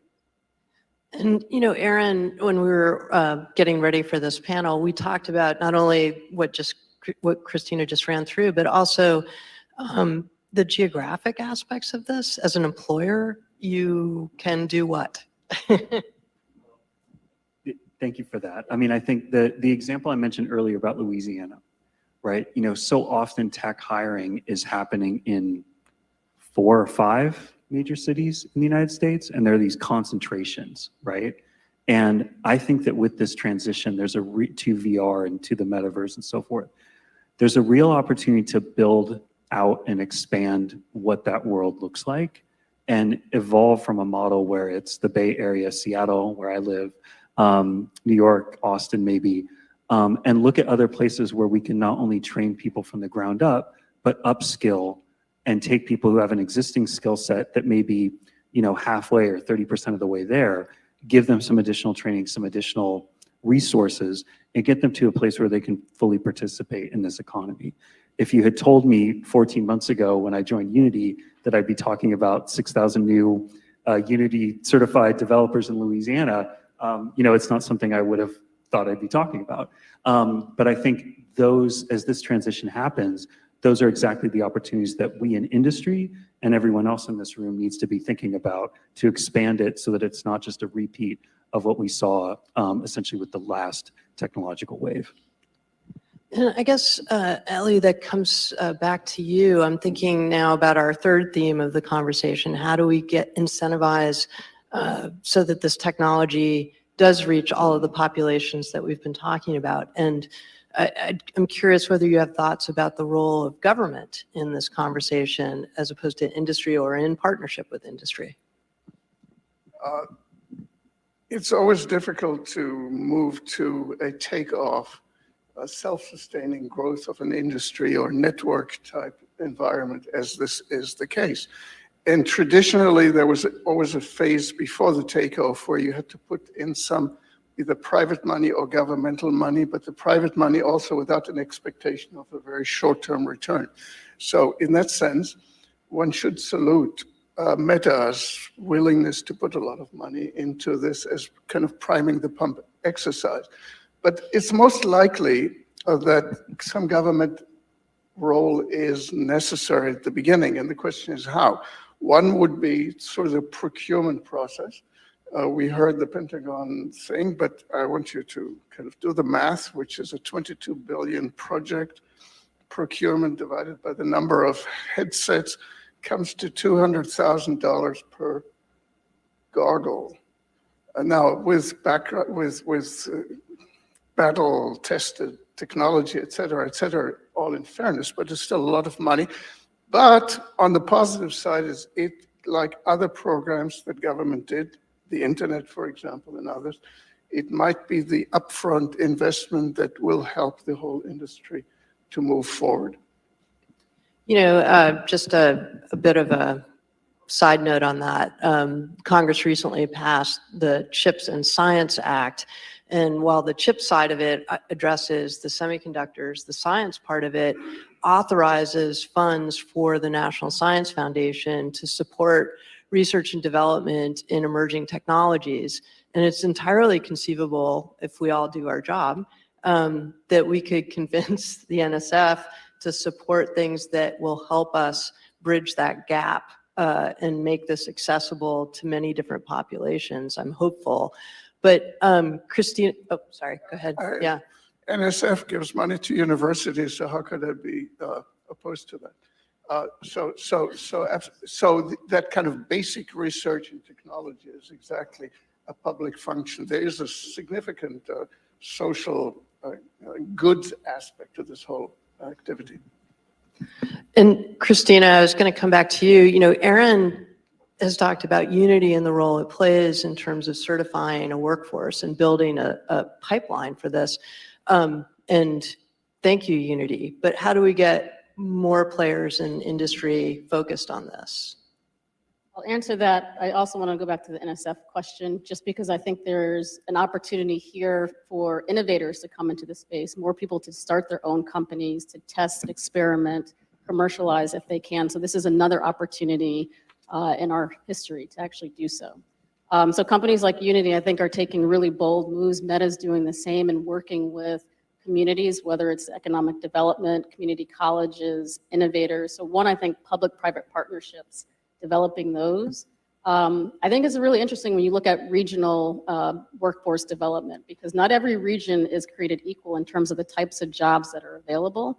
And if we can look at the data in terms of jobs that exist now, what can we do to upskill individuals for jobs that exist now? And then how can we project potential jobs based on companies that might move to maybe Miami or maybe Idaho or wherever to start offices and then build skills with individuals from that perspective. So I actually think the public-private partnership and folks working together, understanding the lay of the land today and then projecting for the future. I think we all need to put a little bit in, whether it's understanding the data, understanding the efficacy of tool sets, understanding the ease of barrier of entry into the skill or career. We can really come up with, I think, transformative plans for communities. The problem with government, as we all know, is that it takes forever. And anytime that something comes back, it looks like a Christmas tree. And so I think that's why I proposed that foundation model, which is essentially a private model, which does something that is kind of quasi-governmental, but under self-regulatory arrangements by the industry. It helps the industry in a variety of ways, and it helps society. And I appreciate that example because I think one of the themes that I always talk about is the obligation of our industry to be forthcoming, to think about how to problem solve ahead of the curve. And whether that particular model comes to fruition or not, we all have a role to play in this. So very much appreciate that. I want to make sure that I answer any questions that might be there. And I see one right there. Yep. Here comes the mic. I can stand up and talk. Everybody hear me? It's for the streaming folks. Sorry. Hi, everybody's streaming. Yep. Hi, and I didn't pay any of you guys for this intro, but I'm Diane Hickey. Over the past 2 years, I've been at the National Science Foundation in our Small Business Innovation Research Group, and I started 3 new topic areas, one of them learning and cognition technologies, ARVR, XR, ARVR, and I was going to change the name to XR, and then human-computer interaction. Now, even before you guys talked about that, one thing I wanted to bring up is one of the companies is called Virtual Apprentice, and they are doing something in VR that I don't think can be done with any other technology. They're doing training for bias training. We've all been through bias training. We all come to the table with our own biases, but it's very hard to be inside somebody else's skin and see how you're treated when you're in someone else's skin. Like some of us today, we forgot our blue blazers and pants because that's kind of for one group of people, they're blue blazers and pants. You guys, good job, good job. So it's different though to be in that kind of environment, and that is really VR is one place that you can do something like that, and this is for workforce. But the other thing is in the past, speaking of how slow or fast or whatever, we've funded about 50 companies in these spaces. Over half were by female PIs, and over 30% were by less represented groups. And so I would love to speak with all three of you, things I want to speak to. But I did want to bring that up. What do you think, other than maybe bias training, is something can only be done in this kind of environment? And you might not agree with me, you can disagree with me on that as well. But I think it's very exciting to do that kind of training.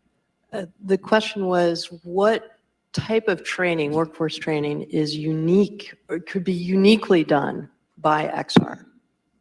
I have an example, and thanks for bringing up the DE&I. We actually did a market scan in 2020 in immersive learning. You can go out to our website and check it out. Of course, more players have come into the landscape, but there was a company called Embodied Labs that actually used ARVR to train caregivers who are working with the elderly and individuals who had neurodivergent challenges, and put them in their shoes and allowed them to really look at scenarios and learn more prior to taking care of those. So I think that's a great example. I'm happy to give you more information on that. Anyone else? I'll just add an example that's not exactly on point, but I think still relevant. We have an interesting grant program called Unity for Humanity, where we offer, grants and so forth to creators who are developing content that, focuses on societal issues. And over the past several years, the most interesting, in my opinion, examples or case studies that have come out of that have been focused on issues related to bias and fair treatment. And that pathway, if you will, through entertainment or through user engagement to better understand the experiences of others or the changes that neighborhoods have undergone through gentrification and the like, those are extremely powerful stories, and they lean very heavily on, an entertainment lens to present that story in a way that, frankly, someone like me can engage with it differently than I would in like a flat or a one-dimensional way. I have one more example. Just thinking about all the companies, Immersion, but fantastic organization, and particularly as you think now about how many middle managers are in scenarios with their teams and employees that they just haven't experienced before. You're having hard conversations sometimes. So what they do is they simulate the hard conversations and let you go through that. There is an individual who speaks to you through that whole process. We're starting to see more in terms of mental health and helping individuals to help their anxiety or calm down. And so I just think there's a lot more applicability that we're seeing, and then some that we haven't even seen yet. We look at that as wraparound services in support of the workforce, because it's not always just about the job and the skill, it's about the things that you have around you, whether it's financial, health, wellness, et cetera. And so we're starting to see a lot of innovation in that area. Ellie? I think looking beyond the trees, we should also look at the forest here. And I think, and that's at least why I'm interested in it, is that this is really, if it works, and it might not work, Second Life did not really take off all that much, but this is a second chance for Second Life, is that it could be a really milestone, a moonshot for humanity as a whole. It's, if you think of all the industries, all the technologies that are coming together, and the way in which they create for humanity a new form of interacting with technology, in which technology is not anymore the servant as it had been for thousands of years, but becomes actually an equal partner almost. And what that implies for humanity in the long term is just extraordinary. And so while it's important to look at the small steps and at the details in Washington and Brussels and Geneva and what have you, we should also keep in mind the big picture of where this is taking us if it works. And I can't think of a better way to end this panel. That was a note of great optimism and excitement. And I think, yeah, we're headed to potentially some very great results. So thank you to all of the panelists. This has been a wonderful conversation. And now I think we're going to move right into our next lightning talk. So I'm going to have the honor of introducing our next speaker, but thank you.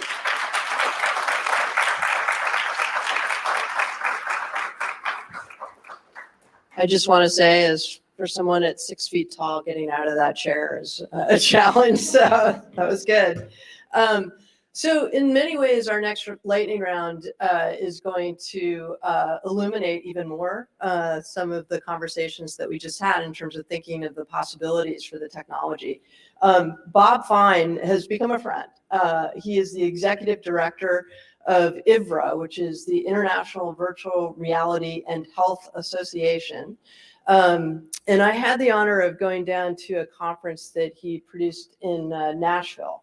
And I know I've said this now a few times before, but it was inspiring to see all of the examples and the ways in which this technology is being used and adopted in the healthcare industry. And so we've asked Bob to come in and share a little bit of that with all of you, because I hope you'll be as inspired as I was. So Bob, thank you. Also, thank you for being a media partner today through Cool Blue Media. So we're very, very appreciative. Bob Fine.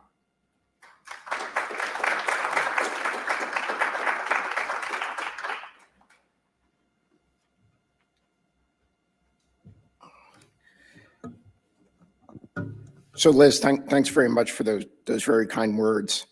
I first want to, thank, sorry, I just have my timer here. I want to thank both XRA and ITIF for having me. Before I start talking about healthcare, and I just got my second win 10 minutes ago, so I'm all energized up and caffeinated. And I was thinking about something in the last 30 minutes, so I want to share briefly, just in a couple minutes. Why I'm so excited about the technology as a platform and as a leading platform, and why I decided to kind of have gone all in on VR in the last 7 years. So this will date me now, but I'm a longtime video gamer, and I started with an Atari 2600 when I was 9. I have had every single console since: Super Nintendo, PlayStation 1, Sega Genesis, Dreamcast, you remember that. And we've gone through about 6-7 generations of consoles over 30 years to finally get to the PlayStation 4, 5 platforms, which I think for those of us that grew up with video games and pixelate, Atari 2600, the games we're playing today is what we dreamed of, and we thought maybe one day we'll get to play. So my first VR experience was the HTC Vive in 2016, and it was Space Pirate. And for me, it was such a fantastic experience for game graphics. It was just perfect. And this is first generation technology.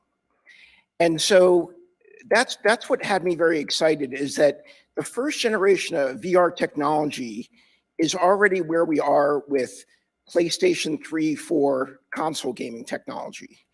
The Oculus Quest 2 provides a gaming experience, I would say, on par with a PlayStation 4 approaching 5, and maybe the Pro about to be announced in a couple of weeks will get us to that PlayStation 5 experience. So we are moving really fast, and the hardware generation is changing every 18 months. That's both a challenge, though, for consumers and enterprise, but we're not going to go down that road right now. So why healthcare? So first of all, for healthcare, there's an effort by about 50% of hospitals today that are accelerating their investments into digital healthcare, and this was heavily driven also from the pandemic, and is only continuing into digital investments. And they have this quadruple aim. One is enhancing the patient experience. 2 is reducing costs. 3 is improving health outcomes. And 4 is improving the clinician experience. I mean, this is all very common sense, I think, for anybody sitting here about what our healthcare system can and should be. But at least people are still thinking about those aims. And so, last night I was talking with Aaron from Unity and learning that he was from University of Washington. This research goes back 30 years. And one of the pioneers in this space is Dr. Hunter Hoffman from the University of Washington. And he did some experiments, and he built a VR game called Snow World. And they worked with pediatric burn victims. And I think whether you're a child or an adolescent, let alone an adult, a burn dressing change is extremely painful. So they put VR for the kids in this cold world scenario. It was kind of a game as distraction. And it had a very significant improvement in the pain distraction for undergoing that procedure. And the result of that is having to take less opioids and less pain medication to get through it. So a lot of the applications today, patients are reporting anywhere between a 35 and 50% reduction in procedural pain when using an immersive distractive therapy. And this reduces the pain intensity, the anxiety associated with it, the time spent thinking about pain or the procedure you're about to go through. And again, over time, this is going to lessen the need for opioid medication, which is another crisis that is being addressed in VR, but we need all the solutions we can get. So I'm going to go back and forth a little bit now between medical training in VR and actual preoperative surgical planning procedures in the hospital. VR training, there's been some very good data already demonstrating that it improves memory retention, learning, and just helps with that muscle memory. And so last night I was talking with somebody about the Royal College of Surgeons of Ireland has collected some good data on their med students. They have both kind of undergrad, but also surgeons that come in for retraining or learning new procedures. And they've done some comparison studies between students that have learned let's say an orthopedic procedure, doing it in VR, and those that have learned it in a traditional book method. And they're seeing that the students that do it in VR retain it much better, much stronger, and can do the procedure without having to refer to a textbook or so forth. So over time, this is going to actually make better physicians, and it's going to result in better healthcare and better healthcare outcomes. It's that training, and it helped me think about what Dan Risko was talking about before in terms of workforce training. We have a healthcare crisis in this country for a lot of variety of reasons, and one of them is lack of physicians, lack of nurses, and the pandemic has only made that all much worse. So we need to train a new generation into getting into this as a sector, and VR is a great opportunity for that. Talking about, I think another great example is at Hoag Memorial Hospital in Newport News, California. Dr. Rob Louie has been using a platform that's been out for about 3, 4, 5 years now called Surgical Theater. And it's advanced in its technology. And it's used for preoperative surgical planning. Instead of an MRI scan, they take a brain scan, and it's for removing a tumor. And they can look through it in a 3-dimensional manner and look for the best pathway to the tumor. So they've done they've done enough of these now that they have data that they can say that using VR for planning that procedure versus a traditional MRI, 24% of the time they have found a better pathway to the tumor than they would have otherwise. I think that's significant.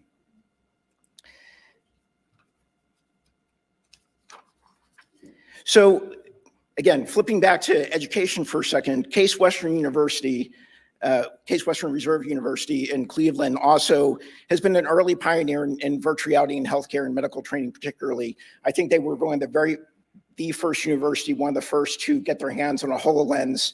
And really early on, they created an anatomy learning application for the HoloLens.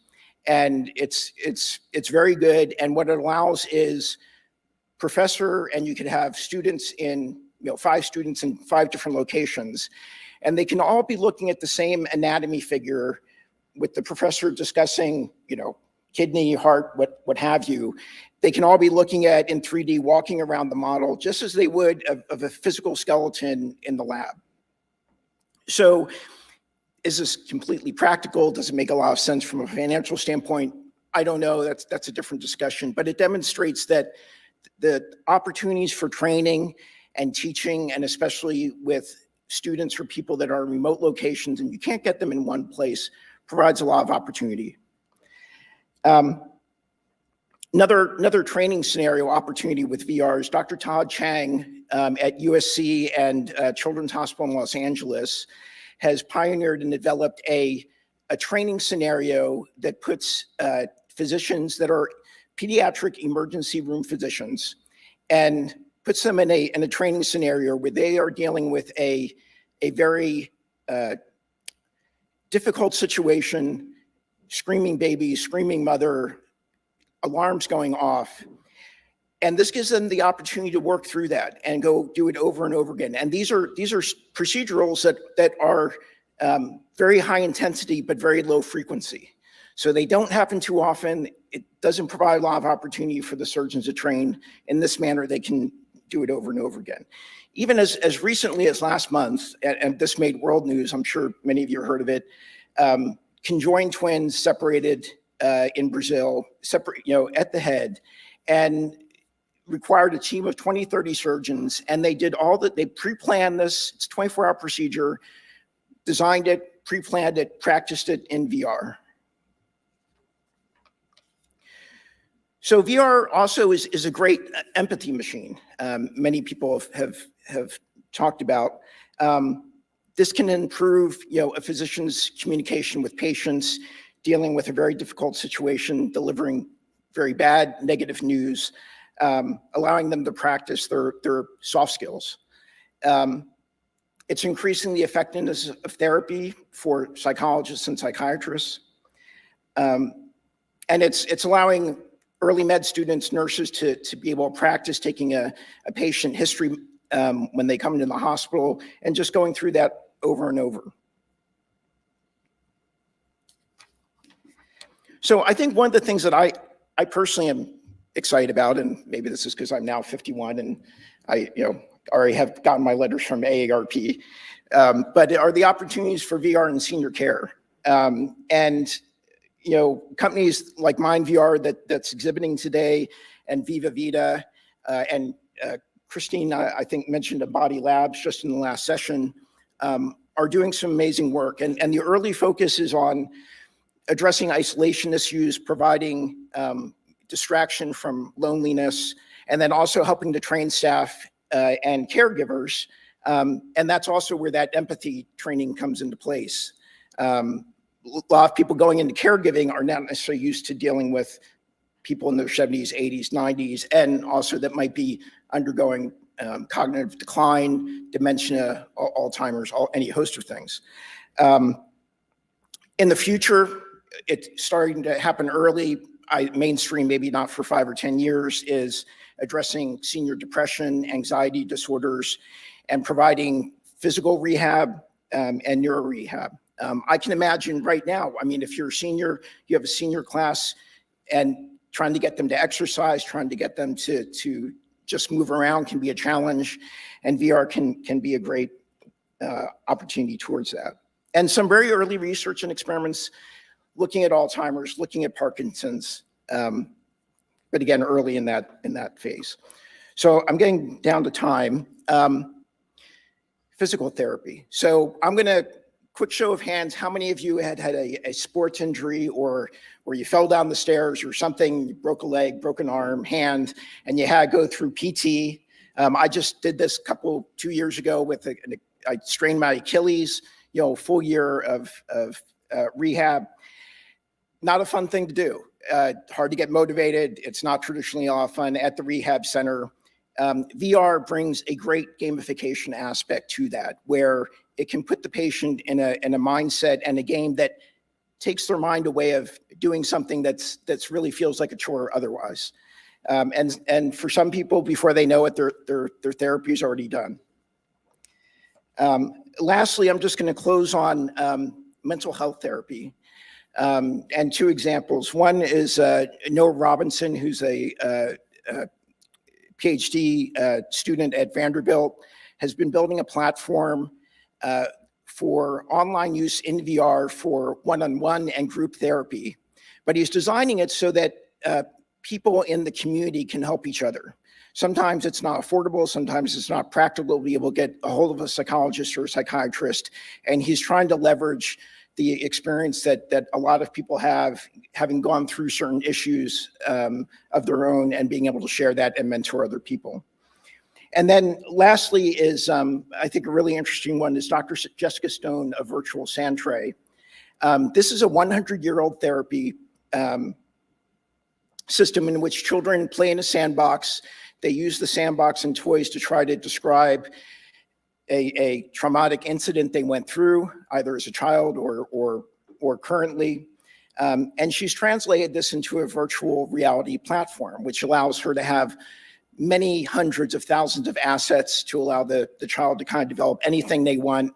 And it allows them to do remote care training if they want, and just a whole new set of opportunities.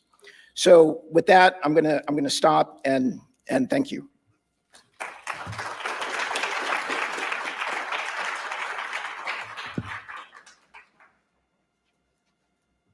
Okay, so we now have our last speaker, who I'm really excited about.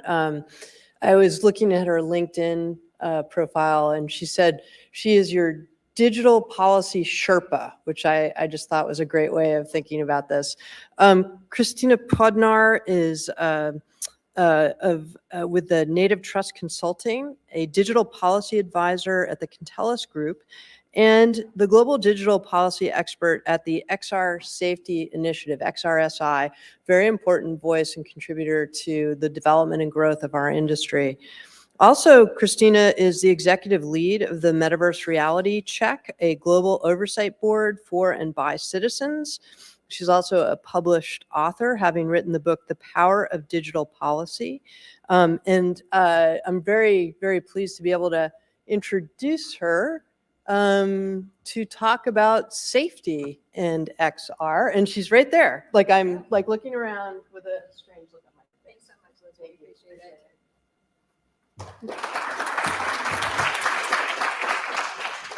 Thank you. I feel sort of strange because I feel like I found my tribe. Normally people don't get excited about digital policy. And so I'm like, wow, please follow me. Right? I know exactly, do the dance, right?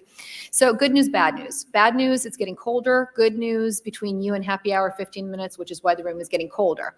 So we'll kind of move it along. I'm not going to talk on and on about safety principles, and here's why. First of all, yes, grateful like everybody else for this conference, for the invitation. Really appreciated Joan O'Hara inviting me. And when I said, what would you like me to speak about? She wrote back and she said, well, why don't you talk about, key principles for a safe ARVR environment? You've been working with organizations, what's working out there, et cetera. And so I had this lovely long speech, and then I started listening to everybody who was talking today. And what I realized, as Chris Hempel mentioned from Booz Allen, this entire group today has really been articulating key principles, guiding principles that we should all have for safety in the metaverse or in AV, in XR really. And so I jotted down those notes because I thought they articulated in everybody's own voice, I think, what we're really striving for. And so what I captured was ensure user privacy and safety by leveraging by design principles. Words out of somebody's mouth this morning, first thing. Don't put the full responsibility on the user. The 6-foot bubble isn't enough. The 6-foot bubble part came from a little happy hour moment. Evaluate and monitor for harm, including the use of risk assessments.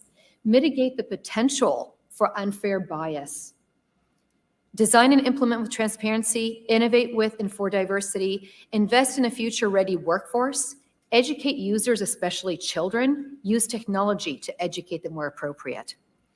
Ensure that the needs of marginalized communities are incorporated and extend the existing regulatory framework. Don't reinvent the wheel.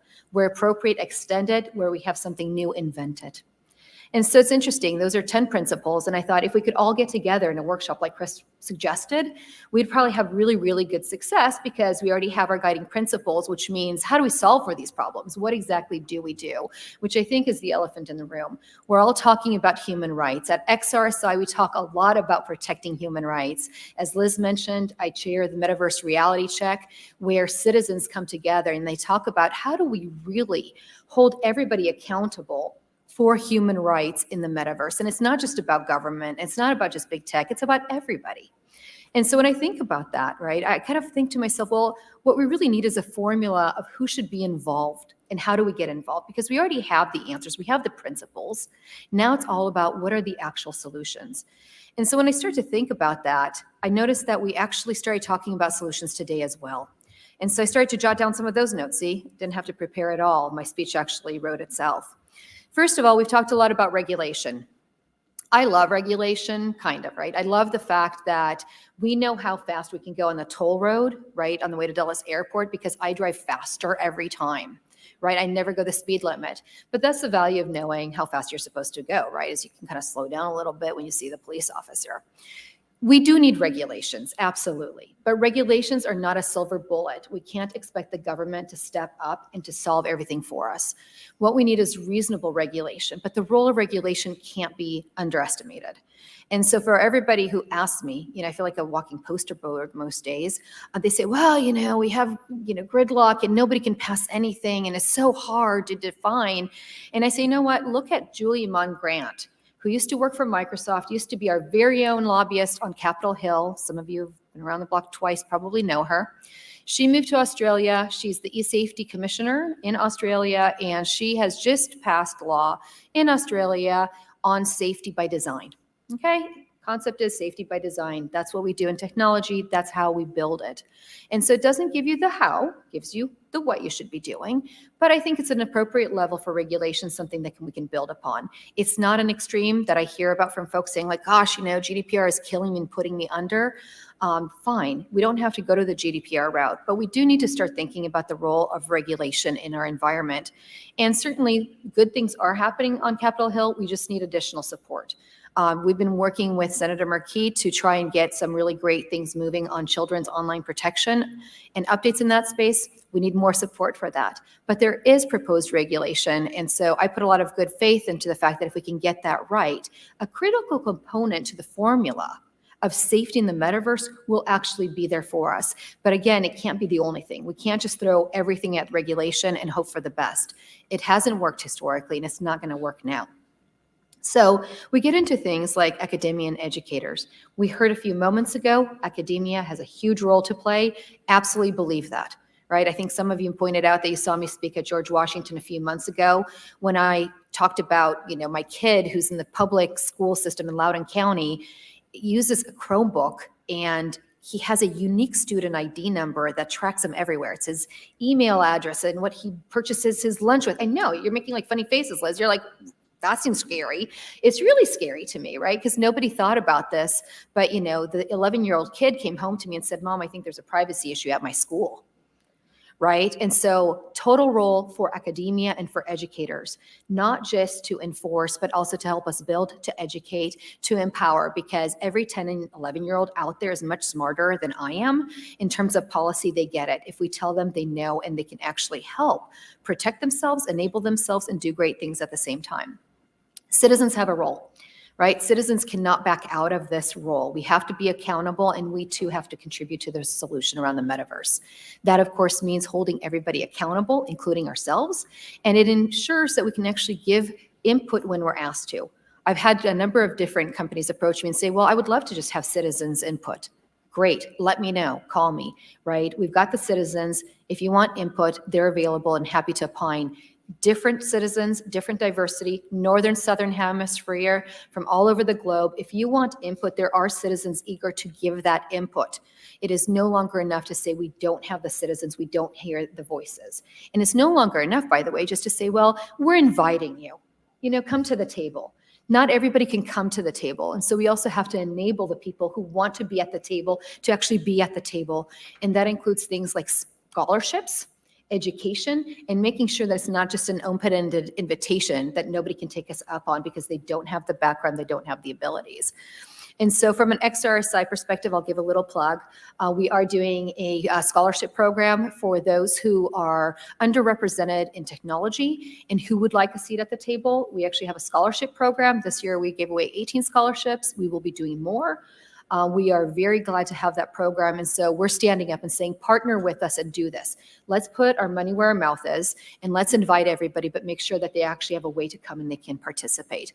But all of that to say, citizens are critical role, critical formula in getting our recipe right in terms of how we're going to solve for safety in the metaverse. XR Association, XRSI, nonprofits, huge opportunities there, right? In terms of contribution, moving the needle and moving it quickly. I actually see dialogues like this happening once in a lifetime almost in traditional realms, right? And here we are today, so much knowledge, so many insights. I would say that, you know, if you told me that we were going to be starting like at 11:30 today, and we would have so many deep conversations that were meaningful, I wouldn't have believed you. But I got to sit in the room and I got to experience it. So I think more of this is needed, but what a way to move the needle and kind of place the bar out there. Let's do more of this and let's look at solutions and how do we partner for this. From an XRSI perspective, we have a data classification framework that we were putting in place. We have a data and safety framework as well. We have a number of committees, et cetera. There are other nonprofits out there that are doing the same thing. I believe what we need for the recipe to be helpful and really successful is for all of us to be included and working together. We don't need a lot more siloed solutions. We need everybody contributing and picking up where we've previously left off and continuing that. And last but not least, I'll actually speak to the role of organizations, because I've spent the last 20 years working with organizations, helping them balance opportunity and risk and trying to understand where they want to net things out in terms of digital. And people kind of look at me and they go, oh, you know, do you really know anything about digital? Well, yes, I do. I single-handedly brought down the St. Jude website. It's the first website ever. It was down for 8 hours, courtesy of yours truly, because I didn't back up the website. I've done things that I'm not proud of and, you know, previously didn't share publicly, like transfer credit card information unencrypted to banks for processing. And Joan's looking at me and going like, oh my gosh, you're crazy. But it was 1998, Joan. It was okay. Everybody was doing it.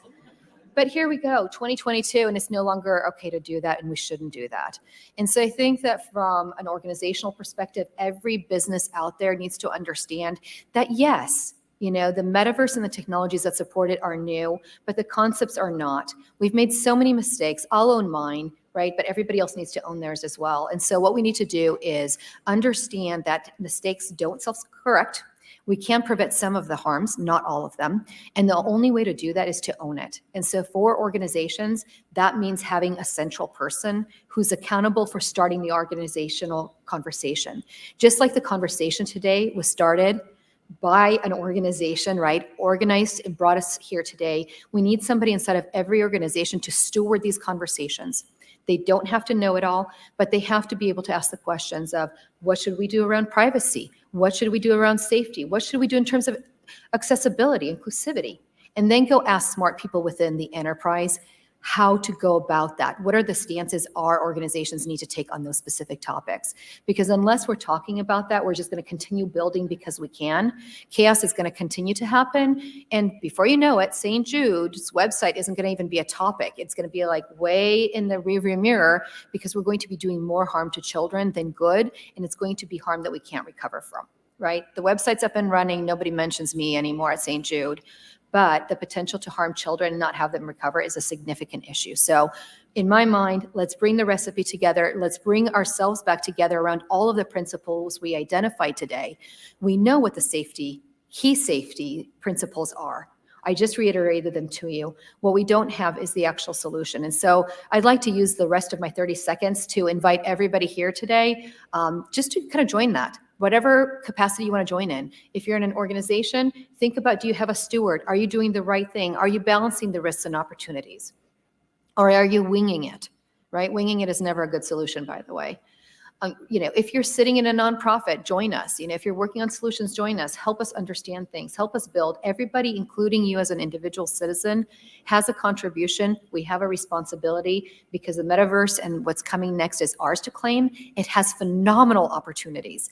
And if we can get it right, it can actually be a phenomenal opportunity for everybody and do right by everyone. So thank you.